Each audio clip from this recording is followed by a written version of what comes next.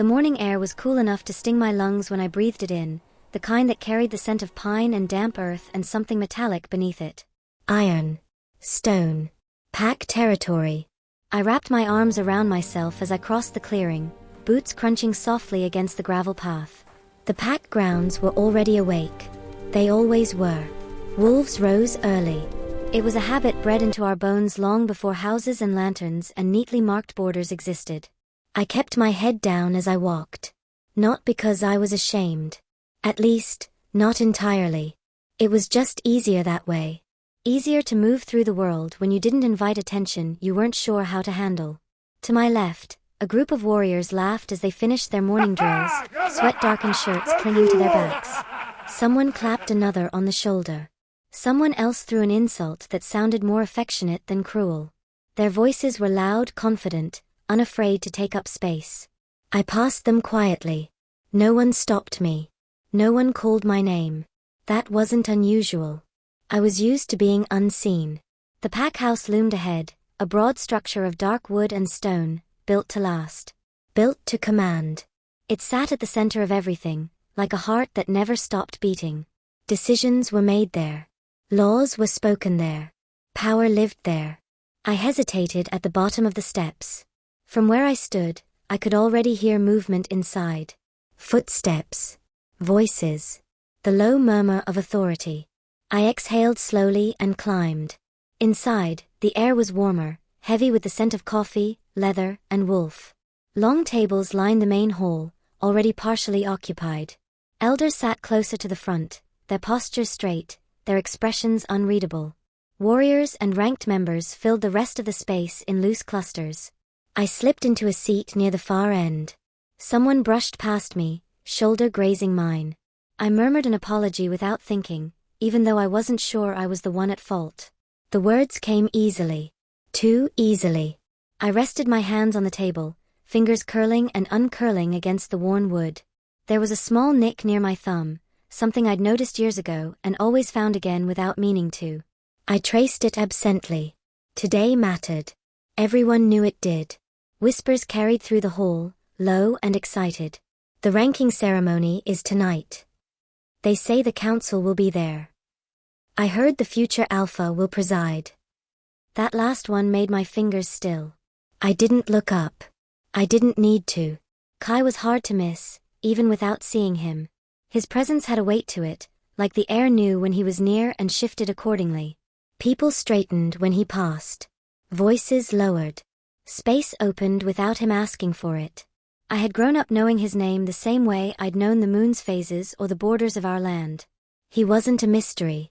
He was a fact. Future alpha. Heir to a line that had never broken. Power wrapped in calm, sharp edges. I had seen him before, of course. Everyone had. But he existed in a different orbit than I did. Our lives intersected only in the broadest sense. Pack meetings, ceremonies, moments where everyone belonged to the same whole. Still, my chest felt tight. I didn't know why. Luna. I turned at the sound of my name. My mother stood a few steps away, her dark hair pulled back neatly, worry softening her eyes. She smiled when she saw me looking, the kind of smile meant to reassure even when there was nothing to say. "You're early," she said quietly as she took the seat beside me. "I didn't sleep," I admitted. She covered my hand with hers, warm and familiar. "That makes two of us." I huffed out a breath that almost counted as a laugh. Around us, the hall continued to fill. The noise rose, then dipped again as someone important entered. I felt it before I saw it, the subtle shift, the way attention tilted toward one point. My mother's hand tightened slightly on mine. The doors at the front of the hall opened fully then, and the remaining conversations died out, one by one. Chairs scraped softly as people stood or straightened in their seats. I lifted my eyes despite myself. He stood near the head of the hall, speaking quietly with one of the elders. Tall. Still. Composed in a way that looked effortless and probably wasn't. His expression gave nothing away, but there was tension there if you knew how to look for it. A tightness at the jaw. A stillness that felt coiled. For a brief, inexplicable second, his gaze swept the room. It didn't stop on me. I looked down again, heart thudding too loudly in my ears for no good reason at all. Tonight was just a ceremony. Just tradition. Just another step in the long, predictable rhythm of pack life. I told myself that as the elders began to speak, their voices echoing through the hall, laying the groundwork for what was to come. I told myself that nothing would change. I didn't know yet how wrong I was. By the time the meeting ended, the hall felt smaller than it had when I walked in. Not because more people had arrived, but because the air had thickened with expectation. The elders dismissed us in orderly fashion, their words polite and measured, but everyone knew tonight was only the beginning. The ranking ceremony, the trials, the quiet, unspoken hopes some carried that fate might finally notice them. I slipped out with the rest, moving with the current rather than against it. Outside, the sun had climbed higher, burning away the morning chill. The clearing buzzed with activity. Patrols were being assigned. Groups formed and broke apart just as quickly. Laughter mixed with the sharp scent of sweat and shifting adrenaline. I headed toward the path that led to the outer training grounds. That was where I usually went when I didn't want to be asked questions. The farther I walked, the quieter it became. Trees closed in, tall and familiar, their branches filtering the light into broken patterns on the ground. I breathed more easily here. Out here, the pack felt less like a judgment and more like a living thing that simply existed. I had just reached the edge of the clearing when a voice stopped me. Luna. I turned. Ryan stood a few steps behind me, hands shoved into the pockets of his jacket. His expression was casual, but I knew him well enough to see the concern hiding beneath it. You disappeared, he said. I walked, I replied. Last I checked, that's allowed. He snorted softly and fell into step beside me without asking. You always do this. Do what? Act like today isn't a big deal. I shrugged. It's not. Not for me. Ryan shot me a sideways look. You don't actually believe that. We walked in silence for a few seconds. Leaves crunched beneath our boots. Somewhere deeper in the woods, a bird took off with a sharp rustle of wings. You nervous? He asked finally. I considered lying. It would have been easy. Instead I said, I don't know what I'm supposed to be. That made him slow. Just a fraction. You're supposed to be you, he said, a little gruffly. Pack titles don't get to decide that. I smiled at the ground, more grateful than I let show. We reached the training area, a wide circle of packed dirt and stone, marked by old scars from years of drills and sparring.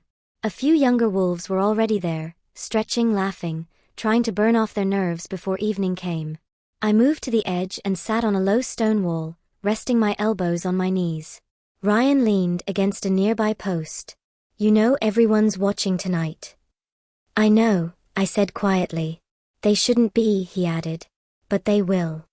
A breeze moved through the clearing, lifting loose strands of my hair. I tucked them back absently, my fingers catching on the thin bracelet around my wrist. I twisted it once, then again, a habit I'd had for as long as I could remember.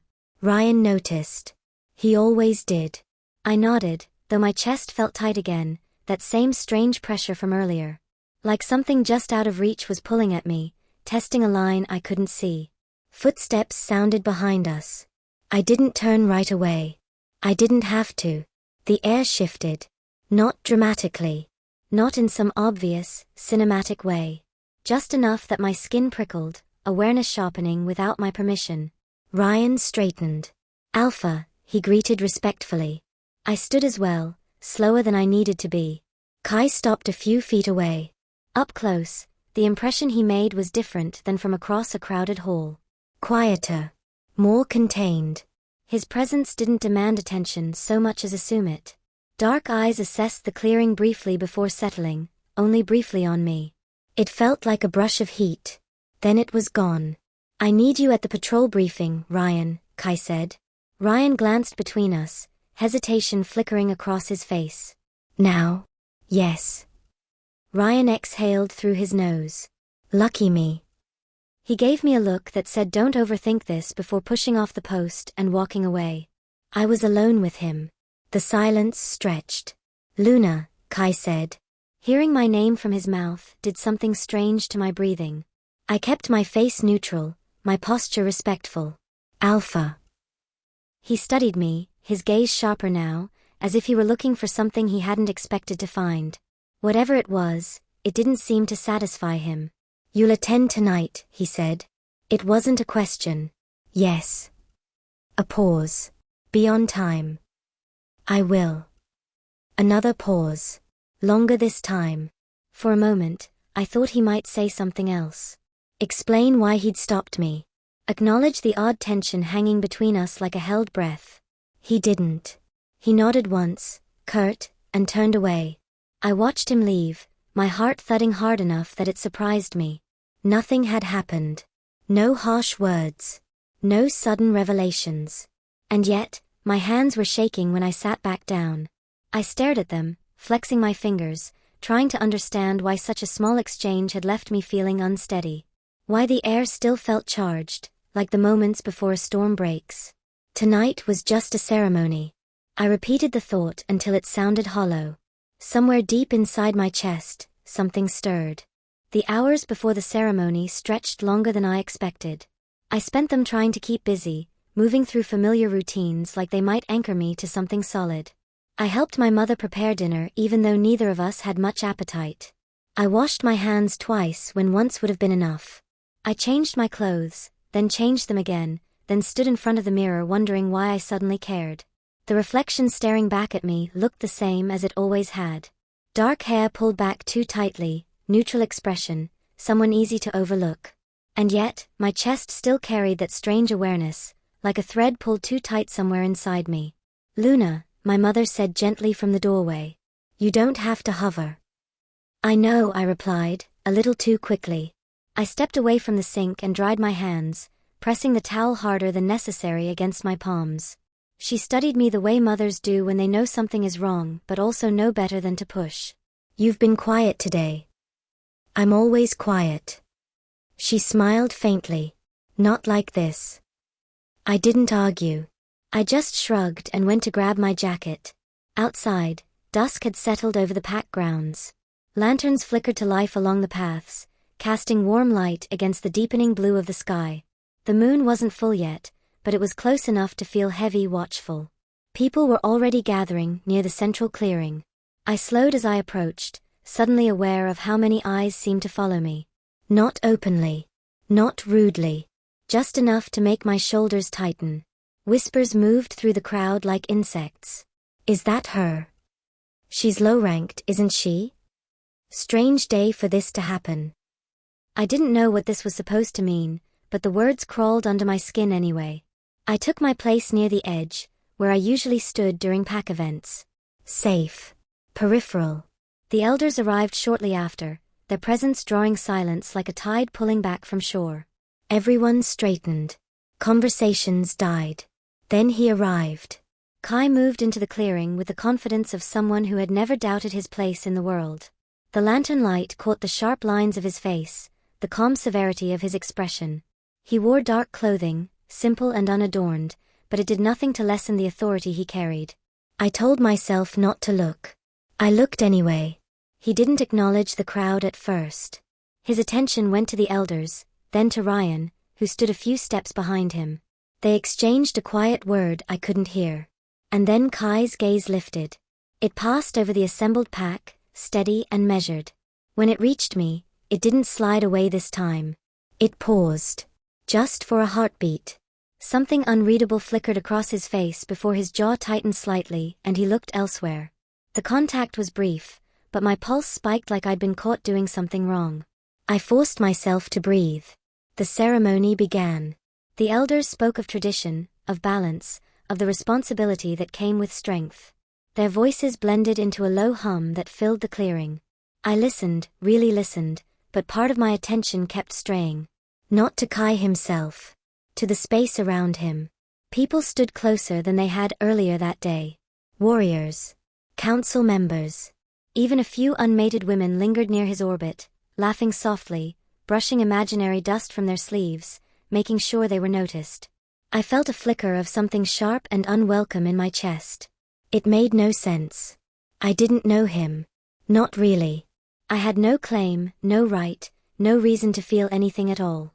And yet, when one of the women leaned in to say something near his ear, my fingers curled at my sides.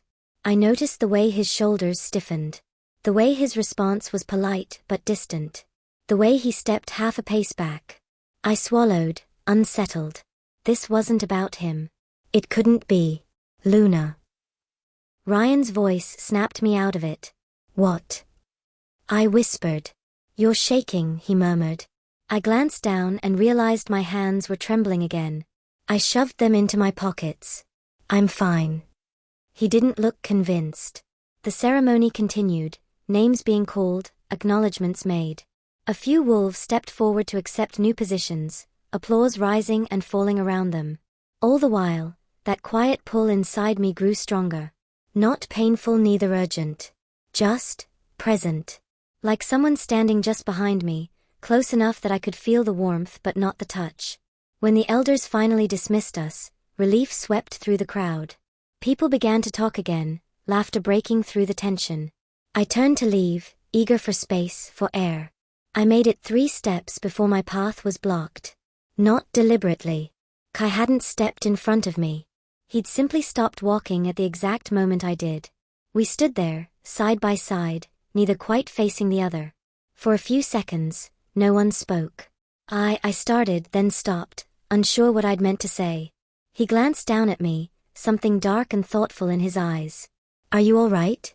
He asked. The question was simple. The effect wasn't. I nodded too quickly. Yes. Another pause. He seemed to consider something, his gaze flicking briefly to my hands, still hidden in my pockets, before returning to my face. Good, he said. Then he walked away. I stood there long after he'd gone, my heart pounding, my thoughts tangled. Nothing had happened. And yet everything felt different. As if tonight had shifted something small but important out of place. I didn't know it yet, but this was the last evening before things stopped being simple. I hadn't expected to be assigned to patrol. When my name was called that morning, I looked up in surprise, my fingers still damp from washing my hands at the basin outside the barracks. A few heads turned. Someone raised an eyebrow. Someone else murmured something I couldn't quite catch. I almost missed the second name that followed mine. Kai. The sound of it landed heavier than it should have. I felt it before I looked at him, that same tightening in my chest, that same awareness sharpening without warning. He stood a few steps away, arms crossed, expression unreadable. If the assignment surprised him, he didn't show it. Ryan glanced between us, frowning. You sure? He asked the patrol leader. Yes, came the flat reply. Outer boundary. Short route. Short route. 2 people. Quiet woods. I swallowed. Kai's gaze flicked to me then, quick and assessing, as if he were measuring something he didn't yet understand. He nodded once. Let's go. There was no discussion. I grabbed my jacket and followed him out of the clearing, my steps automatically falling into rhythm with his. We didn't speak as we crossed the pack grounds, the distance between us careful but unavoidable. The forest swallowed us quickly. The sounds of the pack faded until there was only the crunch of leaves beneath our boots and the soft rustle of branches overhead. Sunlight filtered through the canopy in broken shards, painting the path in gold and shadow. I focused on my breathing, on the steady pace of my steps, on anything but the fact that every nerve in my body felt alert, tuned too sharply toward the man walking beside me. You don't usually patrol, Kai said at last. His voice was calm, but there was an edge to it, like he was testing a thought out loud. I do, I replied. Just not with you. A corner of his mouth twitched. Not quite a smile. Fair. We walked on. I tried not to notice how easily he moved through the terrain, how the forest seemed to part for him without effort. Tried not to notice the faint warmth that radiated from him, subtle but persistent, like standing too close to a fire you hadn't meant to approach. It was ridiculous. I didn't know him. And yet, when he slowed suddenly, lifting a hand in a silent signal to stop, my body reacted before my mind did. I froze. He turned toward me, eyes sharp. For a split second, something like surprise crossed his face. You're quick, he said. So are you, I replied. The air between us felt charged, tight with something unsaid. He lowered his hand slowly, as if aware of how close we were now. Too close. My heart hammered. Stay here, he murmured. I'll check the ridge. I nodded, grateful for the space. As he moved away, The tension eased, just a little. Enough that I realized how much of it had been coming from him. From us. I leaned against a tree, pressing my palm flat against the bark, grounding myself in its rough texture. The forest felt different today. Quieter. Heavier. A few minutes passed. Then I felt it. Not a sound or a scent. A shift. I straightened, senses prickling. The woods ahead seemed to darken, shadows pooling unnaturally between the trees. My pulse spiked. Kai, I called softly. He was already moving. He appeared at my side with a speed that startled me, his body angled subtly in front of mine without him seeming to realize he'd done it. What did you sense? He asked. I don't know, I admitted. It felt wrong. He studied the tree line, jaw tight. For a moment, his focus was entirely outward. Then he glanced back at me. And something changed. His gaze dropped to where my hand still rested against the tree. To my fingers, curled slightly, knuckles pale. His brows drew together faintly, like he was noticing a detail that bothered him for reasons he couldn't articulate. You're shaking, he said. I pulled my hand back instinctively. I'm fine. Luna. My name again. It landed deeper this time. I said I'm fine, I repeated, a little sharper than before. He exhaled through his nose, frustration flickering across his face. Not anger. Not concern. Confusion.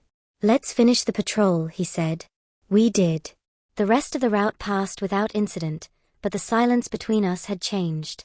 It pressed closer, filled with half-formed thoughts and restrained reactions. When we reached the boundary marker and turned back toward the pack, the relief I felt was immediate and unsettling. At the edge of the clearing, we stopped. This shouldn't be happening, Kai said suddenly. I blinked. What shouldn't? He hesitated, the pause uncharacteristic. This. My chest tightened. What? His eyes lifted to mine, dark and intent. For a moment, I thought he might say something else. Something honest. Instead, he stepped back. He turned and walked away without looking back.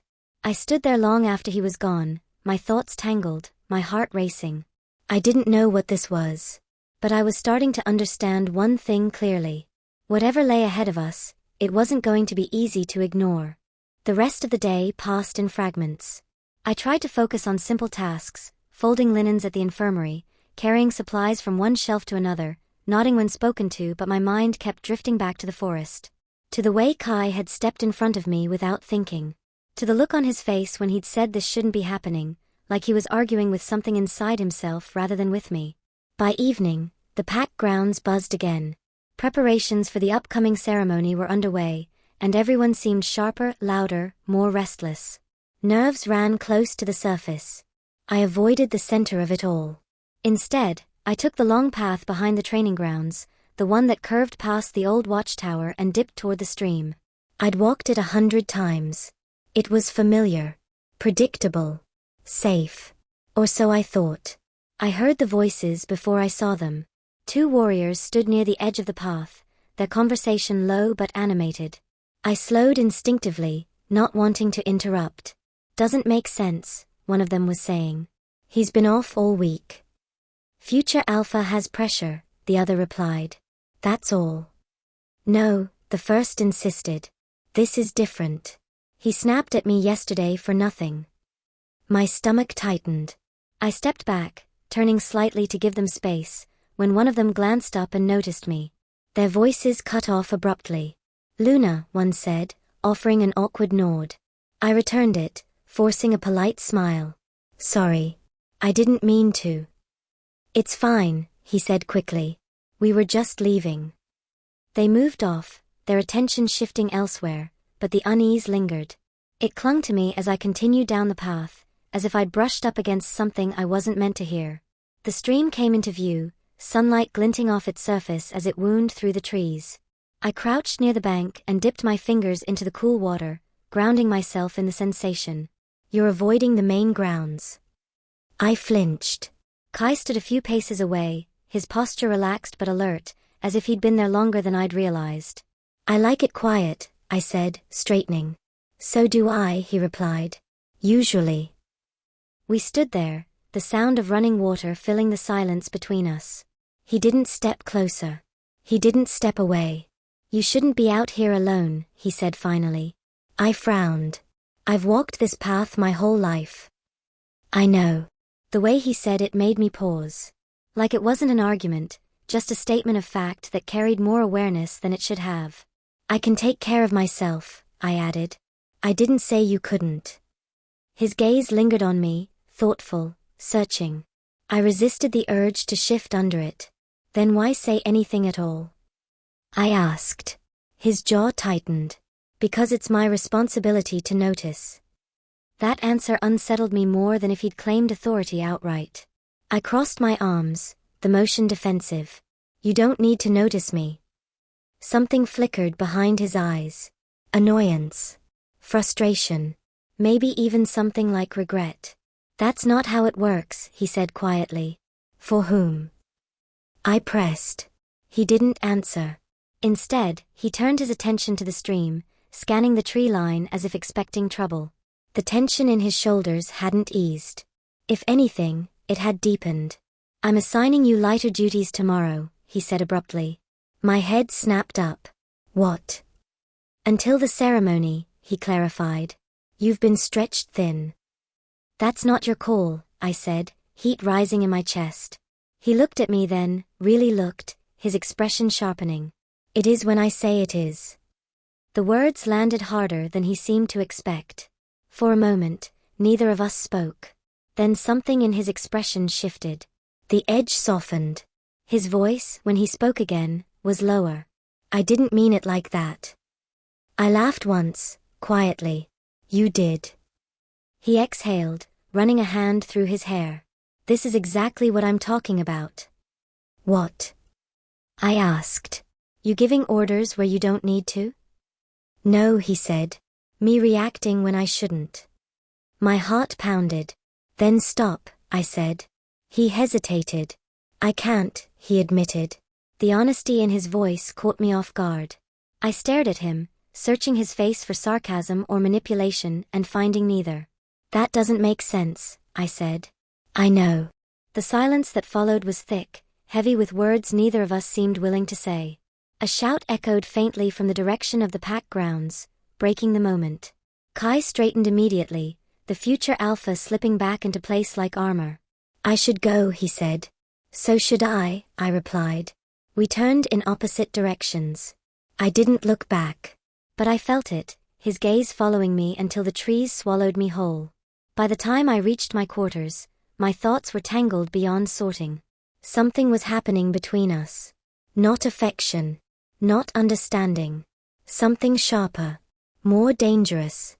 And whatever it was, I had the sinking feeling that pretending it wasn't there was no longer an option. By the next morning, the pack felt different. I noticed it as I crossed the grounds with a basket of supplies balanced against my hip. Conversations dipped when I passed. Eyes lingered a second longer than usual before sliding away. No one said anything outright, but the awareness pressed in on me from all sides. It made my skin itch. I kept my head down and my pace steady. The training grounds were already active, the dull thud of strikes and the sharp sound of shouted commands carrying across the clearing. I adjusted my grip on the basket and veered toward the storage shed, intent on finishing my task and leaving before anyone thought to stop me. "Luna." I sighed inwardly and turned. Ryan jogged toward me, brow furrowed. "You all right?" "Yes," I said automatically. He grimaced. "You're terrible at lying." "I'm not lying," I replied. "I'm just tired." He studied my face for a moment, then nodded, though I could tell he wasn't convinced. "Listen. Just be careful today." "With what?" He hesitated. "With who?" My stomach tightened. "Ryan." "I'm serious," he said quietly. "People are noticing things." "I don't know what you mean," I said, because it was easier than admitting I did. He opened his mouth to respond, then stopped. Kai had stepped onto the training grounds. The effect was immediate. Movements sharpened. Voices stilled. Even the air seemed to draw inward. I felt it too. That same invisible pull, stronger now, like a current tugging at my ribs. I fought the urge to look at him. I failed. He stood near the center of the clearing, issuing instructions with clipped precision. His posture was rigid, his jaw set tighter than usual. He didn't look at me, at least not directly, but I could feel his awareness like a weight. Ryan muttered under his breath. "See. I'm going to finish my work," I said, too quickly, and turned away. I had taken only a few steps when a sharp voice cut through the air. "No. Again." I froze. Kai's command was directed at one of the warriors sparring near the edge of the grounds, but the frustration in it was unmistakable. The warrior reset his stance, glancing nervously toward Kai before launching into another attempt. It ended the same way.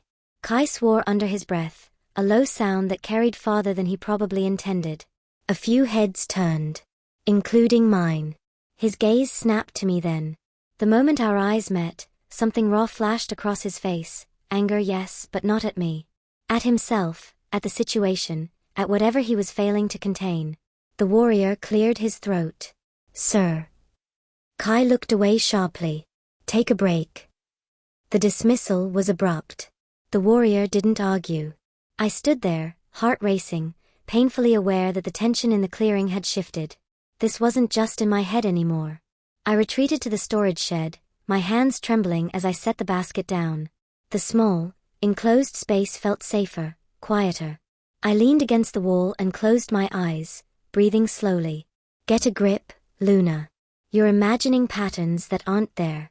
The door creaked open. I stiffened. Kai stepped inside, then stopped short when he saw me pressed against the wall. For a long moment, neither of us spoke. "I didn't mean to snap like that," he said finally. My eyes opened. "You weren't talking to me." "I know," he replied. "But you heard it." "Yes," I said. Another pause. "This shouldn't be affecting you," he added, as if trying to convince himself.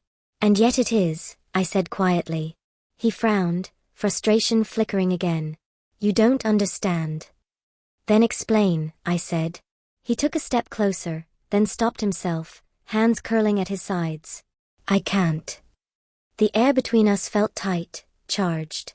"Then stop following me," I said, my voice steadier than I felt. His eyes darkened. "I'm not." "Then why are you here?" The question hung between us. He looked at the door, at the shelves, anywhere but at me. "Because I needed to know you were all right." The admission stunned me into silence. "I don't need watching," I said at last. "I know," he said. "That doesn't stop me."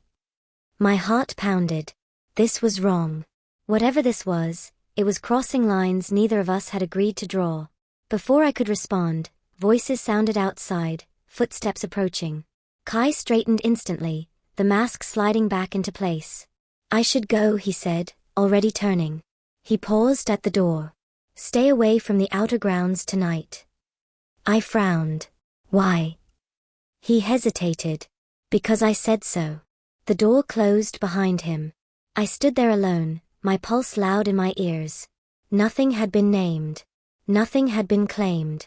And yet, the lines between us were already beginning to blur. I didn't expect to see him again that day.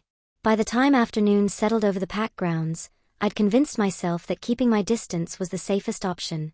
Not because Kai had done anything wrong, he hadn't, but because every interaction with him left me feeling slightly off balance, like I'd stepped onto uneven ground without noticing. Unfortunately, distance didn't seem to be an option he agreed with. "Slow down." I stopped mid-step and turned, one eyebrow lifting despite myself. "I'm walking." "You're rushing," Kai corrected, falling into step beside me without invitation. "I have somewhere to be." "So do I," he replied smoothly. I glanced at him. "Funny. It doesn't look like it." That earned me a brief look, surprised, then amused. "You always this sharp?" "Only when people tell me what I'm doing wrong without asking," I said. A corner of his mouth twitched. "Noted." We walked in silence for a few seconds, the kind that wasn't uncomfortable but wasn't easy either. "Let me guess," I said eventually. "This is where you tell me I'm needed somewhere I didn't volunteer to be?" "Actually," he said, "this is where I tell you you're assigned to assist with inventory tonight." I stopped again. I already did inventory this morning. Yes, he said calmly. And now you're doing it again. I stared at him. You're joking. I don't joke about inventory. That's tragic. He let out a quiet huff of laughter before he could stop himself. When he realized it, his expression shifted, like he wasn't sure how it had slipped through. You're difficult, he said. So I've been told, I replied. Usually by people who aren't used to being questioned. His gaze flicked to mine, something thoughtful passing through it. You question me a lot. Someone has to. Careful, he said lightly. That sounds like a challenge. I tilted my head. Is it? He studied me for a moment longer than necessary, then shook his head. You're going to get yourself in trouble. With you? I asked. With anyone who mistakes confidence for defiance, he replied. Then they should learn the difference. Another pause. You don't act like someone low-ranked, he said suddenly. The words landed oddly, not cruel, not kind. Just observant. I act like someone who knows her place, I said. His brows drew together. That's not what I meant. Then maybe think before you say it, I replied. We reached the storage building and stopped. You know, he said, most people don't talk to me like this. I had a feeling, I said. They all look like they're afraid you'll bite. His eyes darkened slightly. Would you be? I met his gaze without thinking. No. The answer surprised both of us.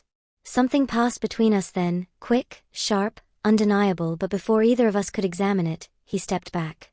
Inventory, he said briskly. Try not to reorganize everything. No promises, I said. As he walked away, I watched him go, my chest tight with a feeling I couldn't name. For a moment, it felt almost normal. And that scared me more than anything else. Inventory took longer than it should have. Not because there was more to count, but because I kept getting distracted, by the sound of boots outside the door, by the occasional murmur of voices passing by the strange sense that I was being watched without actually being seen. I was restacking jars on the highest shelf when the door creaked open again. You missed 3 crates. I didn't turn. I didn't miss them.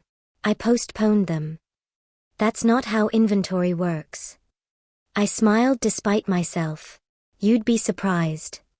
Kai stepped farther inside, arms crossed, leaning back against the doorframe like he had nowhere else to be. He watched me reach for another jar, his gaze following the movement of my hands with more focus than necessary. You do this on purpose, he said. Do what?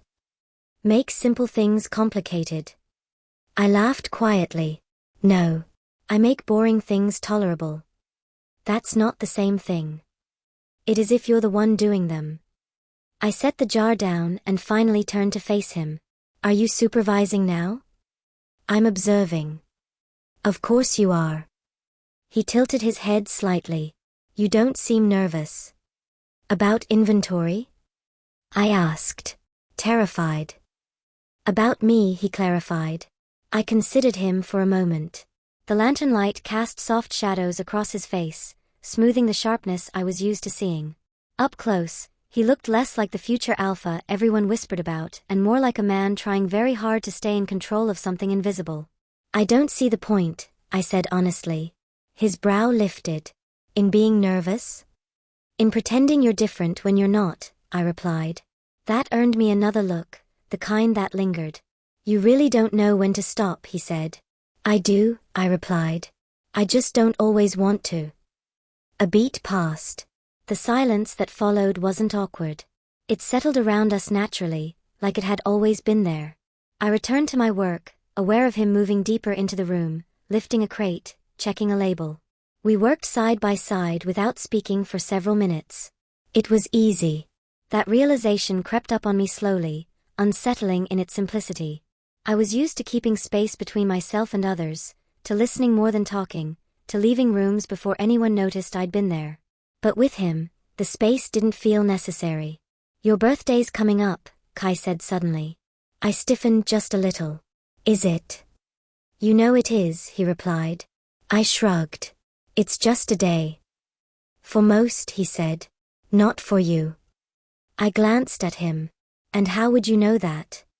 He hesitated, caught off guard by the question. Pack records. I snorted.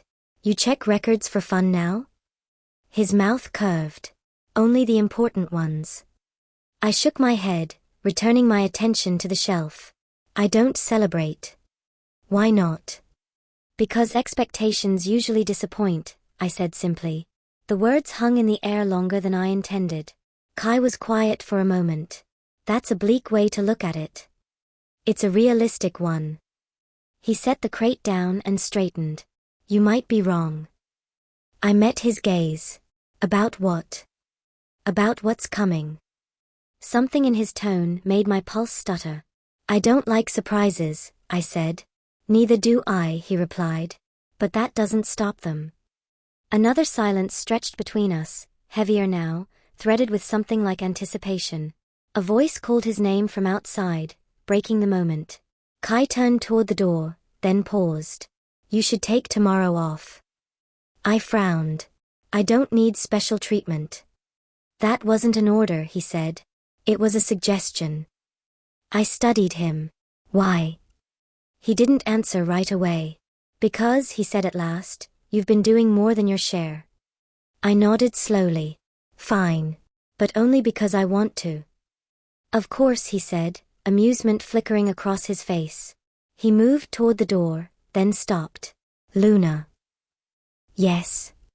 He looked back at me, expression unreadable. Don't disappear tomorrow. I blinked. I wasn't planning to. Good, he said. Then he left. I stood alone in the storage room long after the door closed, my heart beating just a little faster than it should have. The day had felt almost normal. Too normal.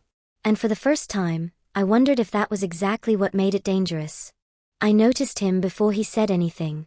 Not because he was loud, Kai never was, but because the air shifted whenever he entered a space.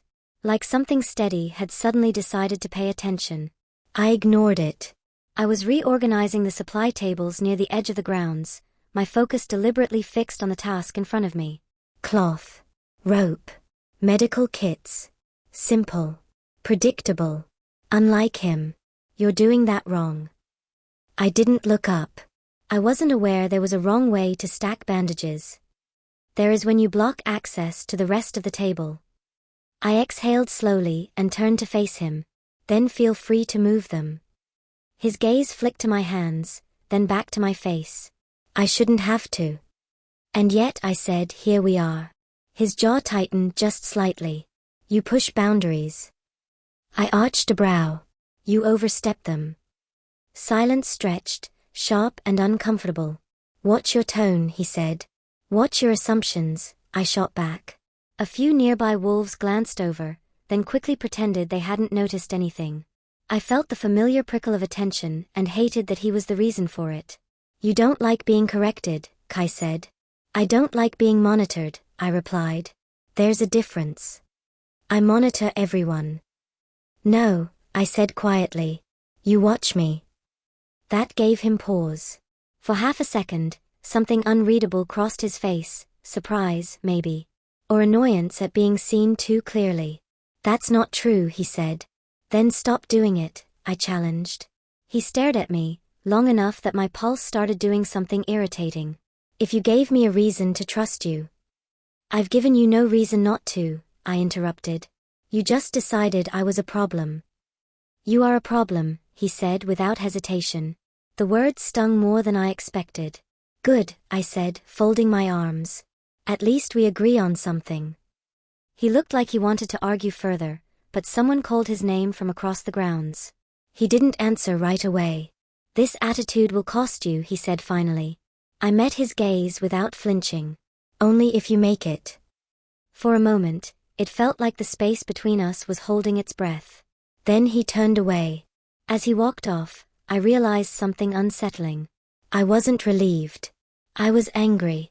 And worse, part of me wanted to win. The next time we crossed paths, it wasn't accidental. I knew that the moment I stepped into the narrow corridor beside the council hall and found Kai already there, arms folded, posture too deliberate to be coincidence. You're late, he said. I glanced behind me, then back at him. To what exactly? He didn't appreciate the question.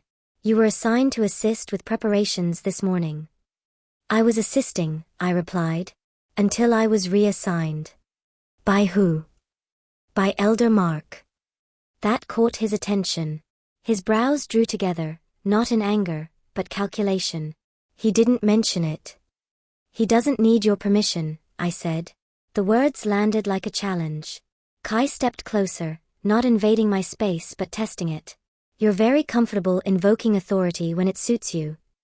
And you're very uncomfortable when it isn't yours, I shot back. For a moment, it felt like the air itself tightened. Careful, he said quietly. You're close to crossing a line. I laughed once, humorless. You keep saying that like the line isn't wherever you decide it is. His eyes darkened. This isn't about me. Then stop making it about me, I replied. Silence stretched, thick and uncomfortable. I could feel eyes on us from the far end of the corridor, the pack always half aware when power shifted, even subtly. Kai seemed to notice it too. His voice lowered. You don't like being told what to do. No, I agreed. I don't like being treated like I don't belong. Something flickered in his expression then. Not guilt. Not softness. Recognition. You belong, he said, clipped. That was never in question. Then why does it feel like I'm always one step away from being reminded of my place? I asked. His jaw tightened. Because you challenge it. I challenge you, I corrected. There's a difference. He studied me like he was reassessing a problem he hadn't expected to encounter. Most people don't. Most people don't have a choice, I said. Another pause. You enjoy this, he said suddenly. I blinked. Enjoy what? Pushing back, he replied. Seeing how far you can go. I scoffed. You think this is a game? No, he said. I think it's defiance disguised as principle. And I think you confuse obedience with respect, I shot back. The silence that followed was heavy, brittle. A council member passed at the far end of the hall, clearing his throat pointedly. Kai straightened, the future alpha sliding back into place. This conversation isn't finished, he said. It never is, I replied. He held my gaze a moment longer than necessary, then stepped aside, allowing me to pass. As I walked away, my heart pounded, not with fear, but with something sharper. Something that felt dangerously close to satisfaction. Behind me, I could feel his attention like a weight between my shoulder blades. We weren't allies. We weren't friends. But whatever this was between us, it had stopped being incidental. And I had the sinking feeling that the closer we got to my birthday, the harder it would be to pretend otherwise. End of episode 10. If there was one thing the pack was good at, it was noticing when something didn't fit. I felt it the moment I stepped into the main grounds that afternoon. It wasn't silence. It wasn't stares. It was subtler than that, conversations that paused just long enough to register my presence before continuing, laughter that sounded slightly forced, glances that flicked away a second too late. I ignored it. I had learned how. Luna. I turned to see Mira, one of the younger healers, waving me over from beside the supply tables. She smiled easily, the kind of person who never seemed to carry the weight the rest of us did. Elder Mark wants you in the infirmary, she said. Something about reorganizing the tinctures. Again. I sighed. Didn't we do that last week? Yes, Mira said cheerfully. But apparently not to his satisfaction. That earned a few groans from the others nearby. I headed toward the infirmary with Mira at my side, grateful for the distraction. So, she said casually, is it true? I shot her a look. Is what true? She shrugged. That the future alpha snapped at a council member yesterday. I blinked. He did. That's what people are saying, she replied. Ryan had to smooth it over. Interesting. I filed that away without comment. Inside the infirmary, the air smelled of herbs and clean linen. Elder Mark stood near the central table, flipping through a ledger with an expression that suggested disappointment was his default setting. You're late, he said without looking up. I came as soon as I was called, I replied evenly. He glanced at the shelves. Then start there. I did. As I worked, more healers came and went, each carrying a piece of the pack's low hum of gossip with them. Ranking ceremonies going to be tense. They say Kai's under pressure from the council. About alliances? No. About image. Image. The word echoed in my mind. Later, as I left the infirmary, I nearly collided with Ryan. Careful, he said, steadying me by the elbow before quickly letting go. His expression was tight. You doing all right? I'm fine, I said. Why does everyone keep asking me that? Because people notice when patterns change, he replied. Before I could respond, a group of warriors passed us, their attention briefly snagging on the two of us standing together. One of them murmured something to the other. Ryan sighed. See what I mean? I crossed my arms. Let them talk. They will, he said. Whether you want them to or not. Across the grounds, Kai stood with two council members, his posture rigid, his responses clipped. I wasn't trying to watch him. That didn't stop me from noticing when he glanced our way. Ryan noticed too. He shifted slightly, placing himself half a step between us, not protectively, but deliberately. Kai's jaw tightened. Ryan leaned closer to me. You didn't do anything wrong, he said quietly. I know, I replied. I'm serious, he added. Whatever's going on around you, that's not on you. Before I could answer, one of the council members called Kai's name sharply. He turned back to them, irritation flashing openly before he masked it again. The pack kept moving. Tasks were completed. Orders were given. Conversations layered over one another like threads in a tapestry. And through it all, I felt it. Not just his attention. Everyone else's. Whatever was happening between me and Kai wasn't private anymore, not because of words or actions, but because the pack could sense tension the way wolves always did. Something was shifting. And whether we acknowledged it or not, the pack was already noticing. The morning patrol assignments were posted just after dawn. I hadn't planned to check them, but Mira dragged me halfway across the grounds before I could protest, her fingers tight around my wrist. Come on, she said. If I have to see my name paired with Jonah one more time, I might scream. You screamed last time, I reminded her. That was a warm-up. The board was already crowded when we arrived. Wolves stood shoulder to shoulder, scanning the lists, pointing, muttering complaints or quiet relief. I leaned back against a post, waiting for Mira to finish her commentary. Then I heard it. Looks like he's keeping her close. I stiffened. I didn't turn right away. I didn't have to. I knew exactly who her was. Or maybe she keeps ending up where she shouldn't, another voice replied. Either way, the first said, you don't get that much attention from the future alpha by accident. Mira glanced at me, her smile fading. Ignore them. I lied. She stepped closer, lowering her voice. They don't know anything. Neither do I almost said. Instead, I pushed off the post and moved closer to the board. My name was there, written neatly beside a routine task, nothing special, nothing that justified the looks or the whispers. And yet, Luna. I turned to find Tarek, one of the older warriors, watching me with mild curiosity. He wasn't unkind, but he was observant in a way that made people uncomfortable. You're working with the council today? He asked. Yes, I said. He nodded slowly. Interesting. Is it? I asked flatly. He smiled faintly. Everything is, these days. I left before he could say more. The council hall was tense when I arrived. Papers littered the long table. Elder Mark stood near the head, tapping his fingers against the wood as two council members argued in low voices. Kai stood apart from them, arms folded, gaze distant.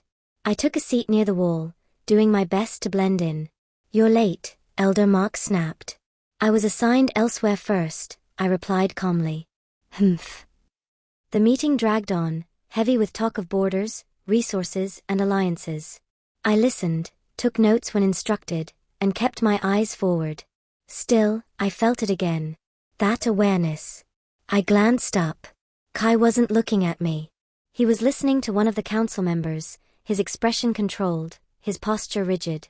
But when the man beside him leaned in too close, lowering his voice conspiratorially, Kai shifted subtly, blocking the space between them without seeming to notice he'd done it. The council member frowned, but said nothing. I looked away, unsettled. Later, As the meeting broke apart, Elder Mark gestured for me to stay behind.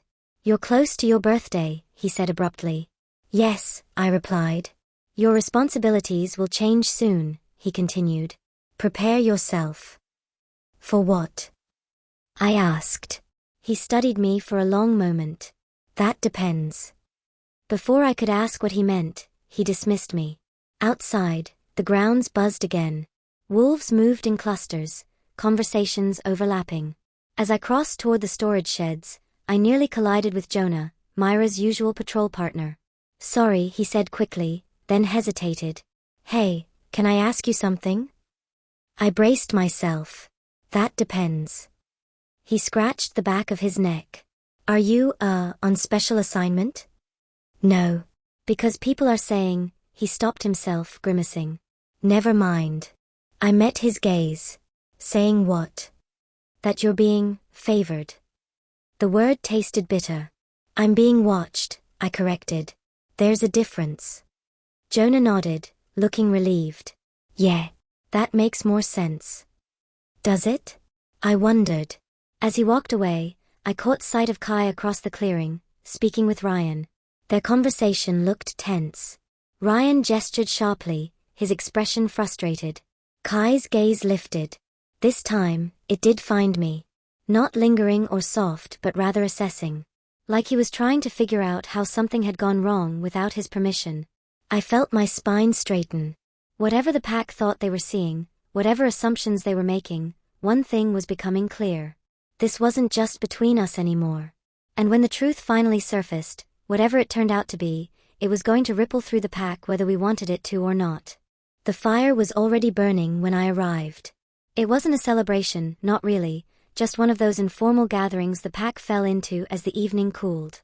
Food passed from hand to hand. Laughter rose and fell in uneven waves. Someone strummed a stringed instrument near the edge of the clearing, the tune half remembered and familiar.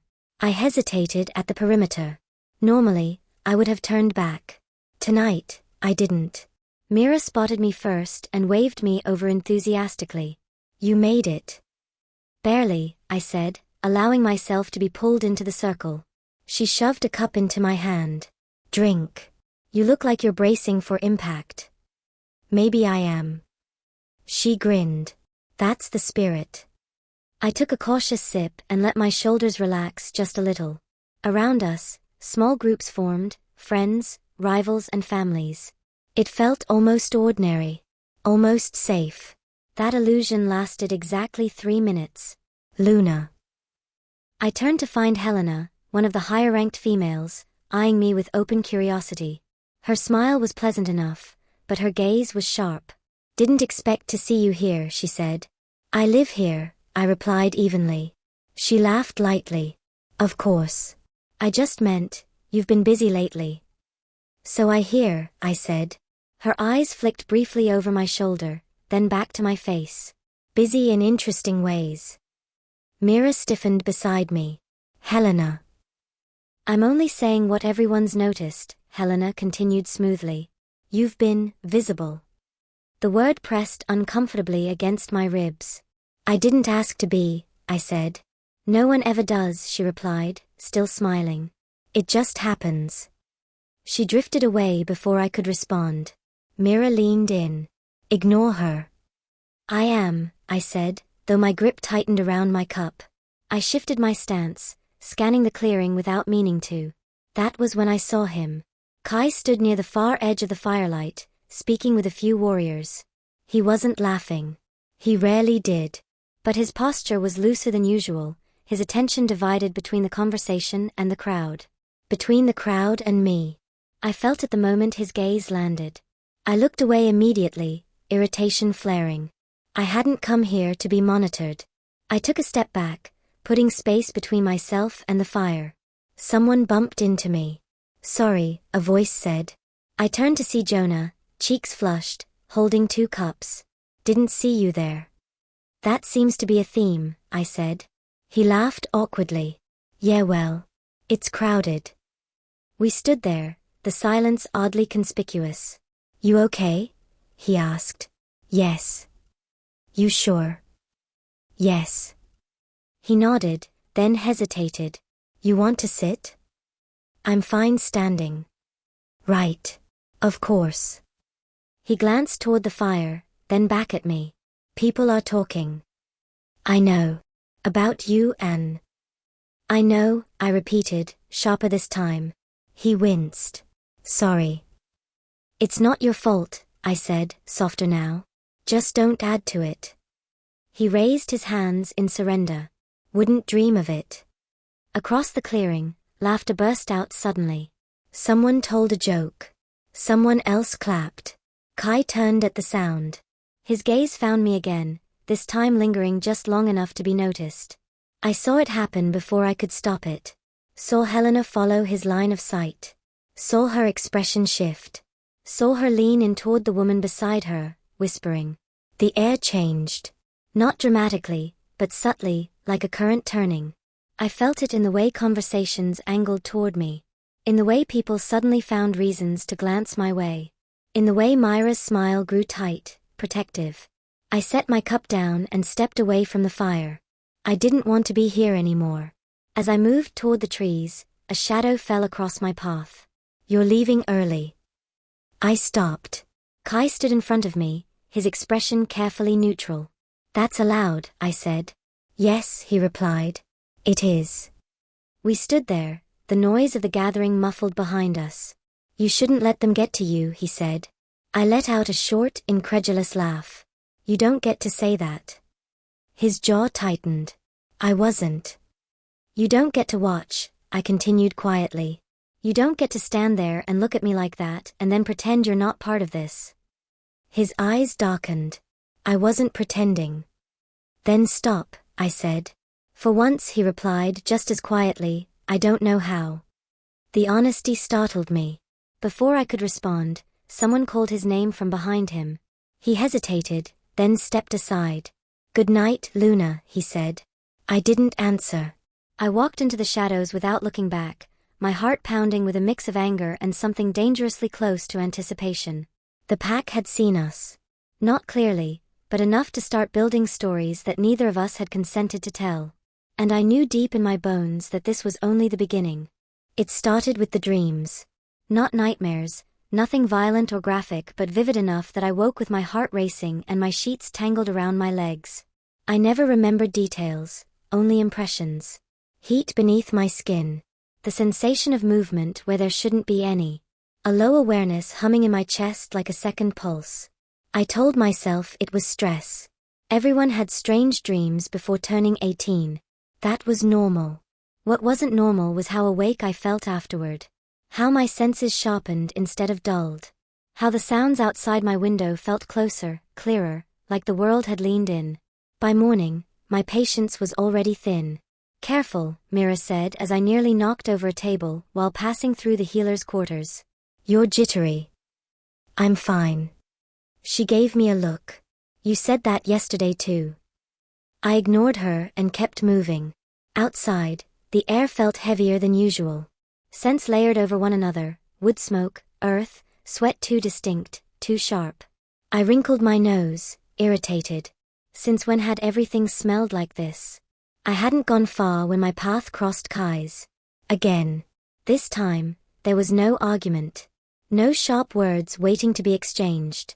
Just an abrupt halt. The moment our gazes met, something twisted low in my stomach, not attraction, not fear. Awareness which was sudden and unwelcomed.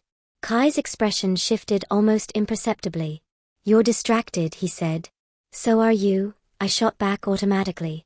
His eyes narrowed. No. I stepped around him, unwilling to stand there any longer. Then stopped staring. I wasn't, he replied, too quickly. I paused, turning back. You're lying. That surprised him. I don't lie, he said flatly. Then you should start, I replied. It might make this easier. This. His voice dropped. You think this is about you? I felt the words like a slap, not because they hurt, but because part of me didn't believe them. No, I said stiffly. I think something's wrong. For a moment, he looked like he might agree. Then his jaw set. Get some rest. That irritated me more than any insult could have. I don't need you telling me what I need. I didn't say you needed me, he said. I said you need rest. We stared at each other, tension coiling tight. Then, abruptly, he stepped back. Like he'd felt something burn. I watched him walk away, unsettled. Later that evening, Elder Mark stopped me outside the healer's quarters. You've been restless, he said. I'm always restless, I replied. No, he said quietly. This is different. My stomach tightened. What do you mean? He studied me for a long moment, then shook his head. Nothing you need to worry about. Not yet. Not yet. The words followed me long after he left. That night, when sleep finally came, it was heavier. Closer. And somewhere beneath the surface of my mind, something stirred. Something that had been waiting. I found my mother in the back room of our quarters, sorting dried herbs into cloth bundles the way she always did when she was anxious. She didn't look up when I entered. You didn't sleep, she said. It wasn't a question. I closed the door behind me. Neither did you. Her hands paused. Slowly, she turned to face me. The lines around her eyes looked deeper than usual, like time had pressed harder there overnight. How long? She asked. I hesitated. A few days. She exhaled, long and controlled, then gestured for me to sit. I didn't. Why does everything feel wrong? I asked instead. I can hear things I shouldn't. Smell things I've never noticed before. I feel like I broke off, frustrated. Like I'm not entirely in my own skin. My mother studied me closely now. How many days until your birthday? She asked. 2. That was enough. Her shoulders sagged just slightly, like she'd been holding something up for too long. Then that's why. Why what? I demanded. She crossed the room and took my hands in hers. Her palms were warm, grounding. You're close, Luna, she said gently. That's all this is. Close to what? She met my gaze. To your wolf. The word sent a sharp thrill through me, fear and anticipation tangled together. I thought it would happen on the day, I said. Not before. For some, it does, she replied. For others, the change begins earlier. Especially when the wolf is strong. I laughed once, short and disbelieving. Strong? Mom, I'm low-ranked. I don't even. Rank has nothing to do with potential, she interrupted. And you know that. I looked away. She squeezed my hands. Your wolf is waking up. Testing the edges. That's why everything feels heightened. That's why you're restless. And the dreams? I asked quietly. Her expression tightened. Those are instincts. Memory before memory. Don't be afraid of them. I'm not afraid, I said automatically. She gave me a knowing look. You should be careful though. With what? With who you're around, she said. Until you shift, you won't have control. Your emotions will bleed through more than usual. A flash of dark eyes crossed my mind. I pulled my hands free. I'll manage. She didn't look convinced. Just promise me something. What? If anything feels overwhelming, she said, choosing her words carefully, you come to me. Immediately. I nodded, even though a knot had already formed in my chest. As I turned to leave, she called after me. Luna. I stopped. Once your wolf emerges, she said softly, some truths don't stay hidden anymore. I didn't ask what she meant. Somehow, I already knew. I'll finally get to meet my mate. The first thing I noticed was the silence. Not the quiet of early morning, but something deeper, like the world itself had drawn back, holding its breath. I woke before dawn with my heart pounding and my skin burning, every nerve alive in a way I'd never experienced. The air felt too thick to breathe. My body felt too small to contain whatever was rising inside it. This isn't fear, I realized dimly. This is inevitability.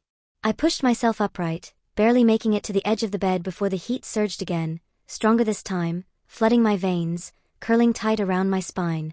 My breath hitched. My hands clenched in the sheets.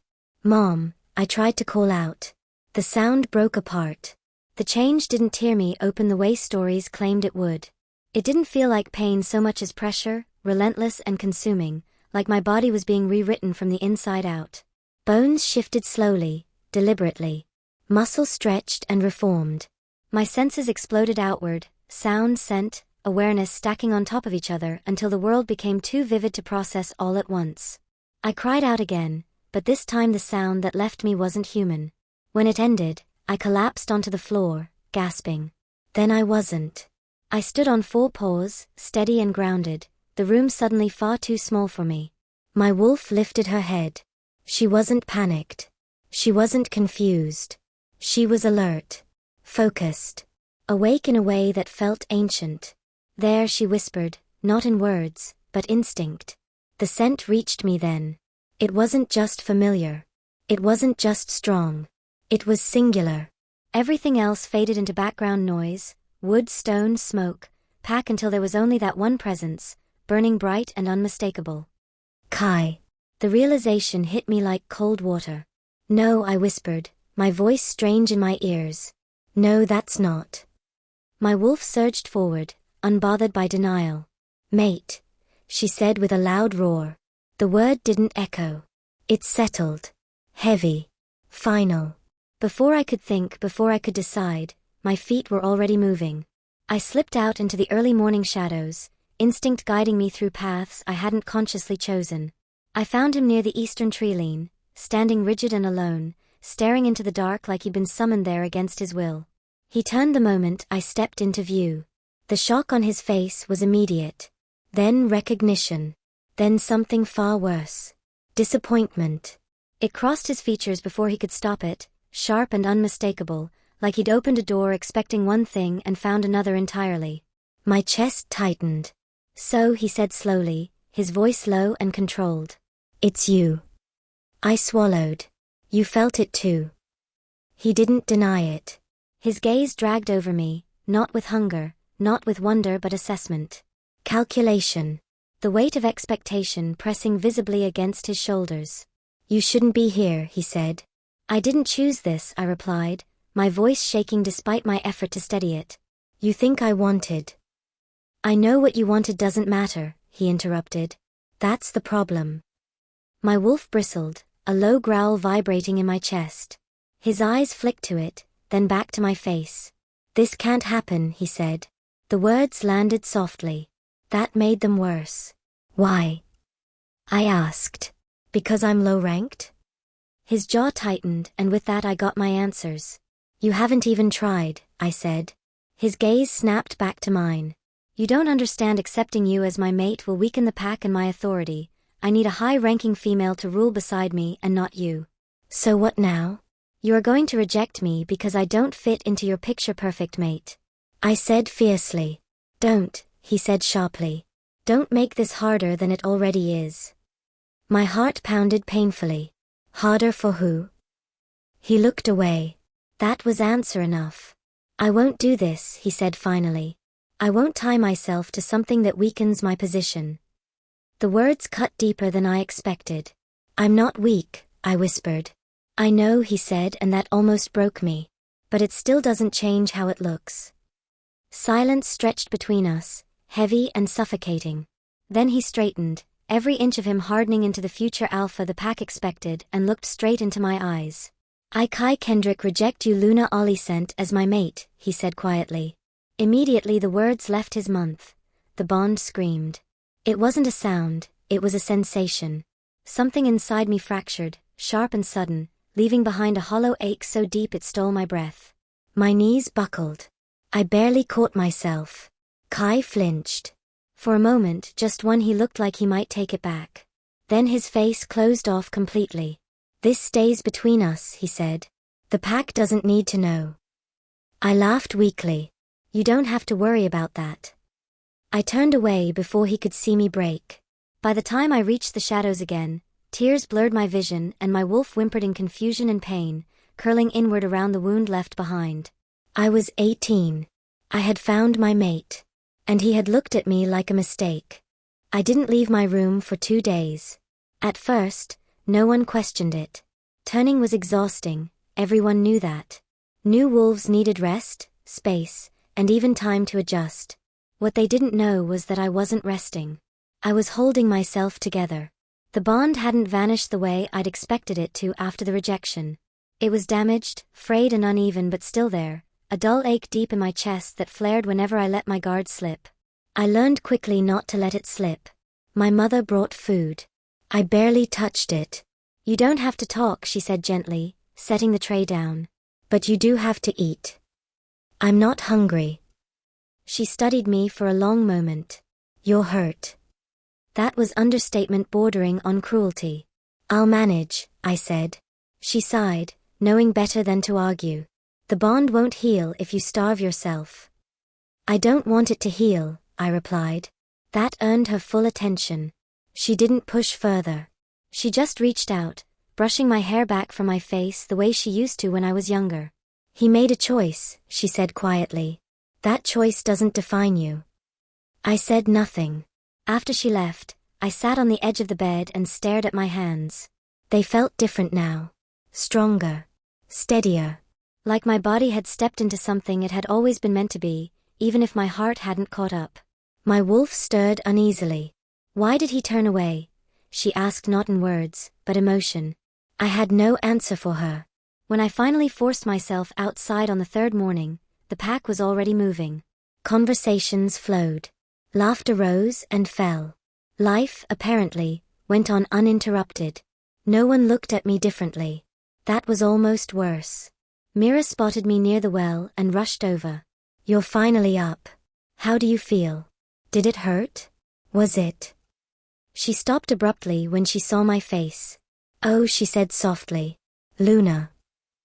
"I'm fine," I said automatically. She didn't believe me. She nodded anyway. We walked together for a while, not speaking. I appreciated that more than I could say. Across the grounds, I felt him before I saw him. The bond reacted before my mind could stop it, tightening painfully. I froze, breath catching. Kai stood near the training ring, issuing instructions with his usual control. He didn't look at me. Not once. That hurt more than the rejection itself. Because it meant he was succeeding at what I couldn't. Later, I overheard whispers. "She shifted, right?" "Yeah." Quiet one. Strange. I thought there'd be more excitement. So did I. I kept walking. That night, sleep came in fragments. Every time I drifted off, I felt it again, the echo of him, distant but persistent. Like a door slammed shut without fully sealing. Somewhere across the pack, I knew he felt it too. Not the pain. Just the reminder. On the fourth day, I ran. Not far. Just enough to burn off the pressure coiled under my skin. My wolf stretched into the movement eagerly, grateful for the release. For a brief moment, the ache dulled. Then I felt it. A spike of awareness, sharp and sudden. I stopped short, breath coming fast. He was close. I didn't turn. I didn't look. I refused to give him that. Behind me, leaves shifted. "Luna." His voice was quieter than I remembered. I stayed still. "We need to talk," he said. I laughed once, bitter and exhausted. "You made it very clear we don't." Silence stretched between us. "I didn't want this to hurt you," he said finally. I turned then. "That's funny," I said. "Because it did." His jaw tightened. "I did what I had to." "No," I replied. "You did what was easiest for you." He flinched. That was the first crack I'd seen since the rejection. "I won't apologize for protecting the pack," he said. "I didn't ask you to," I said quietly. "I only ask you not to destroy whatever is left of my heart in the process."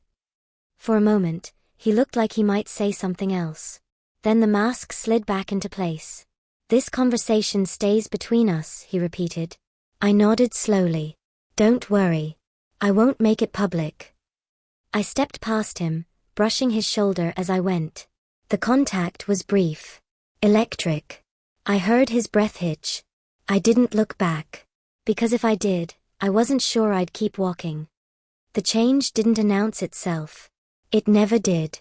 It showed up in small things first. Missed cues, sharper commands, the way Kai's patience shortened by degrees so subtle most wouldn't have named it anger. But wolves noticed what humans overlooked. We always had. I noticed it too. Not because I was watching him at least, not intentionally, but because the bond reacted before I could stop it. A low tension hummed beneath my skin whenever he was near, like my wolf was bracing for impact. I learned to ignore it. Or I tried to. Kai had taken to training earlier than usual, long before the sun burned through the morning haze. The ring was crowded now, warriors cycling through drills while others watched from the edges. I stayed on the outskirts, speaking with Mira and two younger wolves who were arguing over technique. "You're too stiff," Mira said, demonstrating with exaggerated flair. "You need to relax your shoulders." One of them snorted. "Easy for you to say." A sharp crack cut through the air. Again. Kai's voice. The warrior in the ring flinched and reset, sweat streaking down his temple. His second attempt ended almost as poorly. Kai didn't swear. That was what made everyone uneasy. He stepped forward, eyes hard. "If you hesitate like that in a real fight, you die." The ring went quiet. Ryan, standing nearby, frowned. That was unnecessary. Kai rounded on him. "So is coddling." Ryan held his ground. "You're pushing too hard." "Because they're sloppy," Kai snapped. "Because mistakes cost lives." "And since when do you make them with this much heat?" Ryan asked. Silence stretched. I felt it then, a surge through the bond, sharp and unsteady. Not anger directed outward. Anger turned inward. Kai turned away abruptly. "Take 5. The warriors scattered, murmuring under their breaths. Mira leaned closer to me. "Has he always been like that?" "No," I said before I could stop myself. She glanced at me. "You're sure?" I didn't answer. Later, as the crowd thinned, I felt it again, that pull, faint but insistent. I cursed under my breath and adjusted my path, intent on avoiding him. It didn't work. Kai stood near the weapons rack, hands braced against the wood like he was holding something back. He didn't look up when I approached, but I knew he was aware of me. "Your form's improved," he said. I paused. I didn't ask. "No," he agreed. "You didn't." I turned to leave. "Luna," he added, sharp enough to stop me. "You shouldn't be training this hard." I laughed, short and incredulous. "You rejected me. You don't get opinions anymore." His jaw tightened. "This isn't about that." "It always is," I said. For a moment, something dark and volatile flickered in his eyes, not cruelty, not hatred. Jealousy. The realization stunned me. "Who were you with last night?" he asked suddenly. The question was so out of place it almost made me smile. "That's none of your business." His control slipped for half a second. "You were running with someone." So you're reckless," he snapped. "You don't know what you're drawing attention to." I stepped closer, lowering my voice. "And you don't know what you gave up." That did it. The bond flared, hot, painful, alive. Kai recoiled like he'd been burned, turning away abruptly. "This ends now." "It already did," I said quietly. I left him there, shoulders rigid, breath uneven. Across the grounds, eyes followed him this time, not me. Ryan watched with concern. The warriors exchanged looks. The pack felt the imbalance settle like a storm cloud. Whatever Kai told himself, whatever story he clung to, his rejection hadn't freed him. It had fractured him. And the pack was starting to notice. Today's afternoon seemed hotter than usual. There was nothing heightened about the hour, no moonrise, no gathering, no tension hanging visibly in the air. Just wolves moving about their day, the pack settling into its usual rhythm. Which meant no one expected anything to go wrong. I was near the water trough, refilling a satchel, when Darren approached. He wasn't important. Mid-ranked. Loud when he thought it impressed people. I'd spoken to him before without incident, and I didn't expect one now. "Didn't think you'd be back out so soon," he said, leaning against the wooden post beside me. "I live here," I replied, not looking up. He chuckled. "Yeah, guess you do." I shifted slightly, putting space between us. "So," he continued, lowering his voice, "it's true then? You shifted without much fanfare." I straightened. "What do you want?" "Relax," he said. "Just curious." I turned to leave. He stepped into my path. That was when my wolf stirred, alert, irritated. I'm busy, I said coolly. Move. He smiled, and it wasn't friendly. You've been busy lately. People are saying you've got attention you didn't earn. My jaw tightened. Get out of my way. Or what? He asked. You'll growl at me? A few wolves nearby glanced over, sensing tension but not yet alarmed. Before I could respond, Darren's scent shifted, challenge, dominance, the faint edge of provocation that made my wolf bristle. Careful, I warned. He leaned closer. Funny thing is, I don't smell an alpha's claim on you. Makes people wonder why you think you can walk around like you're untouchable. The words hit harder than I expected. I didn't get the chance to reply. Darren stumbled back suddenly, a sharp gasp tearing from his throat as an invisible force slammed him into the trough. Water splashed violently, sloshing over the sides as he struggled to regain his footing. The clearing went dead silent. Kai stood between us. His hand was outstretched, fingers curled slightly like he'd forgotten to relax them. His eyes were dark, too dark, and his breathing was anything but controlled. What? Kai said quietly, dangerously. Were you saying to her? Darren coughed, scrambling upright. I was just talking. He stammered. Wrong answer, Kai snapped. Ryan appeared at Kai's side instantly. Enough. Kai didn't look at him. You don't speak to her like that, Kai said. You don't block her path. And you never imply she needs permission to exist in this pack. Every word rang out clearly. Too clearly. Darren's eyes widened, not just in fear, but realization. Since when do you care? That was the mistake. The bond flared violently, pain and fury colliding in Kai's chest. I felt it slam through me, sharp enough to steal my breath. Kai stepped forward. Ryan grabbed his arm. Kai, stop. For a heartbeat, it looked like Kai might shake him off. Then, abruptly, he froze. The awareness hit him all at once, where he was, who was watching, what he was doing. He released Darren with a sharp shove. Get out of my sight. Darren didn't hesitate. The moment he was gone, the silence became unbearable. Every eye in the clearing was on Kai now. What was that? Someone murmured. Ryan turned to him, voice low. You crossed a line. Kai finally seemed to realize it. He looked at me. Not angry. Not cold. Panicked. For one terrible second, it felt like he might say something. Explain, justify his action, or even expose everything. Instead, he turned away abruptly. Back to work, he barked. All of you. The crowd dispersed slowly, uneasily. I stood frozen, heart racing. Kai didn't look back. He left the clearing like a man fleeing the consequences of his own instinct. Ryan lingered, his expression unreadable. You okay? He asked me quietly. I nodded, though I was still shaken a bit. As he walked away, Mira rushed to my side. Luna, what just happened? I stared after Kai's retreating figure. I don't know, I said honestly. But the pack did. They had seen it. They had felt it. And whatever Kai had been trying to keep buried, he had just dragged it into the light. The pack didn't confront me. They never did. They whispered instead. I noticed it first in the way conversations bent around me. Voices dropped when I passed. Laughter sharpened into something brittle. People who used to greet me now hesitated, their smiles uncertain, their eyes assessing. I told myself it would fade. It didn't.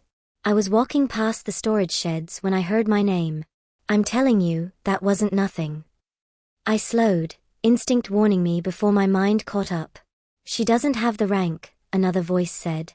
But that never stopped anyone ambitious. A quiet scoff followed. Ambitious? Please. She's shameless. My stomach tightened. She must be sleeping with him, someone said bluntly. There's no other explanation. I stopped. Frozen. The alpha doesn't step in like that for no reason. Exactly. And have you noticed how she carries herself lately? Like she's untouchable. A low laugh. Sleeping with the future alpha before even finding her mate? That's bold. Disgusting, another voice added. The moon goddess won't bless behavior like that. Someone else hesitated. Unless what? Unless she's his mate. The silence that followed was brief, but sharp. Then laughter. Oh, don't be ridiculous. The moon goddess would never pair an alpha with a low-rank weakling. That would be an insult. Exactly. She's nothing special. The words sank deep. I stepped back quietly before they could see me, my chest tight, my wolf curling inward with a soft, wounded sound. So this was the story now. I was a schemer. A bedmate. A disgrace. By the time I found Kai, the sun was already dipping low, shadows stretching across the training grounds. He stood alone near the edge of the clearing, arms folded, gaze fixed on nothing in particular. He looked tense, wound tight, like a man bracing for impact. Stop, I said. He turned immediately. The relief that flickered across his face made my anger burn hotter. This ends, I said before he could speak. His brow furrowed. What are you talking about? I heard them, I said. All of them. Understanding dawned slowly, and when it did, his expression darkened. They don't matter, he said. Yes, they do, I snapped. Because you made them matter. I didn't. You stepped in publicly, I cut in. You put your hands on another wolf because of me. And now they're saying I slept my way into your favor. His jaw clenched. That's not.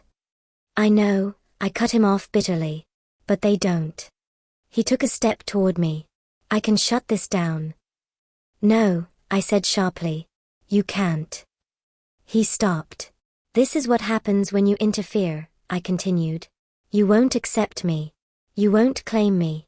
You won't even look at me most days. But you keep stepping in. I was protecting you, he said. I didn't ask you to, I replied. And now I'm paying for it.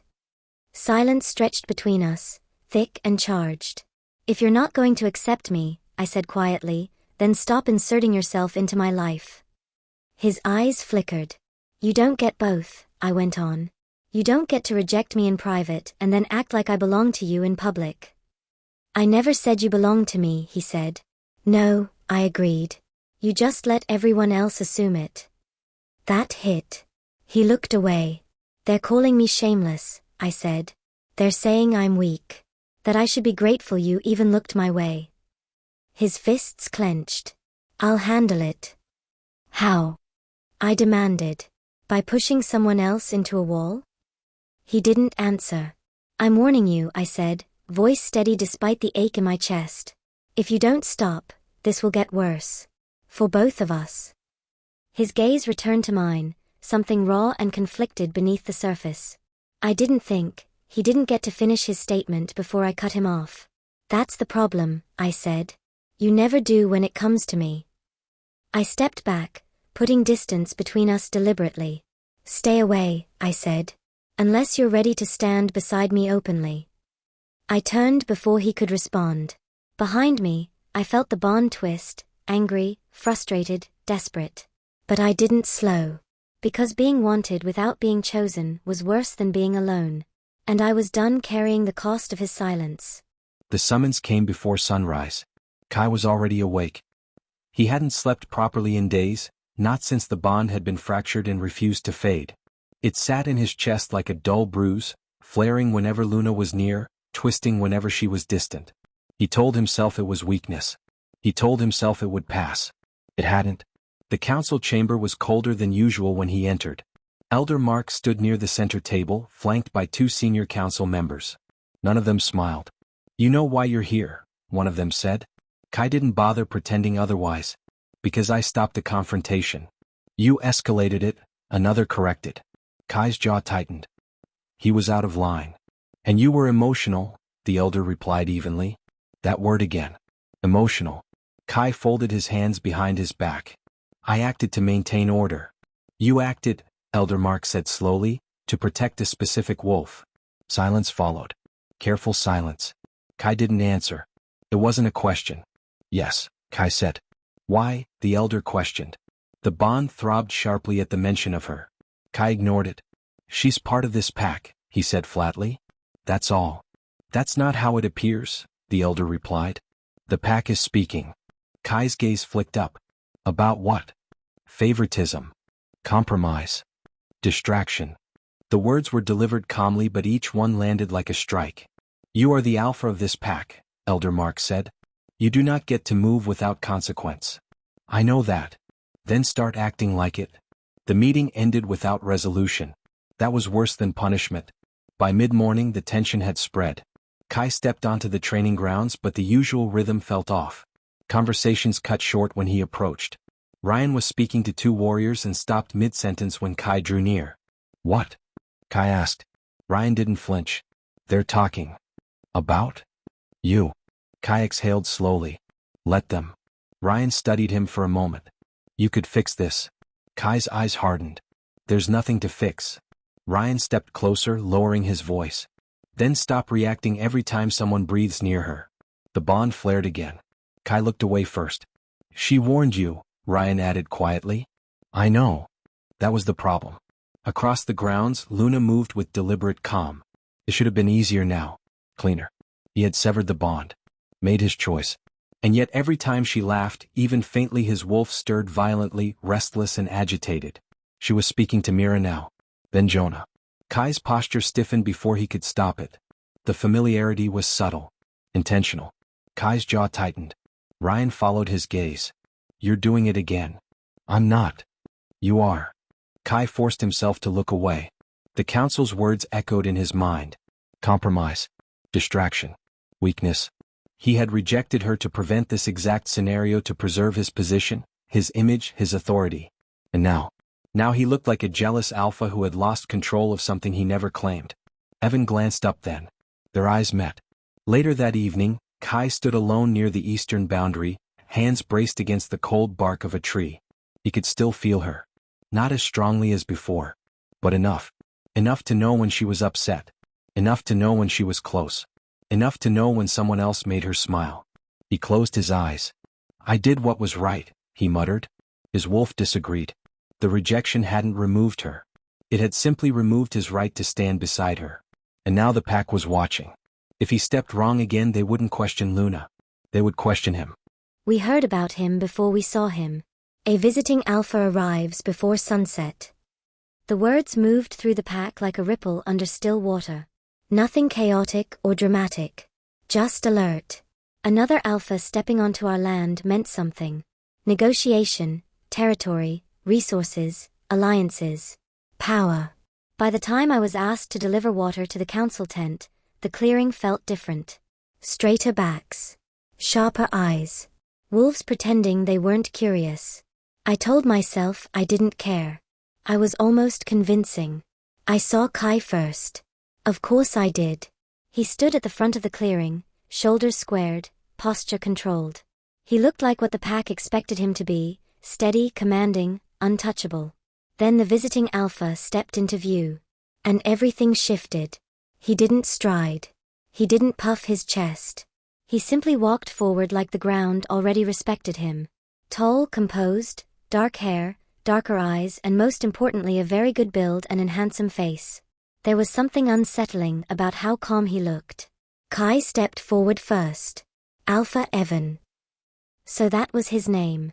Alpha Kai, Evan replied smoothly. Your borders are well guarded. A compliment, a test. Kai's mouth barely moved. We prefer precision. Their hands clasped. Equal pressure. Neither yielded. I felt it, the tension between them. Power recognizing power. I should have looked away. I didn't. That was when Evan's gaze lifted. And found me. Not hungry or dismissive. Just curious. My wolf stirred sharply. He noticed. I knew he did because his expression changed just slightly, as if he'd picked up on something he hadn't expected. Return to your duties, Kai said. The words were directed at me. I stiffened. I was delivering water. Then deliver it. There it was. The distance. The line he insisted on maintaining. I held his gaze 1 second longer than necessary before stepping into the tent. I didn't look at Evan again. But I felt his awareness follow me. And I hated that I felt it. Later, when the meeting stretched long and the sun dipped lower, I stepped out to refill the pitchers. and nearly walked straight into him. "Careful," he said gently, steadying one of the clay jugs before it tipped. "Thank you," I replied automatically. Up close, he felt different from Kai. Kai's presence pressed. Evan's presence observed. "You're newly shifted," he said quietly. I froze. "That wasn't something you said casually. That obvious?" I asked. "To someone who pays attention." His eyes held mine, assessing but not invasive. "Congratulations," he added. "The first shift is rarely graceful." I almost laughed. "That's one word for it." He smiled faintly. Not flirtatious but measured. And that unsettled me more than open interest would have. "Welcome to our territory, Alpha," I said evenly. "I appreciate the hospitality," he replied. His gaze dipped slightly, then returned to my face. Noting, cataloging. I stepped back first. Because something in me didn't like how seen I felt. I shouldn't have noticed, but I did. The moment Evan's attention shifted from negotiation to Luna, something in my chest tightened. It was subtle. Most wouldn't have seen it. But I saw the pause. The way his eyes sharpened. He sensed something. I didn't like that. Ryan stepped beside me as the council dispersed. "You're doing it again?" he murmured. "I'm not doing anything." "You are," Ryan said calmly. "You're watching him watch her." I exhaled slowly. "He's assessing the pack." "Not the pack," Ryan corrected. "Her." My jaw tightened. "He's a visiting alpha," I said flatly. "Everything here is strategic." Ryan studied me for a moment. "Is that what this is?" he asked quietly. "Strategy?" I didn't answer. Because the bond had reacted the second Evan's gaze lingered. A sharp pull. Possessive. Ugly. I hated it. "You rejected her," Ryan said carefully. "Which means you don't get to react like this." "I'm not reacting." Ryan let out a low breath. "Kai." The use of my name instead of my title wasn't accidental. "She's part of this pack," I said evenly. "If another alpha shows unusual interest, that concerns me." Ryan arched a brow. "Interest?" "He noticed her shift," I said. "So did half the elders." "That's different." "How?" I didn't respond. Because I didn't have a clean answer. Ryan stepped closer, lowering his voice further. "You rejected her to protect your image," he said. "Fine. That was your choice." I kept my eyes forward. "But if you keep reacting every time another male looks at her," he continued, "then you will be showing signs of regret." He let that sink in. The word hit harder than it should have. "I don't regret it," I said. Ryan didn't look convinced. "Then prove it," he replied. Across the clearing, Luna stepped out of the council tent again. Evan spoke to her. My wolf surged forward violently. "What?" I crushed the instinct down immediately. Ryan saw it in my posture. "You can't have it both ways," he said quietly. "You don't get to reject her and guard her like she's still yours." "She isn't mine," I said sharply. "Then stop acting like someone's about to take her." Silence stretched between us. For the first time since the rejection, I felt something colder than jealousy. Concern. Because Evan wasn't posturing. He was observing. And men like that were far more dangerous. I told myself it was nothing. A visiting alpha being polite. Kai being tense because of politics. The pack being restless. That was all. But as the sun dipped fully below the trees and the clearing darkened, I felt it. Something had shifted. Not loudly. And for the first time since my rejection, I wasn't the only one watching. I tried to avoid him. Both of them. Kai because it hurt. Evan because I didn't understand him yet. Unfortunately, the pack grounds weren't large enough for strategic avoidance. Evan stayed longer than expected. "Border review," someone said. "Trade routes," someone else added. Alphas never lingered without reason. That was what unsettled me. I was near the herb racks behind the healer's quarters when I felt it, that awareness again. Not the bond. This was different and intentional. Do all your healers organize by scent instead of color? I turned sharply. Evan stood a few feet away, hands loosely clasped behind his back. He wasn't invading space. He wasn't looming. He was curious. "It's more efficient," I replied. "Color fades. Scent doesn't." He nodded thoughtfully. "Practical." I went back to sorting. He didn't leave. "Your alpha keeps a tight perimeter," he said casually. That's his job. And yours. I glanced at him. I don't have one that requires your evaluation. A flicker of amusement passed through his eyes. I wasn't evaluating you. You were observing, I corrected. That's part of my job. On foreign soil? I asked. He smiled faintly. Especially on foreign soil. I should have left. I didn't. Because something about the way he spoke felt measured. You're not intimidated, he said after a moment. Should I be? Most wolves are around unfamiliar alphas. I met his gaze evenly. You're not mine. The air shifted slightly at that. He inclined his head. Fair. I stepped past him then, putting distance between us. That was when I felt it. The bond flared. Not violently, but sharp. I didn't need to look to know Kai was watching. I wasn't supposed to be here. The eastern path wasn't part of today's patrol. But I'd noticed Evan's absence from the main clearing. And I'd noticed Luna wasn't near the healer's tent where she usually stayed this time of day. Coincidence, I told myself. Until I saw them. They weren't touching. They weren't close. But they were engaged. Evan's posture was relaxed. Too relaxed. He wasn't speaking like a visiting alpha. He was speaking like a man building familiarity. I stepped forward. Evan noticed me first. Of course he did. Alpha Kai, he greeted smoothly. I didn't return the warmth. Your lodging is in the opposite direction. Evan's expression didn't change. I was admiring the efficiency of your healers. You've seen enough. Luna stiffened. Evan's gaze flicked briefly to her, then back to me. Is there a problem? He asked. There it was. Calm challenge. You're a guest, I said evenly. Guests are guided. And you feel I require guidance? He replied mildly. The tension between us tightened. Luna stepped back, clearly intending to remove herself from whatever this was. Don't, I said automatically. The word slipped out before I could stop it. Both of them looked at me. That was my mistake. Evan's eyes sharpened. Interesting. Forgive me, Evan said smoothly. I didn't realize conversation required supervision. It doesn't, Luna said before I could respond. Her voice was steady. Too steady. Evan's attention softened toward her slightly. I hated that I noticed. She doesn't need protection, Evan added casually. She doesn't need interference, I corrected. Evan tilted his head slightly. Interference. Ryan's warning echoed in my mind. You don't get to reject her and guard her like she's still yours. I don't appreciate visiting alphas testing boundaries, I said. And I don't appreciate being accused of doing so without proof, Evan replied. We held each other's gaze, neither backing down. Then Luna spoke. Both of you stop. The authority in her tone surprised even me. This isn't territory, she said quietly. It's a herb rack. Silence followed. Evan stepped back first. My apologies, he said lightly. I didn't mean to create tension. You didn't create it, I thought. You noticed it. That was worse. Evan inclined his head toward Luna. We'll speak again. It wasn't a question. He left without hurry. Without retreat. Just calm. Across the clearing, Luna walked away without looking at me. And for the first time, I felt something colder than jealousy. Concern. Because Evan hadn't reacted like a rival. He'd reacted like a strategist. And strategists don't move without purpose. I didn't like the way they looked at each other.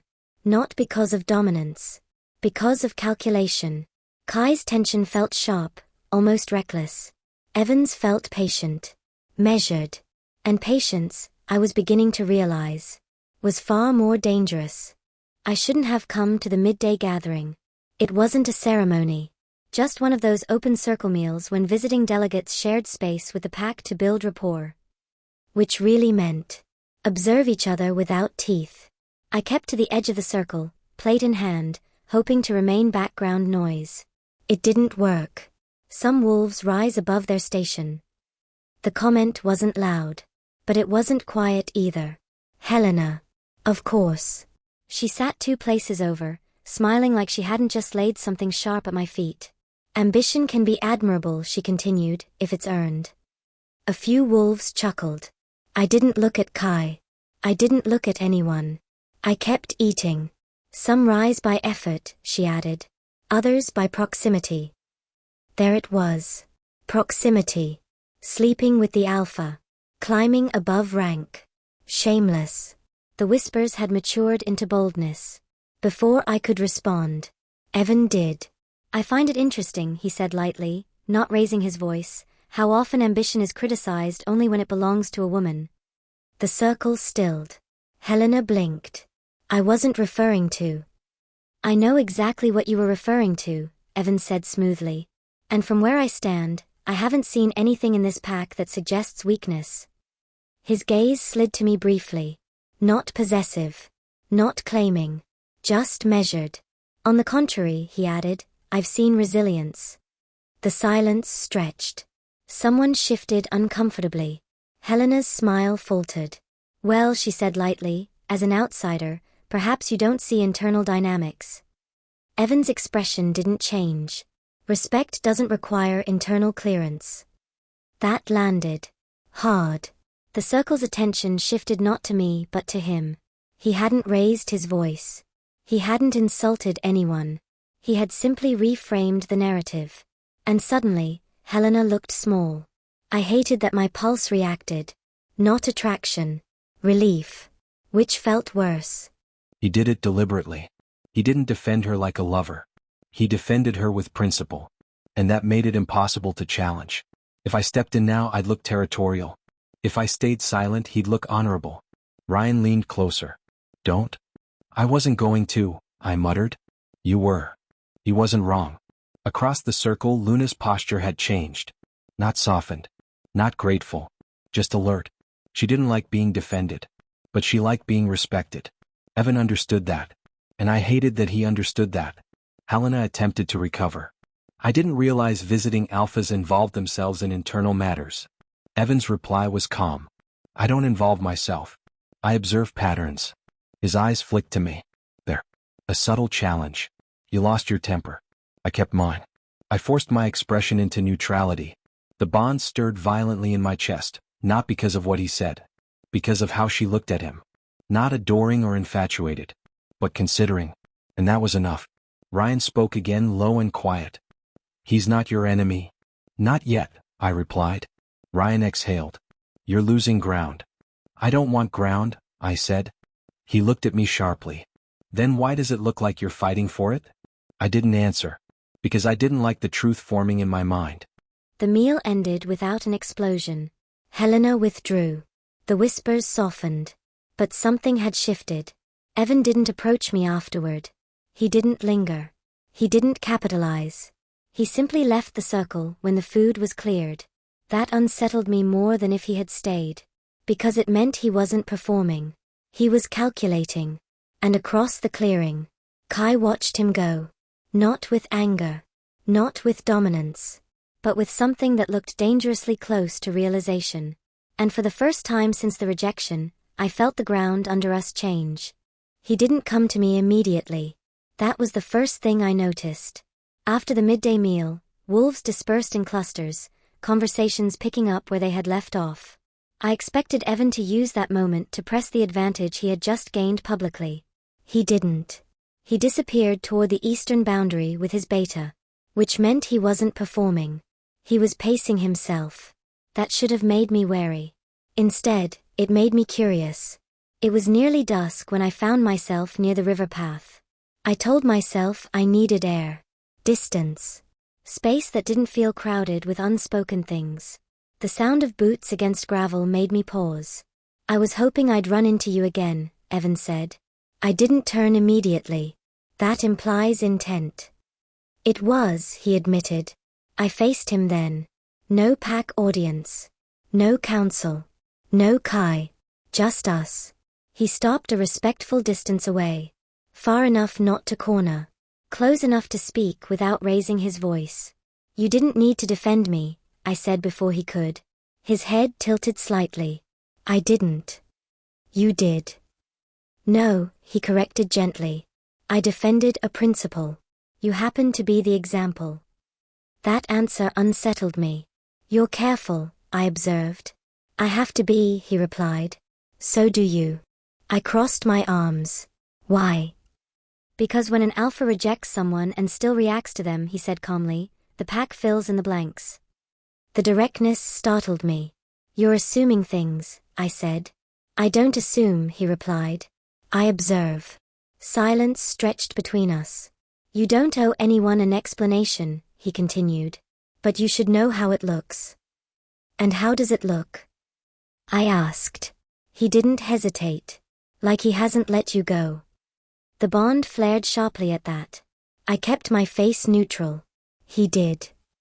Evan studied me carefully. He said the words, he said. That doesn't mean he meant them. My wolf stirred at that. Annoyed. Not hopeful. Annoyed. You don't know him, I said. No, Evan agreed. But I know alphas. There was no arrogance in it. Just fact. And what do you think you know? I challenged.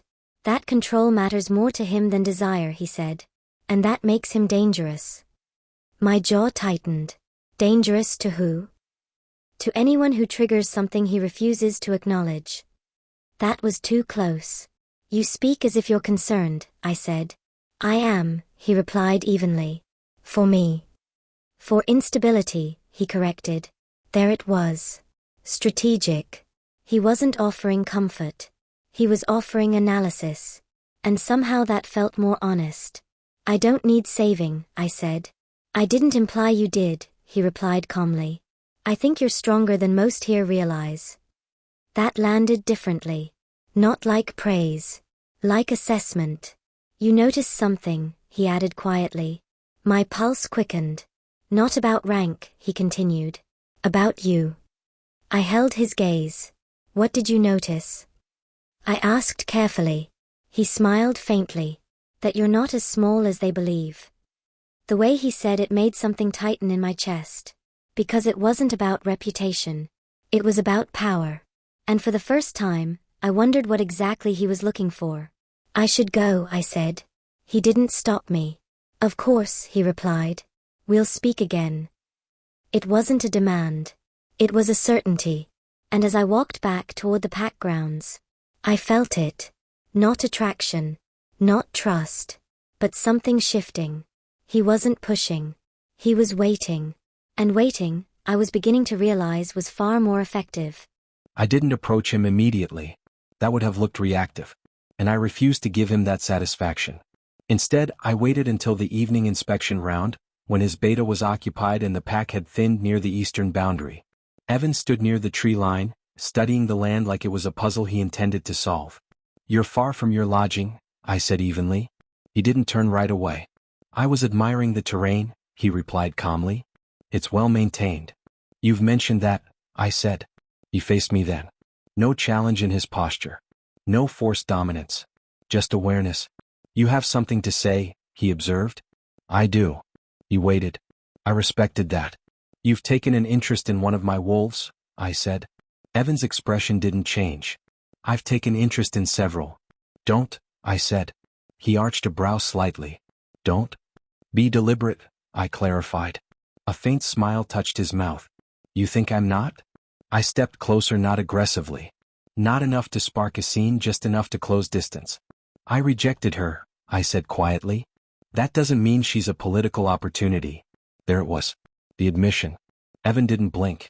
I didn't realize she was up for negotiation, he replied smoothly. She isn't. Then why frame it that way? The question was calm. She's part of this pack, I said. Anything that destabilizes her destabilizes us. Interesting, Evan murmured. I didn't like that tone.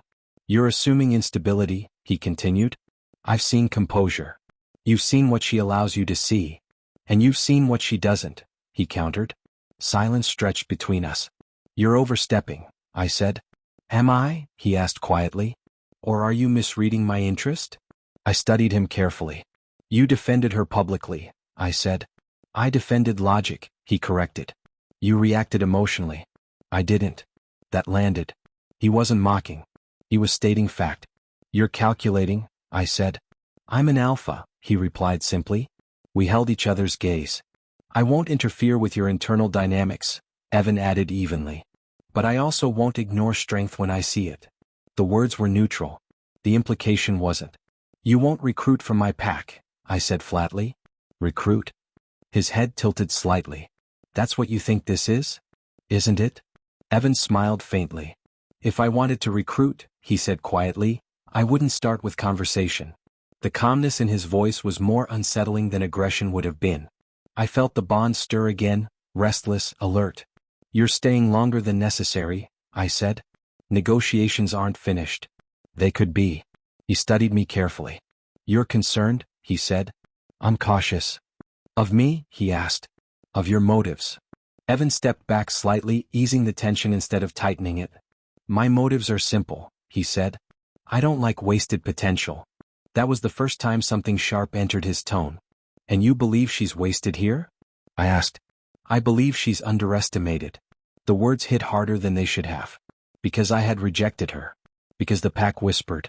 Because he wasn't entirely wrong. That's not your concern, I said. Not yet, he replied. The pause between us thickened.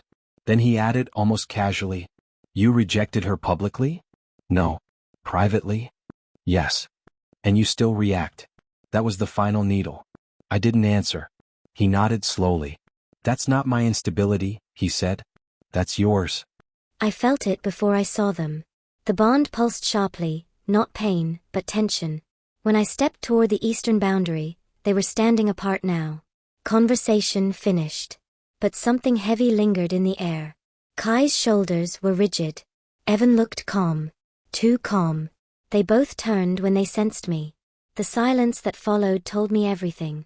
Whatever had just happened, it definitely wasn't casual. Evan inclined his head politely. Good evening. Kai didn't speak. I looked between them. What did I miss? I asked. Nothing, Kai said. An exchange of perspectives, Evan corrected smoothly. I didn't like that. Because Kai looked unsettled. And Evan looked satisfied. For the first time since his arrival, I felt something shift. Not between me and Kai. Between the two alphas. This wasn't about rumor anymore. It wasn't about whispers. It was about power. And I had just become the axis it rotated around. I waited until morning. Not because I needed courage. Because I needed clarity. If I spoke to Evan again, it wouldn't be accidental. It wouldn't be proximity. It would be intentional. And intention matters. The training grounds were active early, warriors sparring, patrol rotation shifting, the pack loud enough to make any private conversation impossible. Which was exactly why I chose that time. Evan stood near the far edge of the grounds, speaking with one of our elders about trade routes. His posture was relaxed, his attention sharp. He noticed me before I reached him. Of course he did. Good morning, he said calmly. Alpha, I replied evenly. The elder excused himself, sensing something deliberate in my stance. I won't take long, I said. I didn't assume you would, he replied. I folded my hands behind my back, steadying myself. If we're going to speak, I said, it will be openly. His gaze sharpened slightly. Openly. Yes. No corners. No river paths. A faint flicker of approval crossed his expression. You're worried about perception, he said. I'm tired of perception being chosen for me. There was a pause. Fair, he murmured. I continued before hesitation could creep in. You don't get to analyze me like I'm a case study, I said. And you don't get to challenge my alpha using me as leverage. That landed. He didn't flinch. Is that what you think I'm doing? He asked. I think you're strategic, I replied. And I think you noticed something. His eyes darkened slightly. I notice many things. I'm not territory, I said firmly. I never implied you were. You implied potential, I countered. He didn't deny it. That silence said enough. Across the clearing, I felt it. The bond flaring. Kai. Watching. Good. Let him. I don't need to be moved, I said quietly. Not by him. Not by you. Evan studied me for a long moment. I wouldn't move you, he said calmly. I'd offer choice.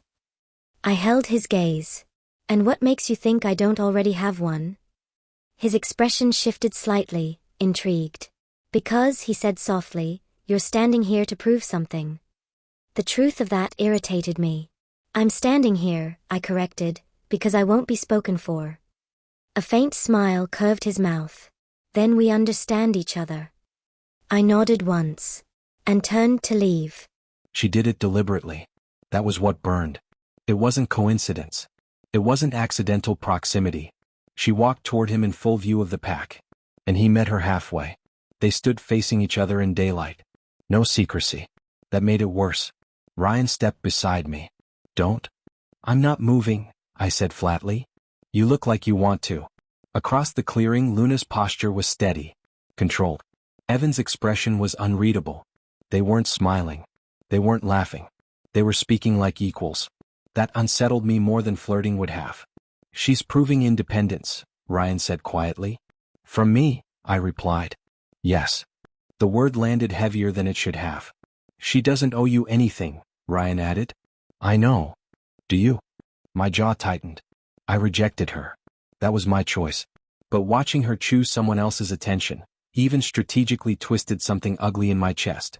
Evan stepped back first. Respectful. Measured. Luna walked away without looking in my direction. That was intentional too. Ryan exhaled. You're losing control of the narrative. I never wanted control, I said. Then why does it look like you're watching something slip? I didn't answer. Because the truth was worse than jealousy. It wasn't about Evan. It wasn't about territory. It was about the fact that Luna wasn't waiting. And for the first time since the rejection, I realized she didn't need me to change my mind. He didn't approach me the next day. Or the one after that. Evan, I mean. Which surprised me. Because after our very public conversation, I expected him to either lean in further or retreat entirely. He did neither. He kept distance. But he didn't avoid me. That felt intentional. I was near the river again, not because I needed space this time, but because I liked it there. It was quiet. Honest. I owe you an apology. I didn't jump.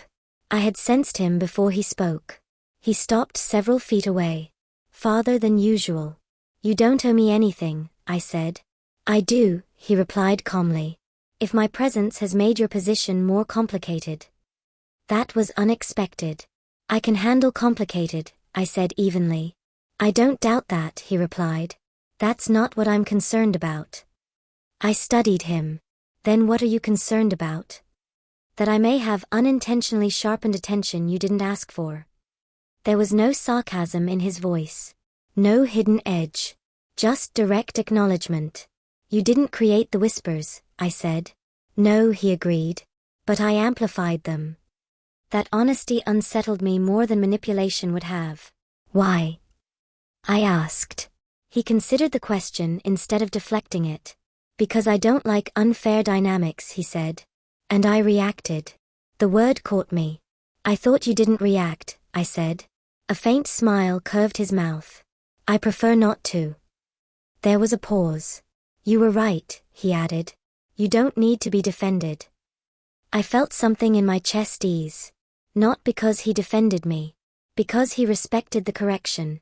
That's rare, I said quietly. What is? Men admitting they misstepped. His gaze held mine for a moment. Power without accountability is unstable, he said. I tilted my head slightly. You say that like experience. He didn't answer immediately. I've seen instability, he said finally. It wasn't dramatic. But it wasn't casual either. The wind shifted around us. This conversation felt different. Lighter. Not charged. Just real. You're not what I expected, I admitted before I could stop myself. Disappointing, he asked. Measured, I corrected. He smiled faintly. That's safer. For you? I asked. For everyone. Silence settled between us again. Not uncomfortable. Just quiet. You don't have to avoid me, he said after a moment. And I won't corner you. I wasn't avoiding you. Good. A beat passed. What do you miss most when you travel? I asked suddenly. His brows lifted slightly at the shift in topic. Directness, he said without hesitation. I almost laughed. Most packs aren't this honest. Most packs pretend more. And we don't. You don't, he corrected. That landed somewhere deeper than I expected. We stood there longer than intended. And for the first time since he arrived, there was no tension in the air. Just possibility, not romantic or dangerous. Just beginning. When I finally stepped away, Evan didn't follow. He didn't linger. He didn't push for another meeting. "Good night, Luna," he said simply. No weight in it. No hidden meaning. Just my name. And as I walked back toward the pack grounds, I realized something unsettling. For the first time since my rejection, I had spoken to a male without feeling like I was being measured, or dismissed, or tested. And that felt dangerous in an entirely different way. I didn't mean to start looking for him, but I noticed when he wasn't around. Not because I missed him, because I was used to tension when he was near. And when that tension wasn't there, it felt strange. Evan didn't approach me immediately again. He didn't follow me. He didn't interrupt. But over the next few days, our paths crossed more often. At the training grounds. Near the river. Once near the outer watchtower. Always public. Always visible. Never secret. It made the conversations feel safe. He joined me near the watchtower that afternoon. "You favor this side of the territory," he observed. "I like height," I replied. "It reminds me that everything isn't as close as it feels." He leaned lightly against the wooden rail, leaving space between us. "That sounds personal." "It is." He didn't push. That was what I was beginning to notice. When I offered a door, he stepped through. When I didn't, he didn't knock. "Do you always analyze people?" I asked. "Only when they interest me." I looked at him sharply. "Not like that," he said calmly. "You think deeply. Most wolves react." "I react," I said. "No," he corrected gently. "You respond." That made me pause. There was a difference. "I don't have the luxury of reacting," I admitted quietly. "Not anymore." He didn't pretend not to understand. "Rejection sharpens self-awareness," he said. I exhaled slowly. "You speak like you've experienced it." "I have." That surprised me. "You?" I asked. "An alpha?" "Yes." The simplicity of his answer made me study him more carefully. "Did it make you colder?" I asked. "It made me precise." "And that's better?" "It's safer." I looked out across the trees. "I don't want to be precise," I murmured. "I want to be certain." He considered that. "Certainty is rare," he said. "Most of what we call certainty is just pride." That sounds like something my mother would say. He smiled faintly. "She sounds wise." "She is." There was a quiet stretch between us. "You don't talk like the others here," he said after a moment. "How do they talk?" "In absolutes, in hierarchy, in expectation." "And I don't." "You question the structure." I didn't deny it. Because it was true. "I don't like being told what I am," I said. "Especially when the ones telling me didn't build it." His gaze softened slightly. "That will make you unpopular." "I already am." "No," he said calmly. "You're becoming visible." The words made something in my chest tighten. Not flattery. Recognition. And that was far more dangerous. Later that evening, near the communal fire, he joined a group of warriors I was speaking with. He didn't dominate the space. He listened. He asked questions about our hunting patterns. He laughed softly when Jonah exaggerated a patrol story. It was easy. Too easy. And that was when I felt it. The shift. The air tightening. I didn't need to look. Kai had entered the clearing. Conversation dipped slightly. Not because of fear. Because of attention. He didn't approach us. But his gaze lingered longer than necessary. Evan noticed. Of course he did. He didn't react. He simply continued listening to Jonah's story as if nothing had changed. I forced myself not to look at Kai. Not to measure his expression. Not to let the bond dictate my posture. But I felt it. The heat in the air. The tension crawling under my skin. Evan leaned slightly closer to hear something over the crackle of the fire. Not invading. Not touching. Just closer. And that small movement was enough. I saw Kai's jaw tighten from across the clearing. He didn't interrupt nor speak. But the message was clear. This bothered him. A part of me expected guilt. It didn't come, instead something steadier settled in my chest. If he felt something, that was his to manage, not mine. When the gathering thinned, Evan stood. I won't intrude further, he said lightly. You have early patrol. You remember that? I asked. You mentioned it 2 days ago. That startled me. I listen, he said simply. He inclined his head and left toward his quarters. Across the clearing, Kai remained standing, watching. And for the first time since my rejection, I didn't feel small under his gaze. I felt separate. And that separation? That was new. I told myself it was temporary. Visiting alphas don't linger. Conversations don't mean anything. Curiosity fades. But it had been days. And he was still here. Still measured. Still calm. Still talking to her like she was something worth listening to. That part irritated me more than anything. He listened. I noticed it during evening fire gatherings. During patrol exchanges. During idle conversation near the training grounds. He didn't dominate space, neither did he compete. He inserted himself carefully. And Luna responded. Not flirtatious. Not soft. Engaged. That was worse. Because she wasn't reacting to charm. She was responding to attention. Ryan noticed before I said anything. You're quieter, he observed one morning as we walked the perimeter. I'm thinking. About land agreements? Yes. He didn't believe me.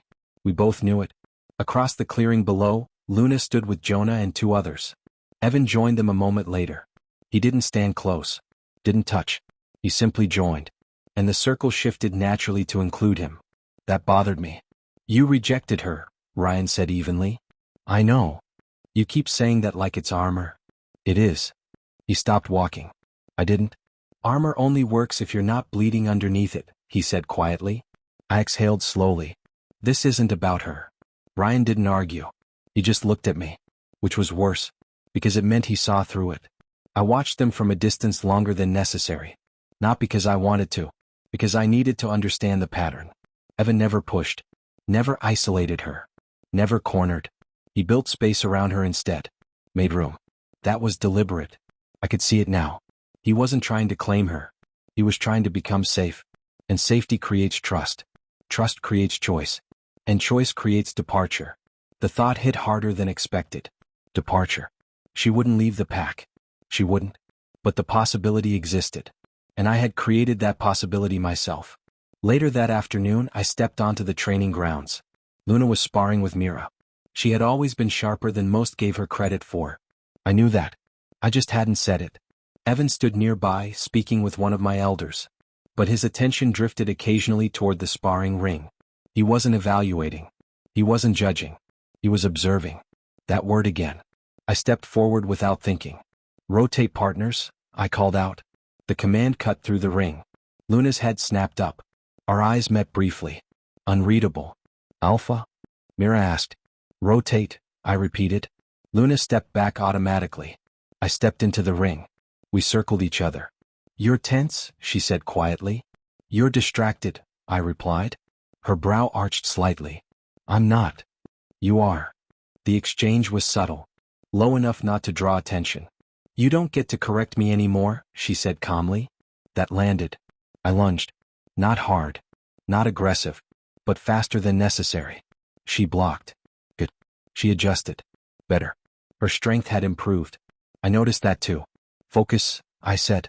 I am focused, she replied evenly. Then prove it. The words came out sharper than intended. She moved with precision. No wasted motion. No hesitation. The ring quieted slightly. Wolf sensed tension even when it wasn't loud. She stepped inside my guard and twisted, forcing me half a step back. Murmurs followed. I hadn't expected that. She had grown. And I hadn't been paying attention. Enough, I said abruptly. I stepped back. She didn't look pleased. She didn't look triumphant either. She looked steady. And that unsettled me more than defeat would have. When I exited the ring, Evan's gaze met mine briefly. He had seen it too. Her strength. Her control. The improvement. And I hated that he had witnessed it before I acknowledged it. Ryan fell into step beside me again. You're reacting, he said. I'm evaluating. No, he corrected quietly. You're competing. With him? I asked flatly. With yourself. I didn't respond. Because the truth was worse than jealousy. It wasn't that she was speaking to Evan. It was that she looked like she didn't need me anymore. And that was something I wasn't prepared for. That night, I stood alone near the outer boundary. The bond still pulsed faintly. I had rejected her to protect control. To maintain hierarchy. Stability. Image. But watching another alpha build ground slowly made me question I did the right thing. Had I rejected her or had I rejected what she made me feel? I didn't like that question. So I buried it. Like I always do. I shouldn't have enjoyed the spar. But I did. Not because I wanted to prove something. Because for the first time in days, everything felt clear. Kai had stepped into the ring without warning. That wasn't unusual. What was unusual was the sharpness in his voice. The way he pushed harder than necessary. The way he ended it abruptly. I replayed it in my head as I sat near the river, boots resting against cool stone. He had underestimated me. That part stung less than I expected. What lingered was something else. He hadn't expected me to improve. He hadn't noticed. And for some reason, that hurt more than the rejection had. You move differently when you're not defending yourself. I didn't turn. I already knew who it was. Is that analysis again? I asked lightly. Evan stepped into view, keeping his usual respectful distance. It's observation, he corrected. There's a difference. I sighed quietly. You have a habit of appearing when I'm thinking too much. I'll consider that a compliment. I didn't smile. Not fully. What did you mean? I asked. He leaned lightly against a tree, eyes steady. When you spar with others, you react, he said. When you sparred with him, you anticipated. My fingers tightened slightly against the stone. You were watching closely. I watch closely, he said simply. There it was again. Not invasive. Just extra attentive. I anticipated because I know him, I said. No, he replied gently. You anticipated because your instincts were ahead of his. I looked at him then. That's not rank training, he added. That's something else. My pulse flickered. He wasn't accusing. He wasn't prying. But he noticed. I've been training harder, I said evenly. I don't doubt that. Silence settled between us. The river moved steadily beside us. I ended it, I said quietly. The spar. Yes. He nodded slightly. You did. Why do you think that was? I didn't answer immediately. Because I wasn't sure I wanted to say it aloud. Because you proved what you needed to prove, he offered. No. He waited. Because he wasn't testing my strength, I said finally. He was testing my control. And you didn't want to lose it. I shook my head slowly. I didn't want to give him the satisfaction of thinking he still influences my reactions. Evan studied me carefully. That must be exhausting, he said. What? Living in reaction to someone else's silence. The words hit harder than they should have. I looked away. You don't have to understand him, I said quietly. I don't, he replied. I understand you. That made me glance back at him sharply. That's presumptuous. No, he said calmly. It's consistent. The wind shifted slightly. You carry yourself like someone who refuses to shrink, he continued. But you still measure your movements around him. I didn't deny it. Because it was true. And you don't. I challenged. I don't measure myself around anyone, he said evenly. That sounds arrogant. It's practiced. There was honesty in that. And I respected it.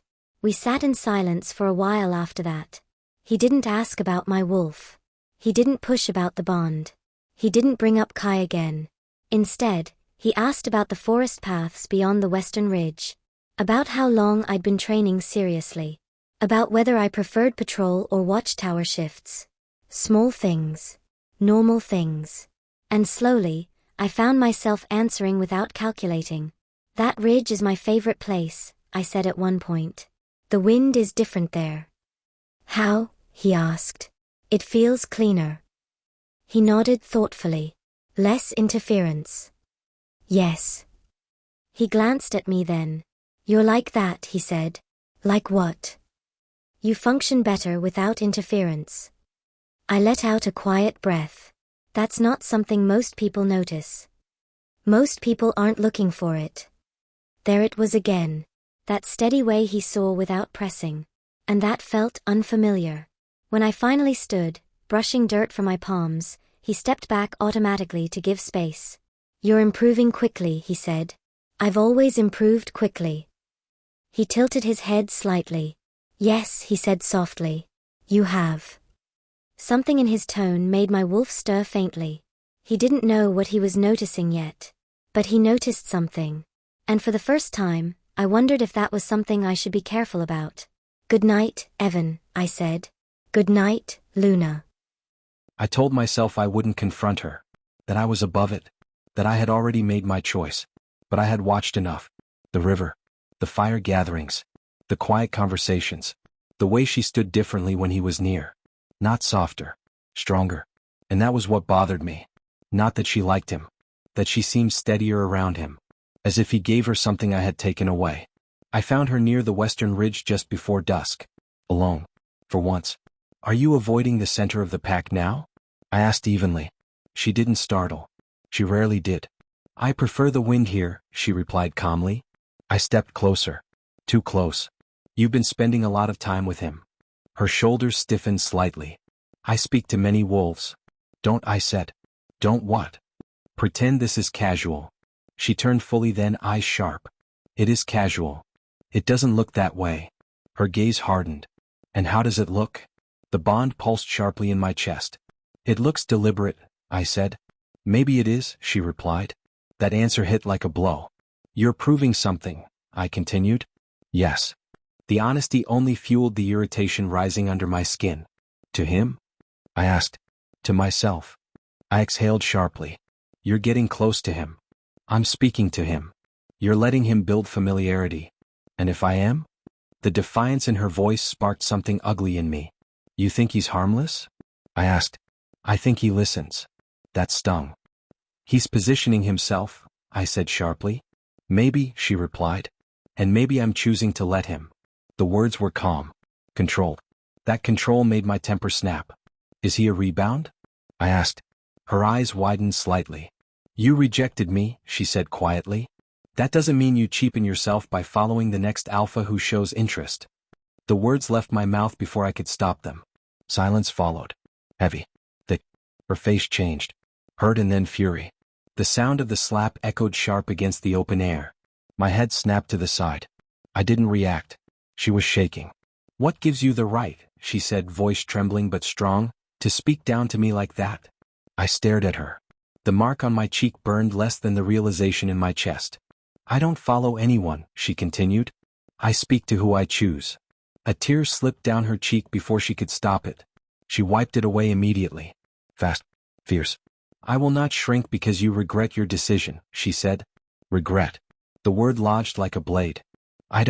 I started. You don't get to reject me, she cut in, and then insult me for not waiting. Another tear gathered. She blinked it back violently. She would not let it fall again. You don't own my attention, she finished. And then she turned. Quickly. Walking fast enough that I knew she didn't want me to see anything else. The bond twisted violently as distance formed. I took one step forward and then stopped. Because what could I say? I had rejected her. And then I had insulted her. The wind shifted around me, cold against my skin. Cheapened. The word replayed in my head. I had said it. I had meant it in anger. But anger does not excuse truth. And the truth was I had no right. Ryan's voice echoed faintly in my memory. You don't get to reject her and guard her like she's still yours. I dragged a hand down my face. For the first time since this began, I wasn't angry at Evan. I wasn't angry at her. I was angry at myself.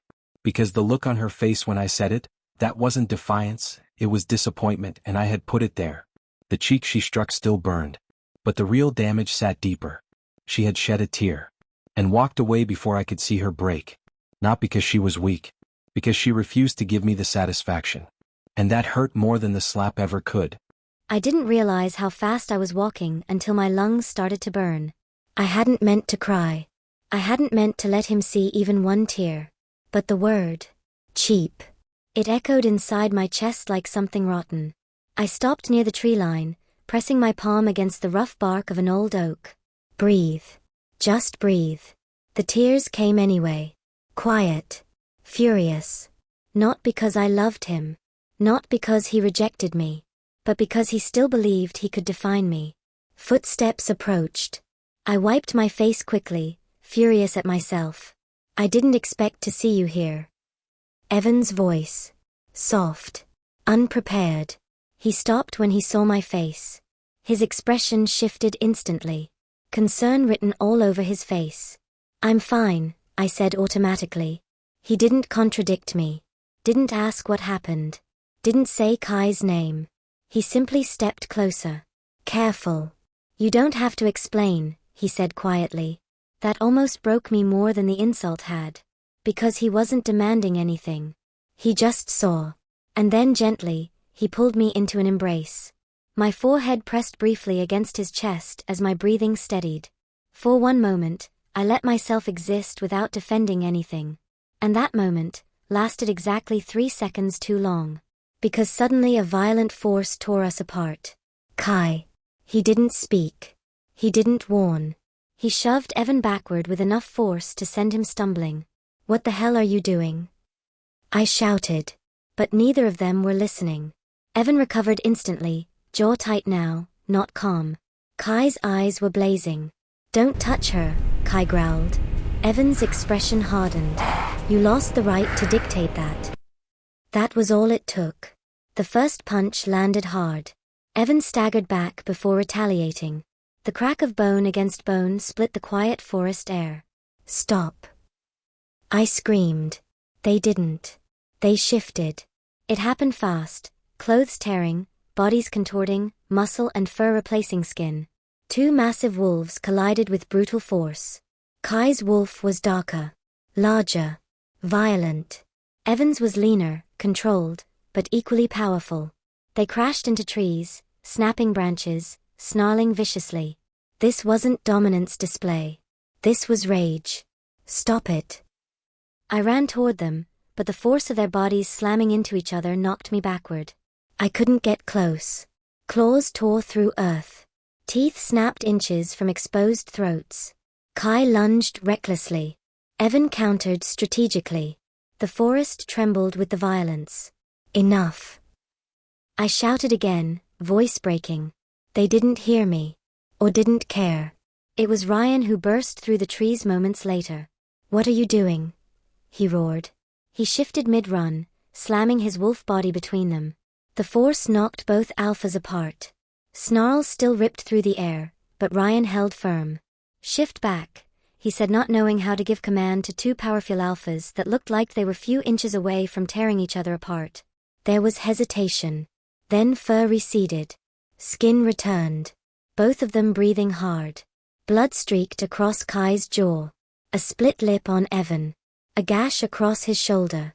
I ran forward instinctively and went to Evan first. Are you hurt?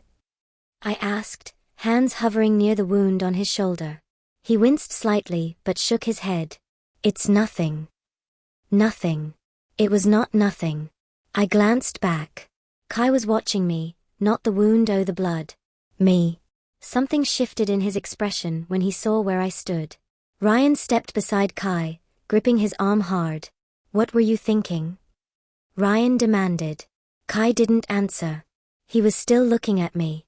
You acted rashly, I said sharply, finally facing him. My voice shook but not from fear. Rashly? He repeated hoarsely. You don't get to attack him because you lost control, I snapped. He was holding you. He was comforting me, I cut in. The words landed hard. You had no right, I continued. No right to put hands on him. No right to dictate who stands beside me. Kai's jaw tightened. You don't know his intentions. And you don't own mine, I shot back. Silence fell between us. Heavy.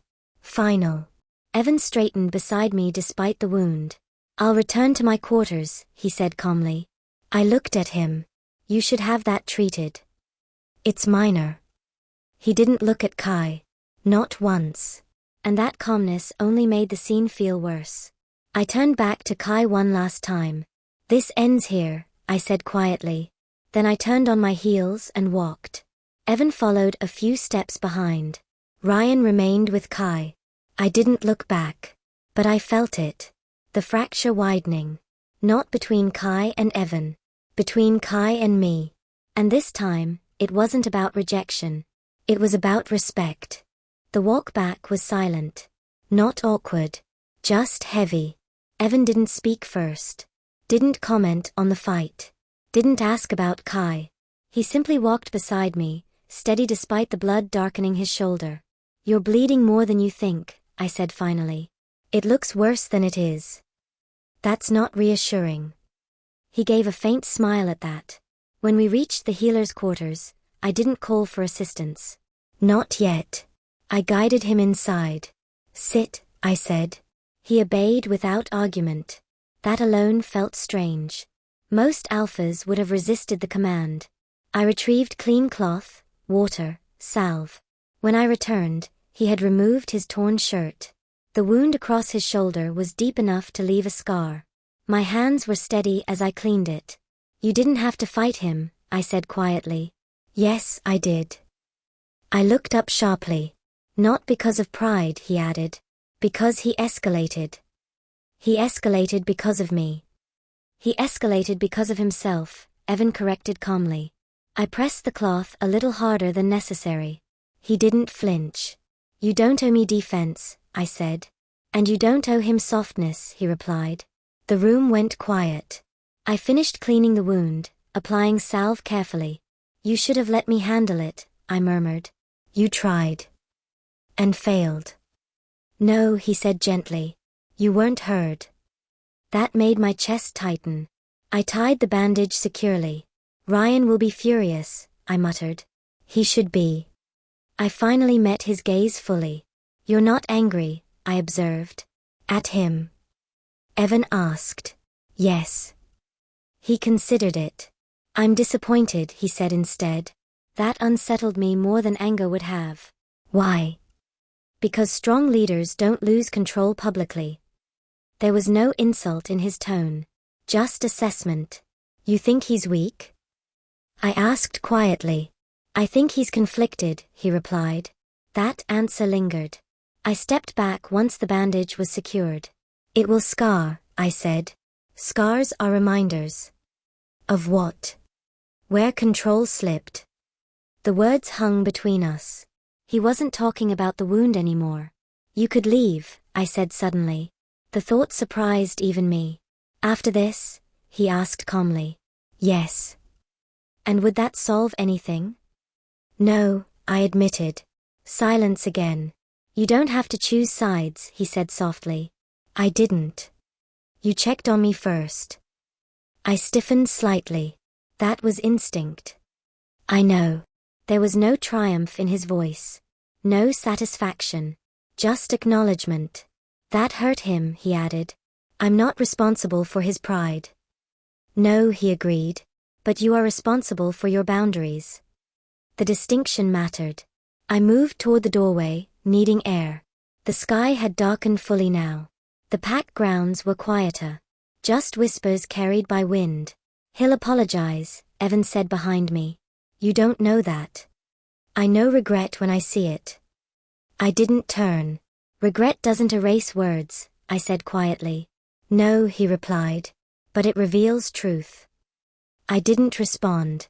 Because I wasn't ready to explore that. Instead, I leaned lightly against the doorframe, staring into the dark. Everything felt different now. The bond still pulsed faintly. The rejection still stood. The insult still echoed.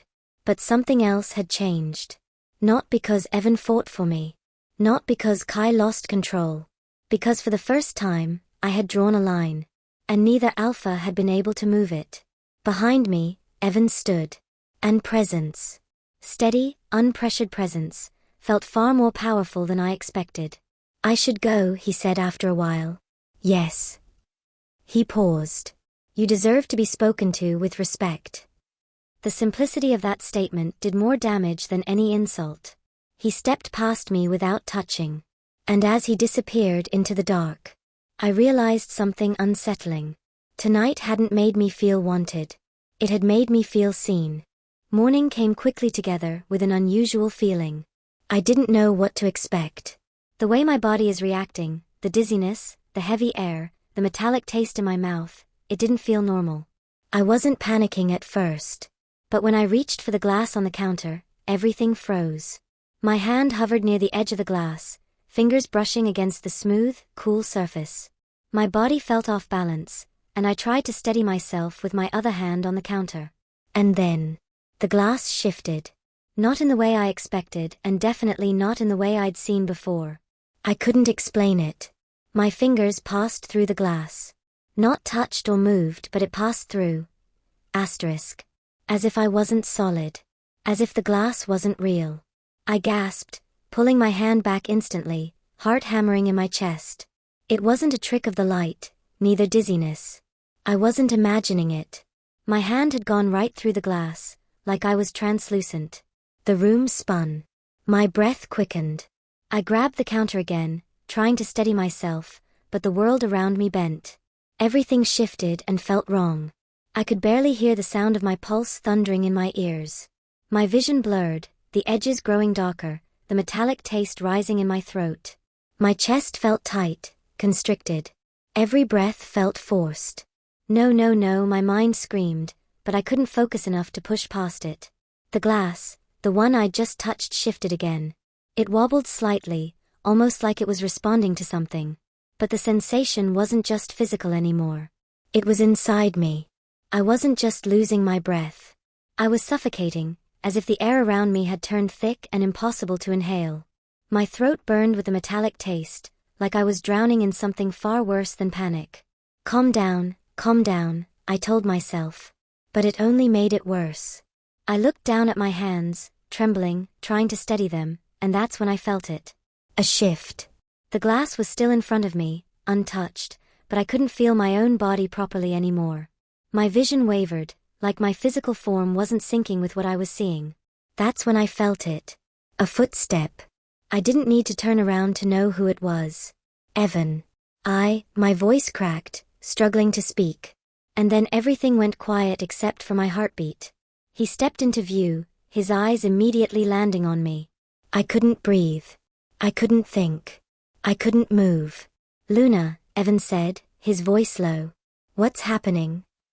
I stepped back instinctively, heart racing. I don't know. The panic rose in my chest again, choking me. Luna, he said again, moving a step closer, his tone softer now. You're shaking. What happened? I didn't know how to explain it. I touched the glass and it went through me? That sounded insane, even in my own head. I tried to speak, but my breath came out in shallow, erratic gasps. I need to breathe. But I couldn't. I grabbed the edge of the counter again, desperate for something solid, my vision fading in and out, the metallic taste choking me more with every second. Luna, look at me, Evan's voice cut through the haze. I tried to meet his eyes, but everything was so blurry, my hands shaking as I reached for anything to stabilize myself. But instead of grabbing onto something physical, I passed through the counter. Just like I had with the glass. My heart dropped. This is wrong. This isn't possible. I pulled away, stumbling backward, desperate for something, anything to ground me. Evan stepped closer again. What's going on? Luna, tell me. I couldn't. I was trapped in the sensation of not being fully real. Not fully here. My body didn't feel like my own. It felt disconnected. I don't know what's happening, I gasped, my breath still coming in shallow bursts. He reached out, hands steady, no hesitations. But I couldn't stop myself. I stepped back, quickly. No, I whispered. Don't touch me, please. I wasn't sure if it was the panic making my thoughts scatter, or if the distance between us had somehow made me feel more vulnerable than I already was, but I couldn't make myself steady. Evan looked at me, eyes serious, like he was trying to pull me back to reality. Luna, he said gently, has anything like this happened before? Where you dash. No, I cut him off, shaking my head rapidly. This has never happened before. I don't know what's wrong with me. Evan didn't push further. He just nodded, standing still, letting me breathe in the silence between us. He looked at me, as if contemplating something he wasn't ready to say.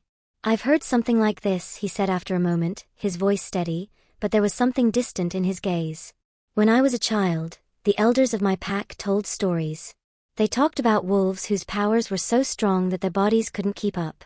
They said it was a curse of some kind. A myth, I thought. I didn't believe it." I froze. "What do you mean, a curse?" I asked, my voice trembling. Evan paused, his eyes studying me carefully. "I'm not sure if that's what this is, but the elders spoke of a wolf who could lose control of themselves, of their senses, when their power became too overwhelming for their body. I didn't know it was real." He stepped back, his gaze never leaving mine. I couldn't speak. I didn't know what to think. "So what do I do?" I whispered. Evan took a slow breath. "You need to speak to the elders of my pack. They're the only ones who might understand what this really is." I nodded slowly, even though every part of me screamed that I didn't want to face whatever this was. He looked at me, like he wanted to say more, but he didn't. Instead, he just offered a small, quiet reassurance. "I won't leave you to face it alone." And as he turned away, walking toward the door, I realized something. This power, whatever it was, wasn't just mine to control. It wasn't just about me. And that terrified me more than I was ready to admit. I wasn't supposed to be here. I told myself I wouldn't chase her. But it was different tonight. I could feel it. The pack grounds were quiet, too quiet. Evening patrols had wrapped up. Most of the pack was either training or resting in their quarters. And yet, I couldn't shake the unease that had settled in my chest. Something had shifted between us. Not just between Luna and me, but within me. I knew it. I had seen it in the way she looked at Evan when they spoke. The way he stepped into her space without hesitation. The way she didn't pull back. The way her shoulders had softened in his presence. I'd seen it from across the clearing. I should have told myself it didn't matter. I should have turned around. I should have ignored it. But I couldn't. Instead, I moved through the grounds quietly, my boots barely making a sound against the dirt. The cool air bit at my skin, but it didn't matter. She was near the healer's quarters, standing outside by the door as if waiting for something or someone. I didn't need to get closer to see the faint lines of distress on her face. Her head was down, her hands clutching the edge of her jacket. And then I saw him. Evan. Of course. He was stepping toward her. His movements were slow. He didn't rush, but the air around them thickened with something more than just casual conversation. I stopped. My wolf snarled, tightening its grip inside me. But I didn't move. I watched. I couldn't help it. Evan stood a little too close.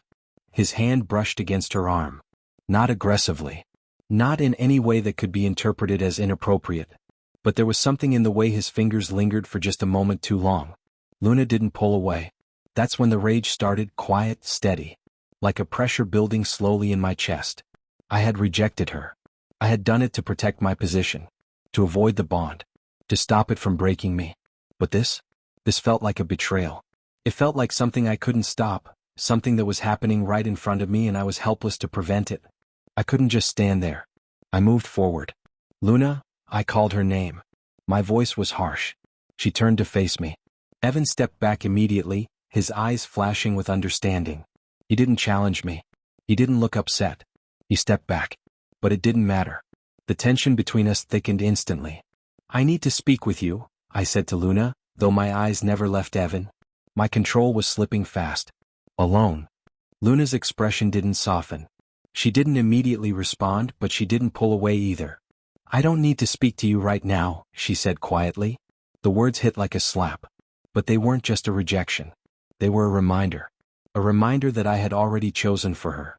I had already rejected her. I had no right to stand here and demand anything from her. But my mouth was moving faster than my mind could catch up. "You're letting him get too close," I said. Luna's gaze hardened. "That's none of your business." I could feel the sting of those words. Evan, still standing at the edge, didn't look at me. His presence was like a shadow at her back, but he didn't make a move to intervene. I took another step toward Luna. "I didn't reject you to watch you walk into another man's arms." Her eyes flashed with something sharp. "You don't get to tell me what to do," she said, her voice steady despite the rage burning in my chest. I took a breath, then another, trying to control it. But I couldn't. Because the truth was this. I hadn't just rejected her. I had torn the pack apart for my own reasons. I had pushed her away because I couldn't handle the bond, couldn't handle what it made me feel. And now she was finding something in Evan that I wasn't capable of offering her. I was losing control of the situation.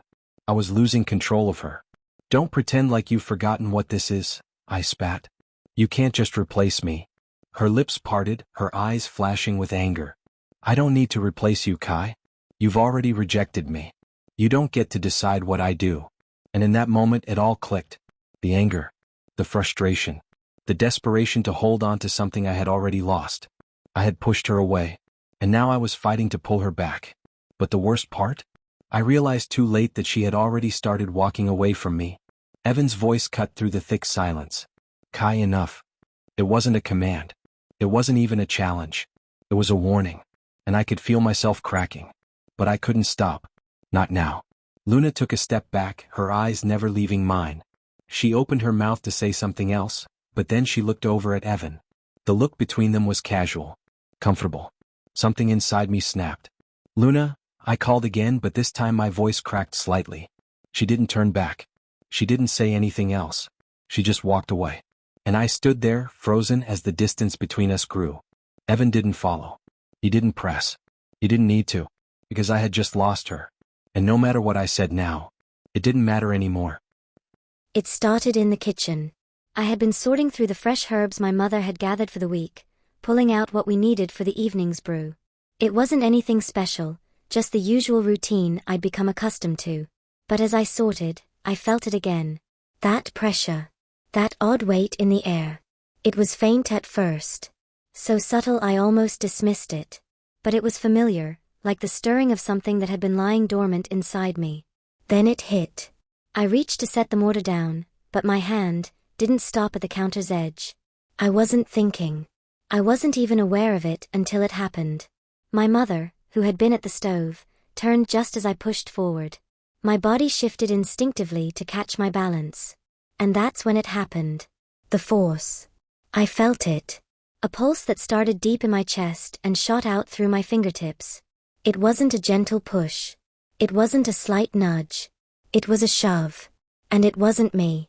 It was the power that lurked inside me. My mother stumbled backward, knocked off balance, hitting the counter with a sharp crack. She gasped, eyes wide with shock as she tried to catch herself. Mom.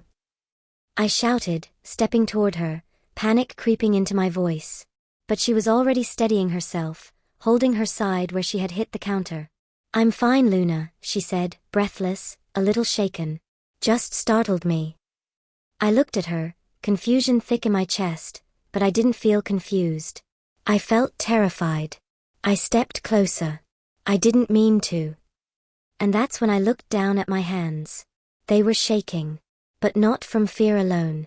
From something else. The power that had coursed through me. The force I had just felt. I knew now that it wasn't just emotional. It was something physical. Something uncontrollable. I had hurt her. My mother was fine, thankfully, but I had pushed her. And in doing so, I had realized just how dangerous this power could be. Mom. My voice trembled. I didn't mean it. I didn't. You didn't mean it, sweetheart, she said, trying to calm me, but there was something in her voice. A hint of caution. It's all right. But it wasn't all right. It wasn't okay. And deep down I knew that. I looked down at my hands, and that's when it hit me. I could feel it. That tingling sensation. The power wasn't just something inside of me anymore. It was starting to push outward. And I couldn't control it. I had always assumed that this would be something I could manage.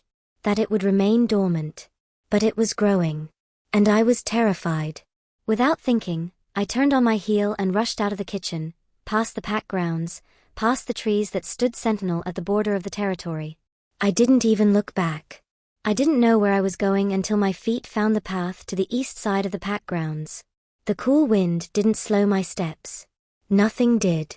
I just kept moving, desperate for someone who could make sense of this. Someone who wouldn't judge me. I saw him before I even got close. Evan was standing near the edge of the clearing, leaning against the post where we'd spoken before. He saw me approach and straightened immediately, his expression shifting from casual to concerned when he saw the look on my face. Luna, he said gently, taking a step toward me. What happened? I stopped just in front of him, my breath coming too fast, too shallow. "I hurt my mom," I whispered, my voice cracking. I didn't mean to, but she was just standing there, and I didn't even know what was happening. "Shoo," he said, stepping closer. "It's all right. Take a breath." "What happened?" I felt my eyes sting with tears, but I blinked them away quickly. I couldn't let it show, not like this. "My powers are growing," I said, barely above a whisper, "and I don't know what to do. It's like I can't stop them, Evan." He didn't say anything at first. He didn't try to reassure me with empty words. He simply stepped forward, his presence steady, his hand reaching out to rest on my shoulder in a gesture that felt grounding.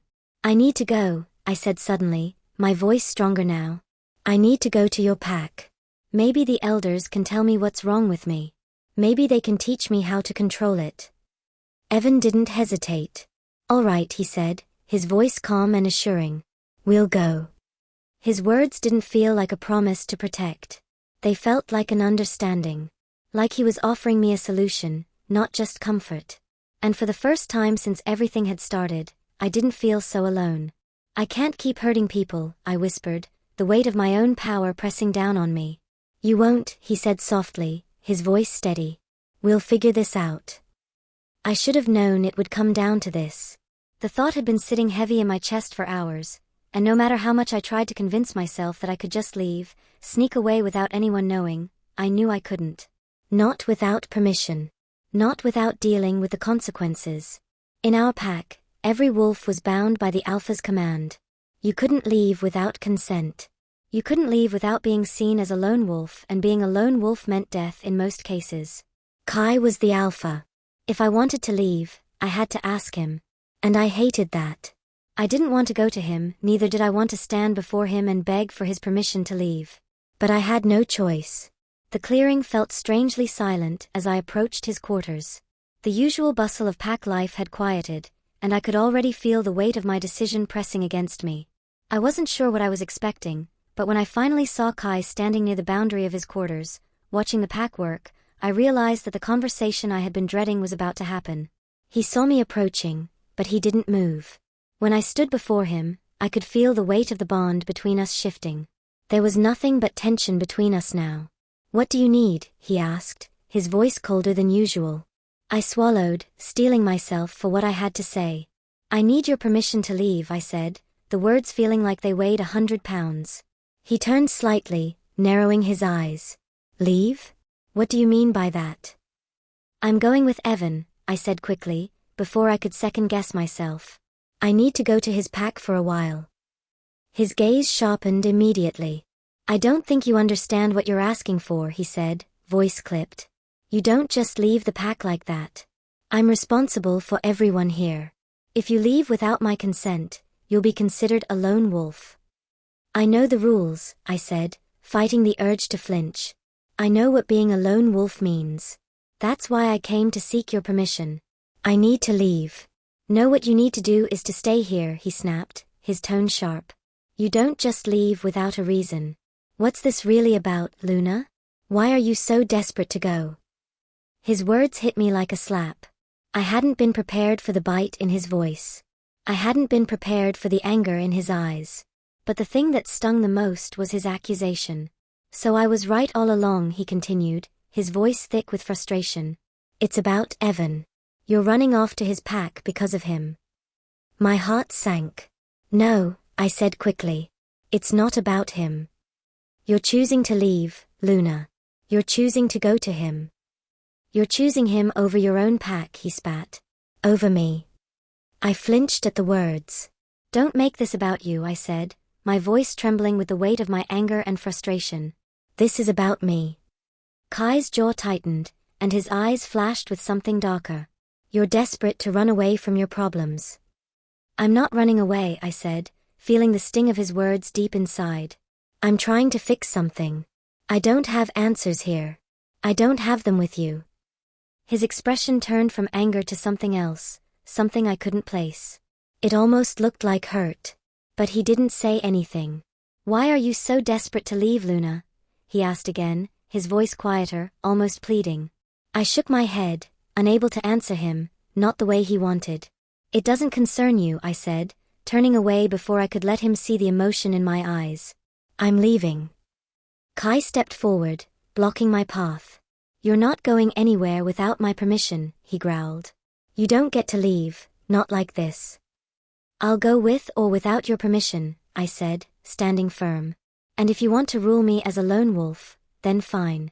Let it be on your conscience. His gaze flickered with anger and confusion, and for a moment, I saw the cracks in his control. Don't do this, he said, his voice low. You're making a mistake. I'm making my choice, I replied, my voice breaking slightly. He reached for me then, almost desperately, but I stepped back before he could touch me. I don't need you to control me anymore, I said, my voice wavering but firm. Kai didn't move. He stared at me, like he was searching for some answer that I didn't have. I'm leaving, Kai, I repeated, softer now. And you can't stop me. He opened his mouth to speak, but the words didn't come. I didn't wait for him to say anything else. I turned and walked away, my heart pounding in my chest. But before I could reach the edge of the clearing, I heard his voice one last time. Luna, he called. I didn't look back. I watched her leave. I couldn't stop her. I told myself it was her choice, that she had a right to make her own decisions, that I didn't have a say in where she went or what she did. But the reality of it felt different. Luna was walking away. Not just from the pack, not just from me, but from everything I thought I had a claim over. She had been slipping away since the moment I rejected her. But tonight? It felt like a fracture. The kind that doesn't heal. I should have stopped her. I should have begged her to stay. I should have at least tried to convince her. But I didn't. I stood there, frozen, as she turned her back on me. The words I had said to her, "I'm rejecting you," echoed in my mind. I had pushed her away. I had made the choice. But seeing her walk away like this? It felt like I had betrayed her. Not just because of what I had said, but because I hadn't done what was needed. I had kept my distance. I had played the part of the alpha, the one who stood above it all. But deep down I was scared. Scared of losing her. Scared of what I had lost the moment I rejected her. I ran my hand through my hair as the moonlight hit the clearing. The chill in the air didn't seem to register with me. I was too focused on the weight of what had just happened. She was right, I had no claim on her anymore. I had done it to protect myself. To protect the pack. But Luna was always stronger than I realized. And now she was leaving. Walking straight into the unknown. I never thought she'd make the decision to go. Not after everything. But why now? She wasn't just leaving the pack. She was leaving me. I stepped forward without thinking, but before I could take more than a few steps, I heard the sound of footsteps approaching. Ryan. He appeared beside me, watching me with that sharp, knowing look of his. You should have stopped her, he said quietly. I couldn't, I snapped, my voice a bit harsher than I intended. She's not a child. Ryan didn't answer right away. He just watched me, and for a moment I felt like he was seeing right through me. Then what does that make you? He asked. What? You're not a child either, he said, his voice low but firm. And you still let her walk away. You didn't stop her. I felt the guilt crawl up my throat like something thick and unpleasant. I had no right to stop her, I muttered. Right? Ryan echoed. You think this is about right? About who's in charge? You think that's what she needed from you? I didn't know how to respond to that. I could feel the tension tightening in my chest. My thoughts were a mess. She was leaving, and part of me wanted to chase after her, pull her back, beg her to stay. But I couldn't. I had made my choice. I had rejected her. And that was supposed to mean something. But all it meant now was that she was walking away from me, from this pack, from everything. And it was my fault. Ryan exhaled, his gaze shifting toward where Luna had disappeared into the trees. I get it. You wanted to be alpha first. You wanted to do what you thought was best. But that doesn't change what's happening now. I didn't want this, I said quietly. Then why did you do it? I didn't have an answer. You're letting her slip away, Ryan said. You're letting her walk right into Evan's arms. I clenched my fists, feeling the frustration boiling up again. She's not walking into his arms. You don't get to tell her who to talk to anymore. I didn't say anything. Ryan didn't need me to. He knew what was going on. He knew that I could feel it too. I was losing her. I had pushed her away, but Evan? Evan was offering her safety. He was offering her something I hadn't been able to. And that hurt more than I was willing to admit. The thought of losing Luna to someone else made my chest tighten. Evan had been calm, patient, and steady.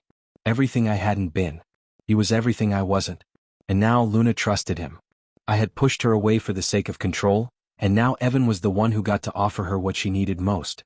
It wasn't fair, neither was it right. But it was happening. Ryan's voice cut through my thoughts. You're not alpha right now, Kai. You're just a man who's made a mistake. I looked up at him sharply. Do you think I don't know that? I asked, my voice hoarse. I don't think you're ready to admit it. I opened my mouth to retort, but the words stuck in my throat. Because Ryan was right. I had made a choice. And now Luna was walking away. And no matter how much I wanted to chase after her, I realized that it was too late. The transition from one pack's territory to another was more noticeable than I had expected. The air felt different. The trees, the very ground beneath my feet seemed unfamiliar. It wasn't just the physical landscape, it was the way the energy shifted. The quiet calm of Evan's pack contrasted the underlying restlessness I had felt in my own. I couldn't explain it, but I felt it in my bones. And I didn't know if it was good or bad. We had traveled in silence for hours, with only the sound of the wind through the trees accompanying us. Evan didn't press me with conversation. He didn't ask about Kai or the reasons I was leaving. It was as if he already knew. I was thankful for that. I didn't know what I would have said. I didn't know how to explain the urgency I had felt in leaving, the suffocating pressure from my own pack and Kai's rejection weighing on me. All I knew was that I couldn't stay. And now I was here. I stepped across the border, the scent of Evan's pack familiar in a way that felt both comforting and foreign at the same time. Evan led the way, his stride relaxed and confident, but he didn't try to push me into conversation. He simply walked beside me as we approached the heart of the territory. It didn't take long before we arrived at the small house he had mentioned, the one he had prepared for me. The structure wasn't large, but it was solid. The design was simple, with a small stone fireplace at the center and large windows that let in plenty of light. It looked comfortable, almost peaceful.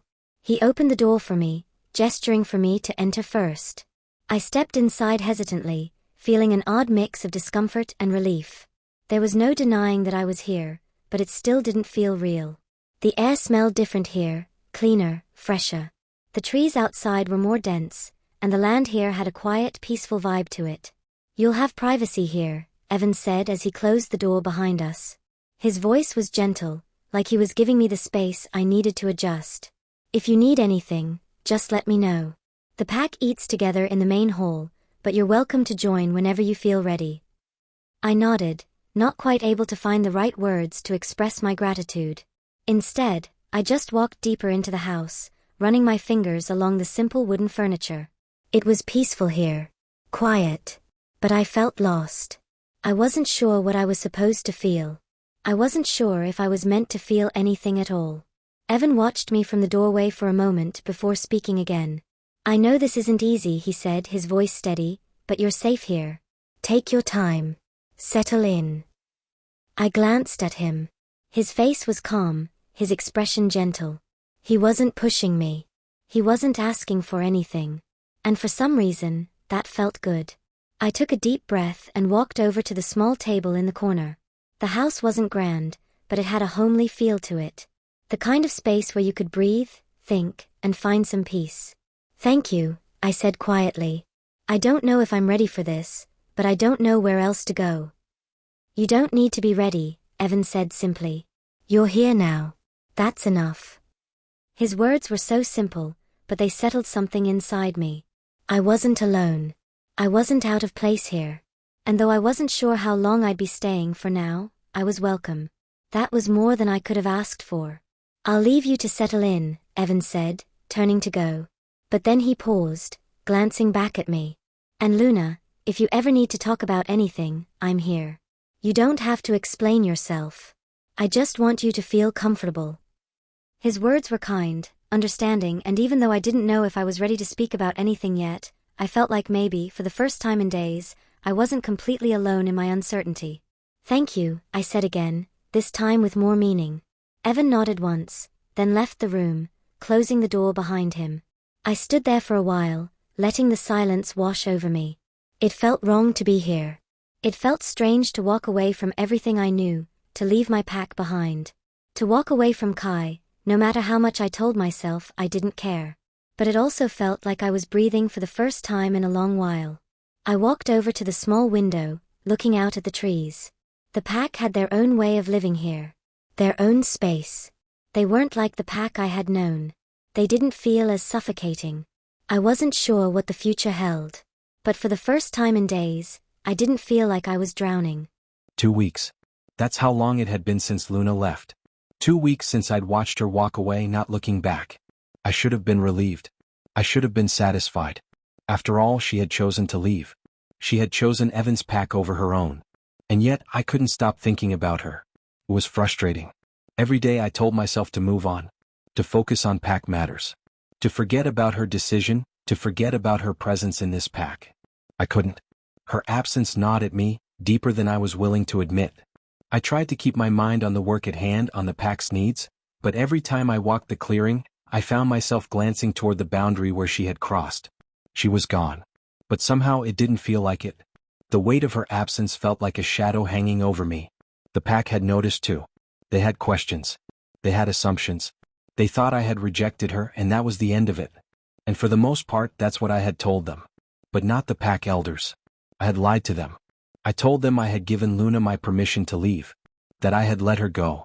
That she wasn't a lone wolf. I couldn't risk losing her to that. She was my pack. I rejected her, but I couldn't let her be cast out as a lone wolf. I couldn't. I didn't want her out there alone. Vulnerable. And yet, I was angry with her for leaving. I was angry with her for not waiting for me to change my mind. For choosing to walk away without looking back. I stood by the boundary line that night, staring into the distance when Ryan came up beside me. "You're brooding again," he said with a small smirk. "You've done that a lot lately." "I'm fine," I snapped, though I didn't feel fine.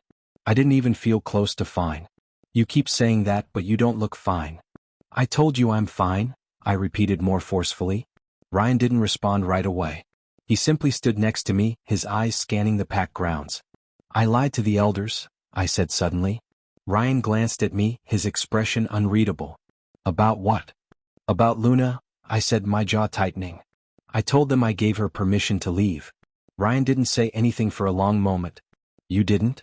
"No," I admitted. I couldn't risk her being a lone wolf. I couldn't let her leave without the option to return. Ryan raised an eyebrow. "So, you're protecting her even after everything?" I didn't answer. Ryan exhaled slowly.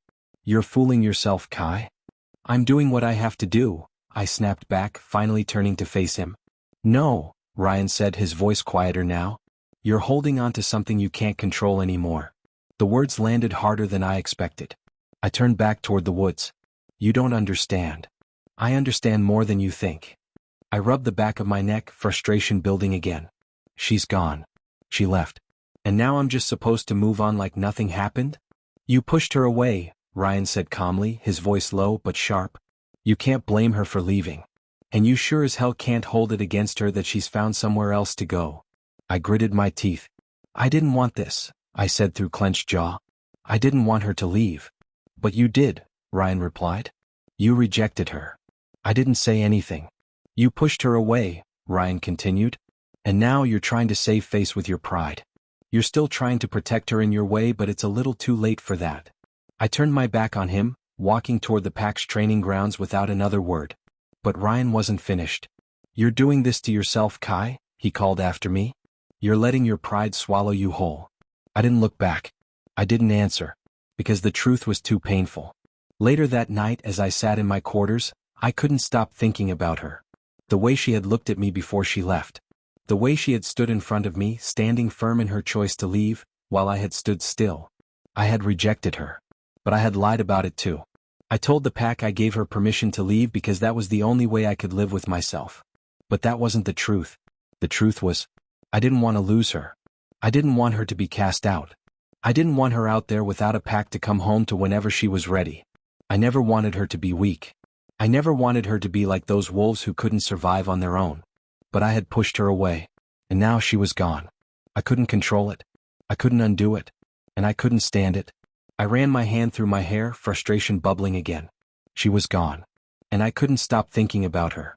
At first, it was easy to ignore. The stares. They weren't malicious. They weren't rude. But there was something in the way they looked at me. Something I couldn't quite place. When I first arrived at Evan's pack, it felt new. It felt fresh. I wasn't just a part of another pack. I wasn't tied to any history, any reputation. I was just me. Luna. A new face. But after a few days, I started to notice the difference. It wasn't just curiosity. It was something deeper. Something more. The wolves would glance at me when I passed, and their gazes would linger just a little too long. They wouldn't look away quickly enough. It made me feel uneasy. At first, I brushed it off. I told myself it was simply because I was new. A stranger. A foreigner. But the way their eyes followed me, the way they would look at me as if they were waiting for something. It didn't sit right. And it got worse. I hadn't seen much of the pack yet. But every time I ventured further into the pack territory, I felt the weight of their gazes on me. It was almost like I wasn't just some new face. It was like I was important. The first time I met the pack elders, I didn't think much of it. They had been kind to me, answered my questions, but there had been something in their expressions I couldn't ignore. They had looked at me with a mixture of awe and respect, like I was someone they had been waiting for. Not just a member of the pack. Someone important. I couldn't put my finger on it.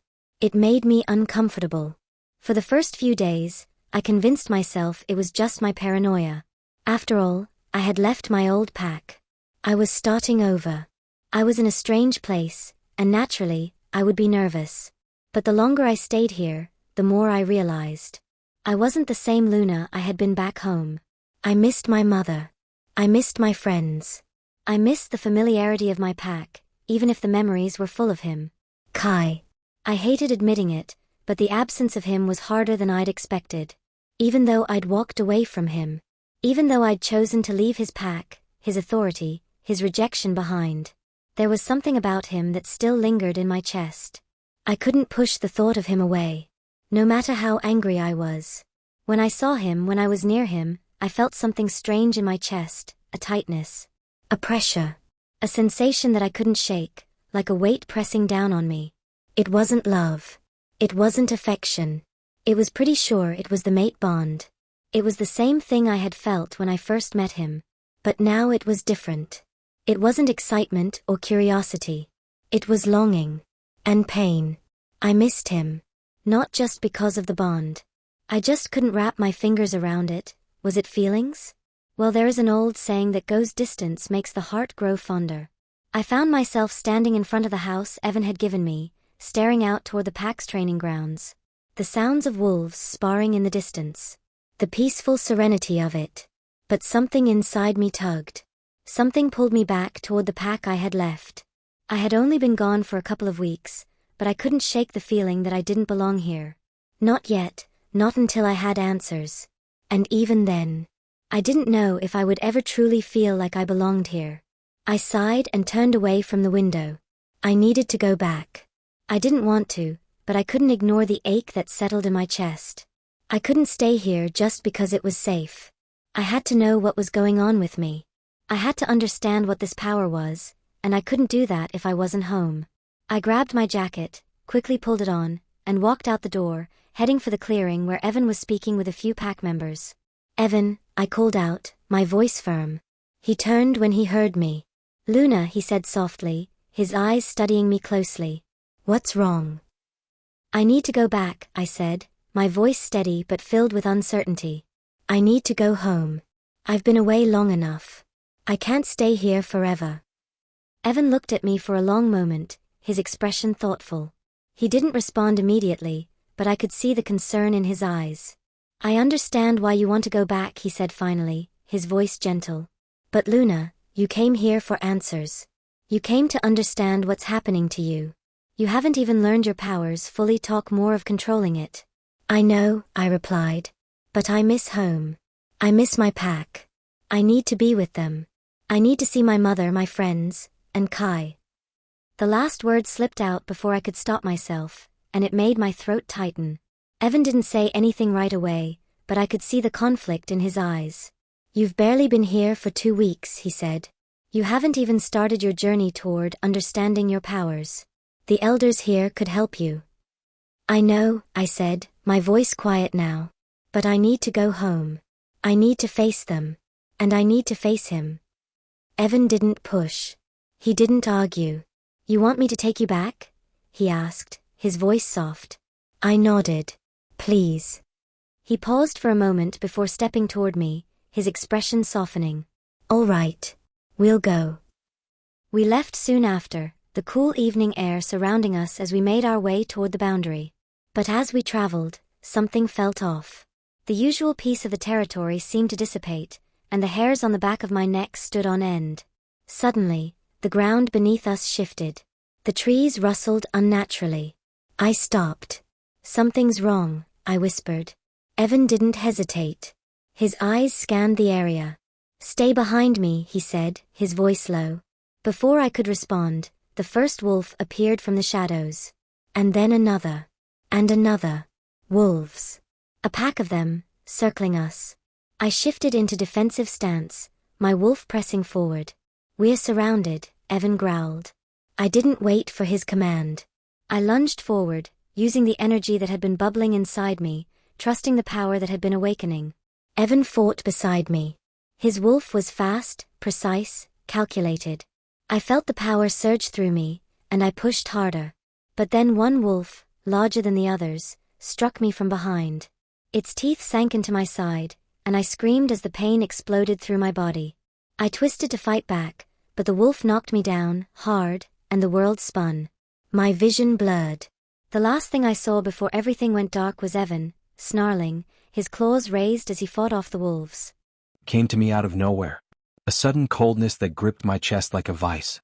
The kind of cold that wasn't just physical but inside. I couldn't breathe for a second. It wasn't the weather. It wasn't the wind. It was the bond. I didn't need to ask myself what it was. I knew. I knew that feeling. I'd felt it before, back when I rejected her, when the bond had burned through me and left me reeling. But this was different. I couldn't explain it. I couldn't name it. It was like she was in danger. I stood up from my desk in the office, unable to stay still. My pulse quickened. The sensation was too real. Too urgent. I tried to focus. I tried to breathe. But it wouldn't go away. I walked to the door, opening it in a blur of motion. I found Ryan standing nearby, talking to some of the warriors. But I barely noticed them. The only thing I could focus on was the feeling. That fear. Ryan, I said, my voice tighter than I expected. He turned, his eyebrows furrowing. What's up? I feel something, I said quickly, my hand gripping the door frame. It's Luna. Something's wrong. Ryan looked at me for a long moment, the skepticism evident in his eyes. Kai, you're stressed. You've been pushing yourself too hard. The pack is under pressure and… I know what I felt, I snapped, cutting him off. I felt her pain. I felt her fear. Ryan's expression shifted slightly.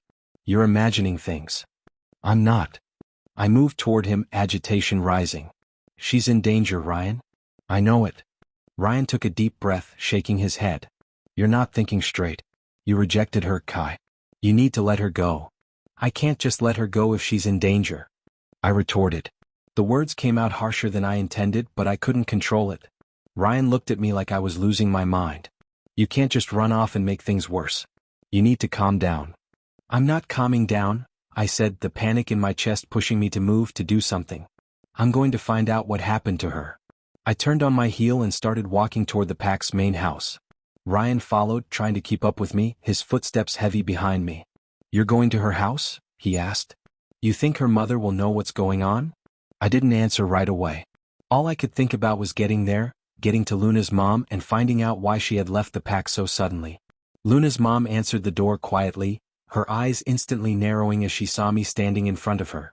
What are you doing here, Alpha? She asked, her tone guarded. I felt the sharpness in her words, but I couldn't stop. I had to know. I need to speak with you, I said quickly. It's about Luna. Her gaze shifted, a flicker of something, fear passing through her eyes. But she didn't let it show on her face.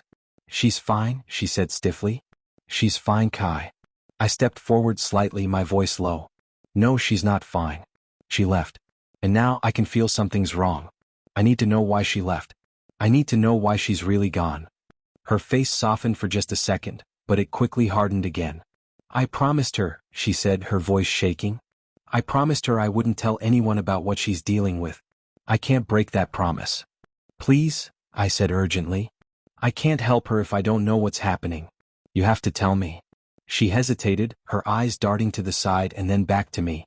I promised Luna I wouldn't tell anyone. But maybe you're right. She might need help. I exhaled sharply in frustration. What's going on, Luna's mom? I need to know. Her voice was barely above a whisper as she spoke. Luna's powers, they're growing. It's not just the bond. It's something else. The words hit me like a slap. Her powers? I repeated, trying to keep my voice steady. What are you talking about? I don't know what's happening, she said quickly. But I can tell you this, she's not in control. And I don't think she knows how dangerous it's becoming. I took a deep breath, the weight of her words settling in my chest. She left with Evan because he offered that the elders of his pack had a solution for Luna.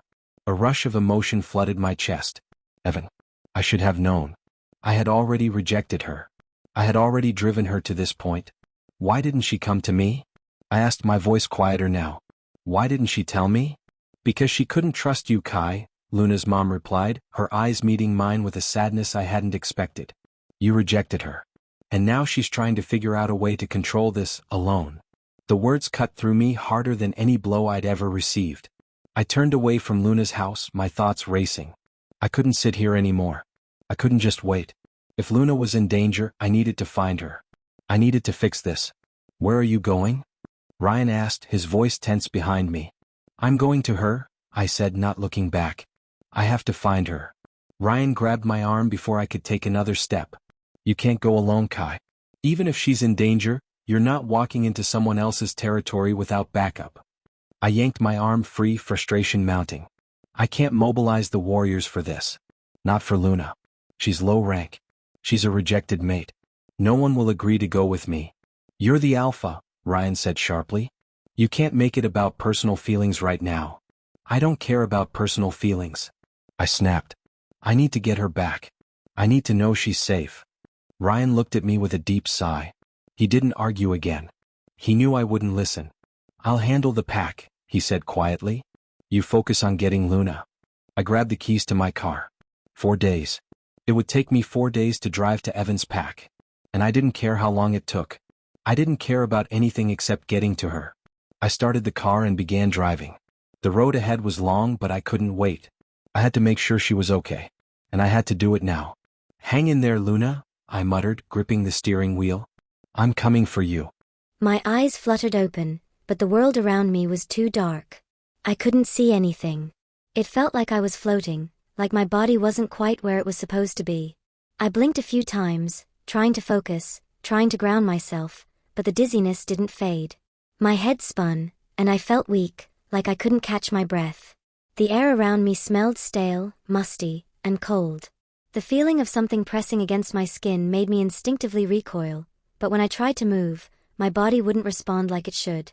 Where was I? What had happened? I lifted my hand to my face, but my arm felt like it weighed 1,000 pounds. My fingers barely managed to touch the cool surface of my cheek. My thoughts were sluggish, clouded. I closed my eyes again, breathing deeply in an attempt to shake off the fogginess, but something wasn't right. I tried to call out to my wolf, to reach her like I always did in times of distress. Talk to me, please, I thought. We need to think of a way out of here. Nothing. I frowned, confusion clouding my mind. Why can't I hear her? I tried again. We need to wake up and get out of here. Nothing. I clenched my teeth, growing more desperate. Why isn't she responding? And then it hit me. A horrifying realization. Wolfsbane. The word echoed in my mind like a jolt of electricity. My breath hitched as I connected the dots. The dull weakness, the inability to call upon my wolf, it wasn't just fear. Someone had injected me with wolfsbane, the one substance that could cripple a wolf, severing their connection to their animal side. A poison, really. If given in large enough quantities, it could kill the wolf entirely. I gasped in horror, sitting up as best I could, the dizziness making it almost impossible to move. I've been drugged. The realization hit me harder than any blow. I slammed my fist against the floor, a primal scream rising in my throat.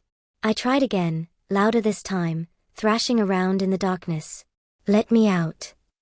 I screamed. Please let me out. No response. Nothing. I screamed again, but all that met my ears was silence.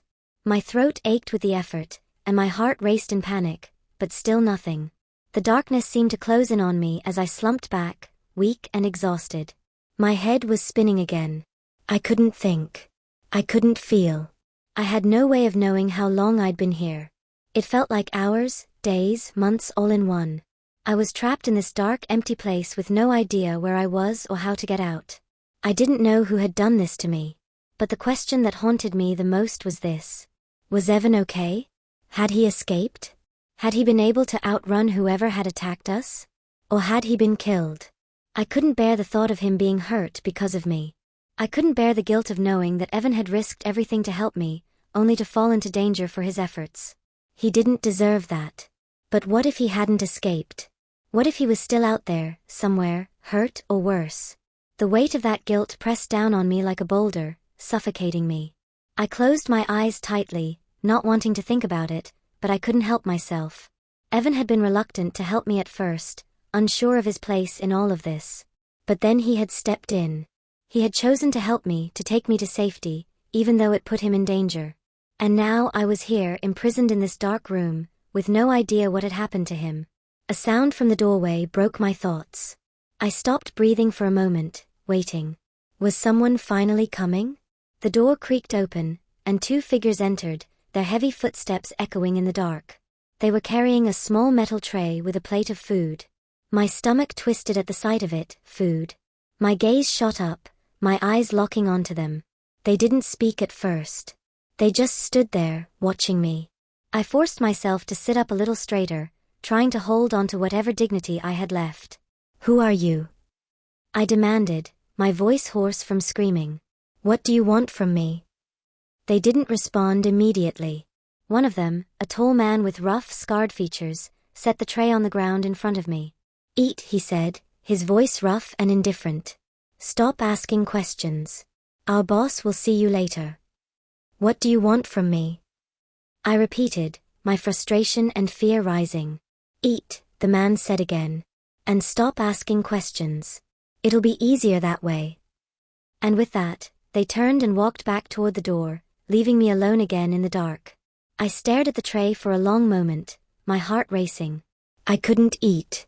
I couldn't think straight. I couldn't stop my mind from racing through every possible nightmare, wondering who these men were, who their boss was, and what they were planning to do with me. But the food was there, and I was hungry. I pushed it away. I couldn't let myself weaken any more than I already had. They were keeping me here for a reason. And I wasn't going to make it easy for them. I closed my eyes, trying to block out the reality of my situation. My mind wandered back to Evan again.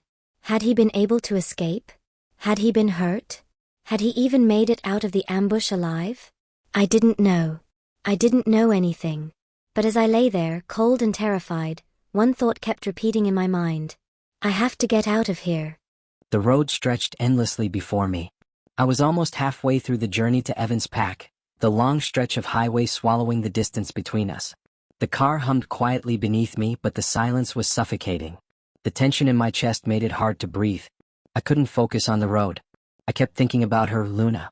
2 weeks. She had been gone for 2 weeks. And in that time, I had barely been able to function properly. The pack was running smoothly on the surface, but beneath it all, I was a wreck.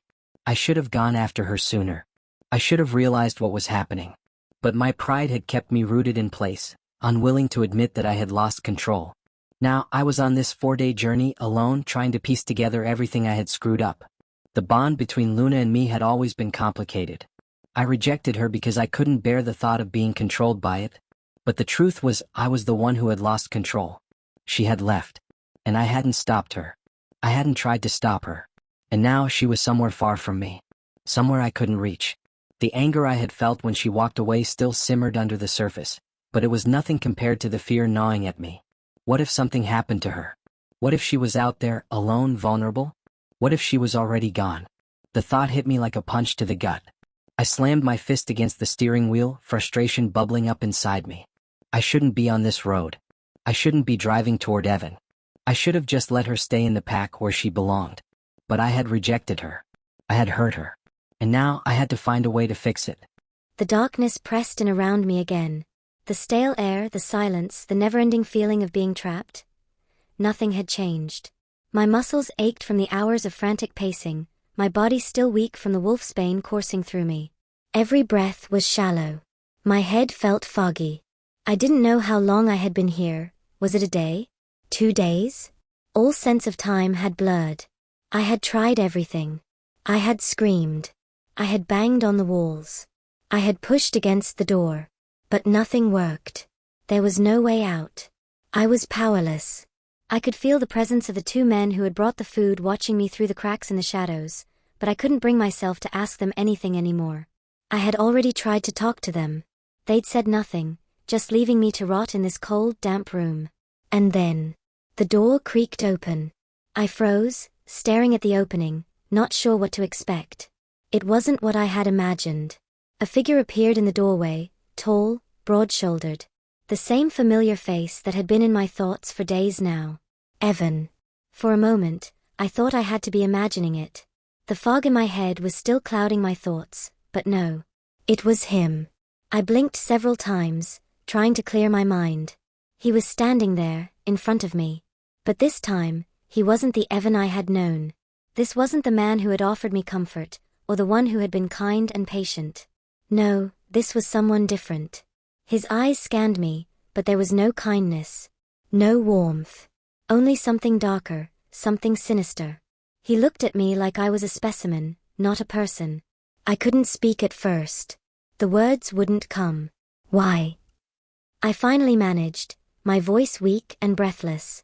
Evan didn't answer immediately.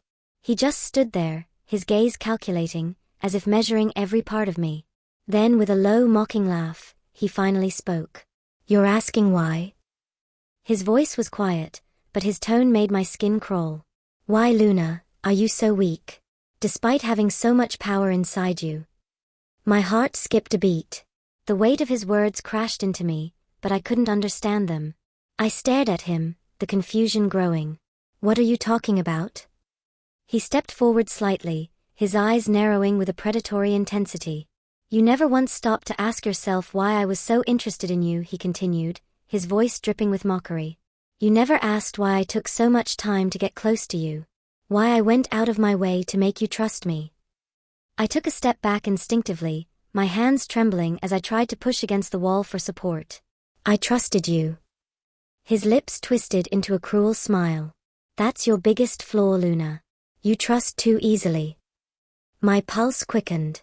My mind couldn't process what he was saying. What did this mean? Why was he here? What was he planning? Evan turned away from me slightly, pacing just out of reach. He didn't look at me. His voice was steady, too calm for what he was saying. I came to your pack once, he said, the words feeling like daggers. I came seeking the one who was born with both wolf power and magic. He paused, a dark gleam flashing in his eyes. I had my reasons, of course. My pack's witches saw a rare sight in the moon one night, on the day of your wolf emergence. A rare sight that told them everything. I gasped, struggling to keep my voice even. What do you mean? What are you talking about? He didn't answer right away. Instead, he simply walked closer, the air between us feeling colder with each step. When I saw you, he continued, his voice low and dangerously calm, I realized I had found the one I had been searching for. You. The realization hit me like a punch to the stomach. What do you want with me? I whispered. He smirked. I want what's mine. I shook my head, confused and terrified. Yours. Yes, he said simply. You have no idea what your power is capable of, Luna. If an alpha mates with you during the next full moon, drinks your blood, your power will transfer to them. I could feel the blood draining from my face. No. I couldn't breathe. That's what I'm after, he continued, stepping even closer. I want to be the strongest alpha in the land. I want to conquer every wolf territory. And your pack will be the first to fall. His words hit me like a stone. My heart stopped, and I couldn't move. I couldn't think. He smiled again, a cruel, twisted expression. And as for your dear mate Kai. I flinched at the mention of his name. I could feel my pulse quicken. You think he loves you? Evan chuckled darkly. It's clear to me that you're still attached to him, even after everything. But the truth is, Kai will never get to be with you. Not when I take everything from him. When I kill him in front of you. I couldn't speak. My throat was dry, my heart racing in terror. My thoughts were chaotic, swirling around me. I had trusted him. I had believed him. I had thought he was on my side. And now, he was telling me that he had been using me from the very beginning. Tears welled in my eyes, the sting of betrayal cutting deeper than anything physical. How could I have been so stupid? I whispered, my voice trembling. I wanted to scream. I wanted to hit him. But I was too weak. My body felt like it was failing me, like everything inside me was shutting down. You should have listened to Kai, Evans said, his tone cold. But it's too late for regrets, don't you think? I couldn't stop the tears now. I wiped my face with shaking hands, trying to clear away the tears of frustration and fear. I had trusted him. I had been so naive. Evan's voice was low and mocking. Save your tears, Luna. No one is coming for you. Not even Kai, especially after you disrespected him and left his pack against his orders. He smiled again, stepping back. I'll leave you to think about that. With that, he turned and walked toward the door. I was left there, alone in the darkness. My heart pounded in my chest. I could feel my whole world crumbling around me. The man I had trusted had believed in was a monster. He had been manipulating me from the start, and now he was planning to take everything from me. I had trusted him. And now, I didn't know how to move forward.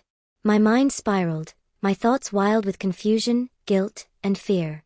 The realization hit me, I was alone, I had trusted the wrong person. And now, I didn't know if I could ever find a way out. The darkness surrounded me, and for a moment, I didn't know if I had woken up from a nightmare or if I was still trapped in one. The drowsiness that clung to my body made it difficult to think straight. I couldn't move as quickly as I wanted to, my limbs feeling like they were made of stone. Every part of me screamed for freedom, for an escape, but all I could do was sit there, my heart racing in my chest. I needed to get out of here. The full moon was tomorrow. I could feel the urgency growing inside me like a pounding drum, but more than that, I was alone. The silence in the room felt suffocating, the walls pressing in on me. I had been locked in here for so long. The hopelessness that had settled deep in my gut gnawed at me. I had tried everything. I had screamed. I had banged on the door. I had tried to call out to my wolf, nothing. She wouldn't respond. I was powerless. That was the truth, but I wouldn't let myself believe that. I took a deep breath, trying to steady my shaking hands. I had to find a way out. If no one else was coming for me, then I had to get myself out. I had to escape. I looked around the room again, my eyes scanning the walls for anything that could help me. That's when I saw it. The window. It was small, too small, barely big enough for me to fit through. But there was something about it that caught my attention. The metal rods holding the window in place, they were loose. I could see the slight gap between them and the frame. It wasn't much, but it was something. I moved toward it, my body feeling heavy, my legs aching with every step. But I didn't care. I had to try, I had to get out of this place. I reached up, grabbing the loose rod, but it was too high. My fingers barely brushed it, and the strain on my arms made my body tremble. I jumped trying to grab it, but it was still out of reach. Frustration boiled in my chest, and I did it again, pushing myself to the limit, my fingers brushing the metal but never quite getting a solid grip. I had to get that rod. I was getting desperate now.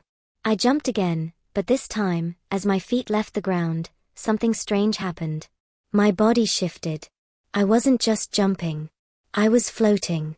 Levitating. I froze, my heart pounding in my chest. My body was weightless, suspended in the air for just a moment before I realized what was happening. My eyes widened in shock as I reached for the rod again, this time, feeling it in my grasp. I couldn't believe it, I was floating, and I had just pulled the rod free. I lowered myself back down carefully, my legs shaky as I returned to the floor. I felt the power inside me still lingering, thrumming beneath the surface, but it was overwhelming. What had just happened? How did I do that? I was still standing there, stunned by what I had just experienced, when the realization sank in. I had levitated. I had used magic, a power I couldn't even explain. But now wasn't the time for questions. I had to get out. I had to escape before it was too late. The window was still too small for me to fit through. I couldn't squeeze through the bars, not unless I was dismembered. And I couldn't do that. But I had one option left. I knew what I had to do. For the past few days, the man who brought me food had been coming into my cell, standing just outside my reach and tossing the tray of food onto the floor. He always kept his distance. He didn't speak to me, didn't come closer than necessary. I had been watching him, watching his movements. I had to get him close enough. I had to agitate him, make him angry enough to come near me. I had been studying him. He was big, built like an alpha wolf. But there was something strange about him, something that felt off. He looked like Evan, but older. More weathered. I'd caught glimpses of him talking to other guards, and from what I could gather, he definitely had a speech impediment. He couldn't speak clearly. It was almost like he couldn't communicate properly without relying on gestures or nodding.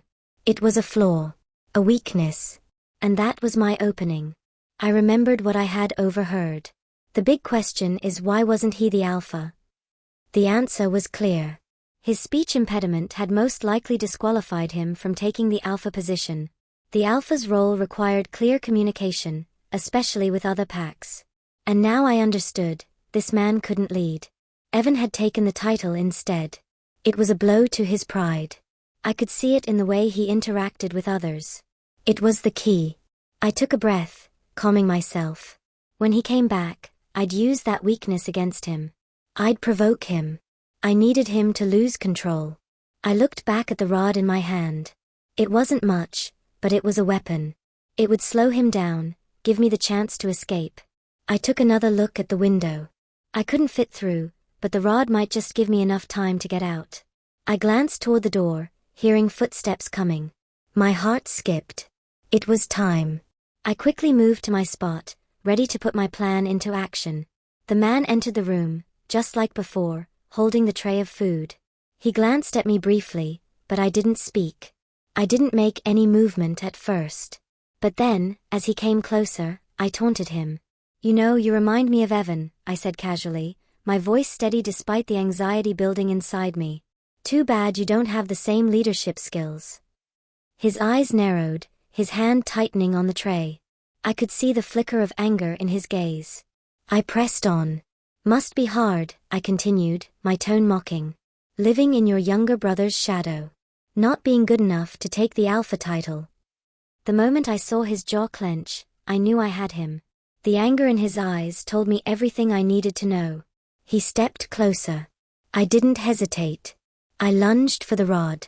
I swung it, hitting him with all the force I could muster. He staggered back, snarling in pain. I didn't waste a second. I bolted for the door, my heart pounding as I ran, adrenaline flooding my system. I wasn't sure where I was going. I didn't care. I just had to get out. I could feel the weight of the situation pressing down on me as I crossed the border into Evan's pack territory. My heart was pounding in my chest, the adrenaline coursing through me like wildfire. But I knew I couldn't afford to act on instinct, not this time. If Luna was truly in danger, charging in would only make things worse. It would be foolish. The pack here wasn't like mine. I was outnumbered. Even if I called upon my warriors, there was no guarantee they'd come to my aid, not with the way I had treated Luna. I had rejected her, and now I was alone in enemy territory. And then there was Evan. Evan. I didn't know what kind of man he had become. I didn't know what he wanted with Luna. If I confronted him head-on, there was no telling what he might do to Luna. I couldn't let that happen. I couldn't risk it. Instead, I had to be smarter. I wasn't here to start a war. I was here to get Luna out, to bring her back to where she belonged. But I had to be strategic. I stepped off the main trail and into the woods. I could already feel the temperature drop as I moved through the trees, the shadows lengthening around me. This was a familiar path for me, one that I had used many times before when I wanted to get in and out of places undetected. I didn't want to walk directly into the pack's territory. That would be too obvious, too reckless. Instead, I followed the mountain paths through the woods, the ones that led around the perimeter of the pack's grounds. The land here was rougher, more treacherous, but it gave me cover. I moved quietly, my boots barely making a sound against the forest floor, my senses sharp. Every sound, every rustle of leaves, every broken twig was noticed. I couldn't afford to make a mistake. My thoughts kept drifting back to Luna. I couldn't stop thinking about her. How she had left my pack, how I had rejected her, pushed her away, and now I was paying the price for it. But none of that mattered now. What mattered was getting her out of this place. I had to find her. I had to make sure she was safe.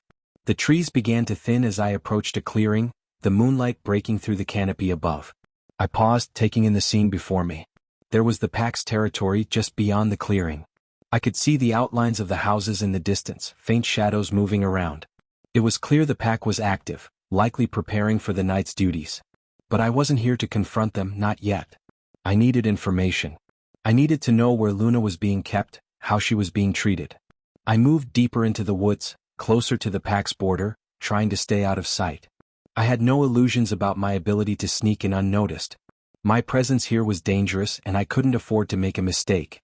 But as I moved, I began to hear voices. They were low at first, murmurs that blended with the rustling of the wind in the trees. But as I crept closer, I could make out words. I crouched down behind a large boulder, my heart thudding in my chest. 2 wolves were standing near a small cabin on the edge of the pack grounds. They were speaking in hushed tones, unaware of my presence. "I heard she's locked up in the east wing," one of them said. "Evan's orders. He wants to keep her isolated until the full moon. Says she's too valuable to be kept with the rest of the pack." The other wolf nodded, looking around nervously. "I've heard she's powerful. But no one knows what exactly she can do. Evan says she's a weapon. And after the full moon, when the alpha bond is complete, that's when we'll see what Evan has been wanting to achieve for years." I clenched my fists, my blood boiling at the thought of Luna being treated like some kind of weapon. Like she was nothing but a tool to be used. "What about the alpha?" the other wolf asked. "Isn't there a risk if Evan doesn't control her?" "He's got it handled," the first wolf said, shrugging. "He's already planning for it. The blood ritual, the transfer of power, it's all set." I barely held back a growl, my heart pounding. They were talking about Luna's blood, the very thing I had feared. I knew what this meant. Evan wasn't just after Luna's power. He was planning to steal it. And he would do it on the full moon when her bond to her mate was strongest. I couldn't let that happen. I needed to get to her before the ritual could begin. I stayed hidden, listening to the conversation until it faded into the night. My mind was reeling, but one thing was clear. Evan had bigger plans than I thought. I couldn't let that to my sweet little mate Luna. I took a deep breath, steadying myself. I couldn't rush in, not yet. I had to plan. I had to wait for the right moment to get in. I looked back at the pack's territory, the house lights faint in the distance. I wasn't leaving until I found her. "I'll do whatever it takes to protect you, Luna." The moment I was told, I felt the cold rage hit me like a wave. Luna had escaped. My first instinct was to dismiss it. Impossible. She couldn't have gotten far. She didn't know the terrain. She didn't know the land like I did, like my pack did. This was my territory. But then the truth sank in. She had managed to slip away. That bitch. She had dared to run. She had dared to think she could outsmart me, escape me, just when I was so close to achieving my ultimate goal. I had been so careful, so meticulous in my plans to use her for everything she was worth. But now, she was ruining it all. I couldn't let that happen. Get the search party together. I growled at the nearest guard. My voice was low, dripping with the venom building in my chest. "I want her found. Now!" The guard nodded quickly, rushing to relay my orders. I took a deep breath, forcing myself to keep my calm, but it was useless. I was beyond pissed. Luna was the key to everything. Everything I wanted, everything I needed. Without her, my plan would fall apart. She was supposed to be the power that would make me the strongest alpha. She was supposed to be mine to control. But now, she was running from me, running from the one who had the power to shape her, shape everything about her. I needed her. I didn't just want her. I needed her power. But she seemed too stupid to understand that. I grabbed my jacket, throwing on with a jerk, and stormed out of the room, my fury growing with every step. I was going to find her. I wasn't going to let some low-ranked, rejected mate ruin everything I had worked for. Where's the nearest exit? I barked, turning to the guard leading me to the main hall. "We'll search the perimeter. She hasn't gotten far." The guard didn't hesitate. "Alpha, the area is vast. It's going to take time." "I don't care about time," I interrupted, my voice ice cold. "She's out there somewhere and I will find her." I walked quickly, ignoring the worried glances of my men. Their faces didn't matter to me. I was too angry to focus on them. I had one goal: bring her back. I couldn't let her get away. We reached the edge of the pack's territory, the cold wind cutting through the trees as I surveyed the area. My thoughts were spinning, a whirlwind of frustration and desperation. I couldn't lose her now, not when I was this close. Her powers were my ticket to becoming the strongest alpha, but she had run, and now she was making me chase her. The guard were moving with purpose, scouring the edges of the pack's lands. They were quick and efficient, but I wasn't satisfied. I was going to make her regret that. I clenched my fists as I looked into the woods, the scent of the trees and earth mixing with the scent of her. I could still smell her faintly on the breeze. She wasn't far. She will pay for this. My voice in my head echoed the thought. I wasn't going to let some rebellious girl screw up everything I had worked for. I wasn't going to let anyone stand in the way of my goal. I started moving again, my pace quicker now, almost to the point of running. There was no time to waste. I had to find her. There was no other option, no mercy. I would use everything at my disposal, my power, my pack, whatever it took to get her back. She wasn't leaving. Not after all the effort I had put into this. I walked, my mind calculating every step, every moment, as I led the search. The guards followed, but the frustration burned in my chest, hotter than the anger I had felt earlier. The more I thought about it, the more I realized this was more than just her running away. She had made a decision, and it was a decision that was going to cost her. I stopped for a moment, taking a deep breath, my eyes narrowing as I scanned the area again. The night was deep, the moon shining coldly above, but Luna wasn't here. Not yet, but she would be. I wasn't going to let her escape this time. Not when she was so close to everything I wanted. Find her, I said through gritted teeth, turning toward my men, and bring her back. I don't care if you have to tear this place apart. We won't stop until she's back in this pack, under my control. I was so close. She was within my reach, and she would never get away from me. I kept running. Fear gripped me with each breath I took, but I couldn't stop. I had no choice. My body was weak, and my mind was clouded with exhaustion, but I pushed forward, deeper into the woods, into the unknown. I wasn't familiar with this pack's terrain, and it made every step more difficult. The land was unfamiliar, strange, hostile even. I couldn't shift, I couldn't call on my wolf. Wolfsbane had drained me, left me powerless in the worst way. I couldn't rely on my strength, my speed, or my instincts. But still I ran. I had no choice. I couldn't stay in that place. I had to escape. I stumbled over uneven ground, my breath coming in short, shallow gasps. I was so weak. The panic surged inside me, and I screamed, hoarse from exhaustion, "Kai." I screamed his name, desperate for him to hear me, to help me. But I knew it was futile. I had to keep running. But then, my foot caught on a twig, and before I could catch myself, I felt my body tilt forward. I was falling into a steep slope. I braced myself for impact, but then strong hands caught me. The grip on my waist was firm, pulling me up. My heart hammered in my chest, not just from fear, but from the familiarity of the touch. No, it couldn't be. I slowly turned my head, my breath catching in my throat. There he was. Kai. It was as though he heard my call. I stared at him, still in a state of shock. His eyes were full of a mixture of fear and relief, like he had finally found what he had been searching for. It was clear that he had been searching for me. He came for me. He pulled me into a tight embrace, his body warm and solid against mine. I didn't have the energy to resist. His arms wrapped around me like a shield. "I'm never letting you go," he whispered, his voice hoarse, filled with a longing that sent a shiver down my spine. I didn't know what to say. There were so many questions swirling in my mind. Why was he here? How did he find me? And yet, I couldn't bring myself to ask. I just closed my eyes for a second, letting myself feel the comfort of his arms. But then, reality slammed back into me. I couldn't stay here. The wolves would be on us soon. They were close, and Evan's men would be searching for me. I pulled away from him, panic rising in my chest again. "Kai," I said, my voice trembling, "we have to go now." Evan and his men are probably behind us. Kai looked at me, confused. What happened? Where have you been? What's going on? I shook my head, cutting him off. Now is not the time for this. We need to leave. They're going to catch up to us. Before Kai could protest, I heard it. A voice. Got you. I froze, my blood running cold. My head snapped around, and I saw them. Evan and 5 of his men were slowly closing in on us, their eyes fixed on Kai and me. Evan's lips curled into a wicked smile. Seems like we have a special guest in our midst, he said, his voice dripping with amusement.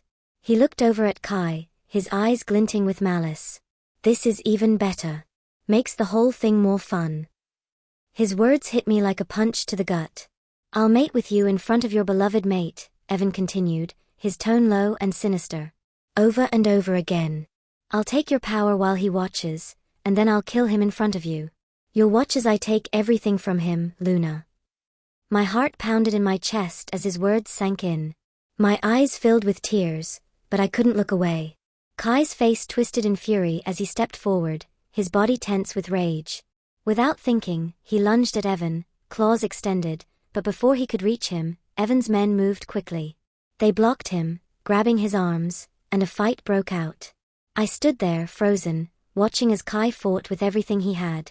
But there were too many of them. Even with all his strength, he couldn't overpower 5 wolves. I looked around desperately, but there was nothing I could do.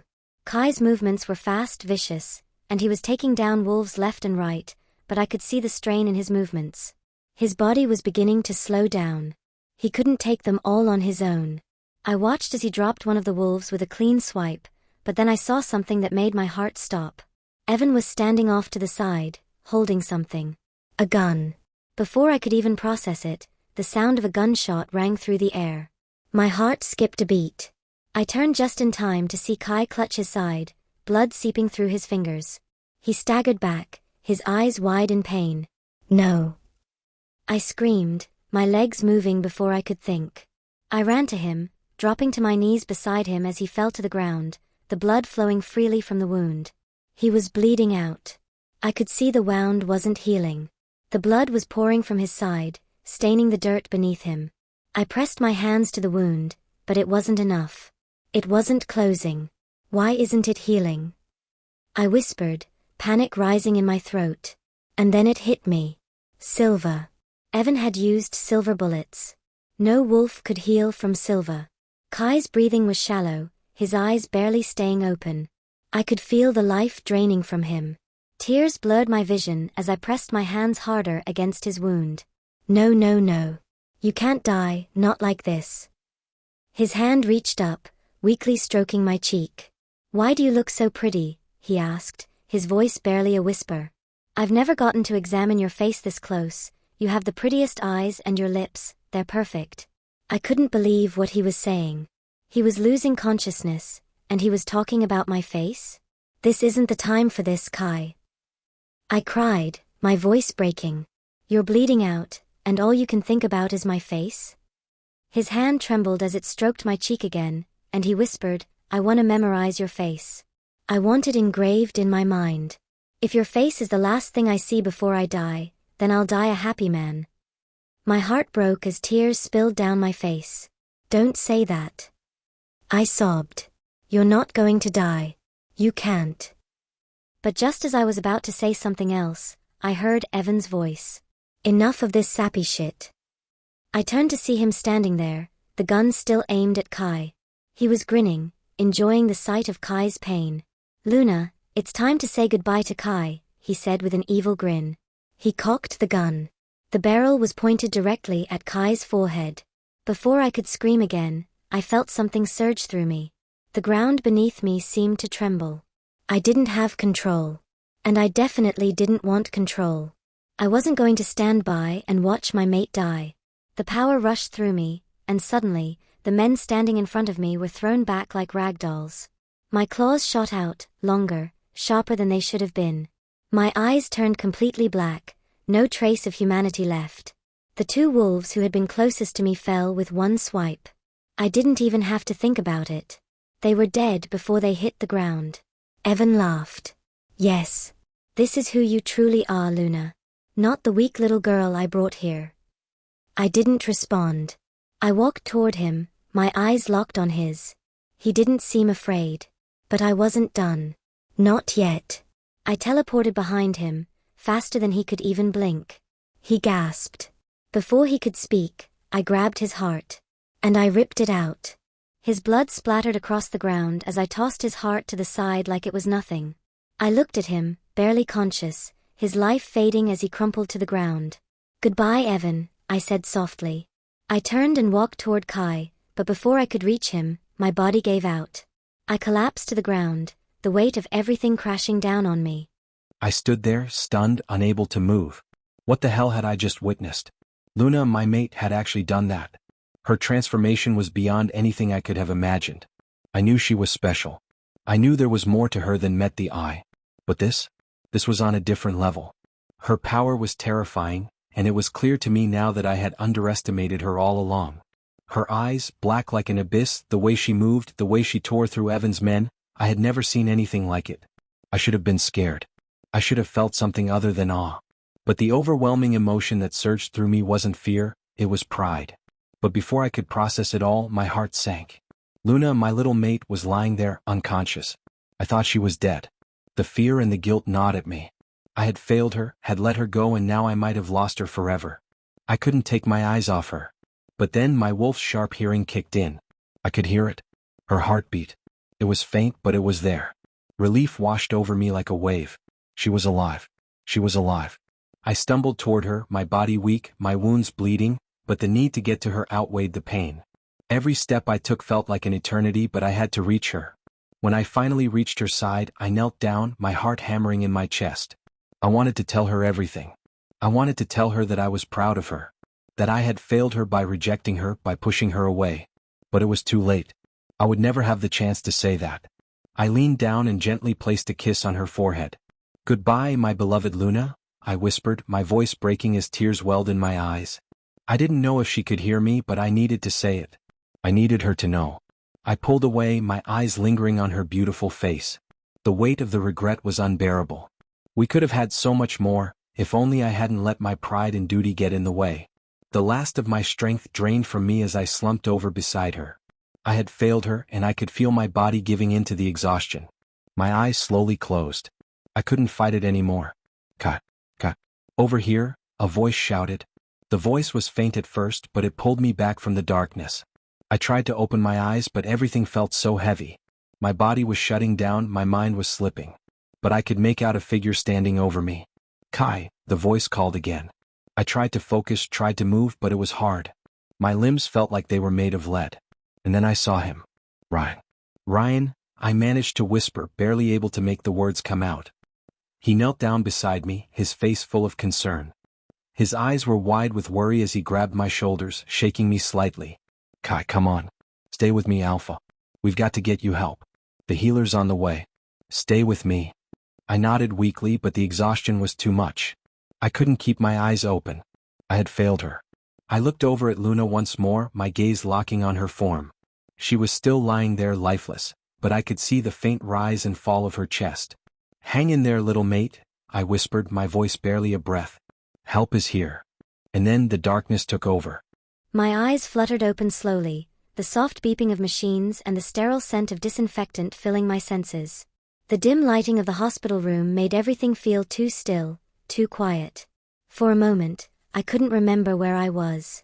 My body felt sluggish, weak, far too heavy. My limbs were sore, my head foggy.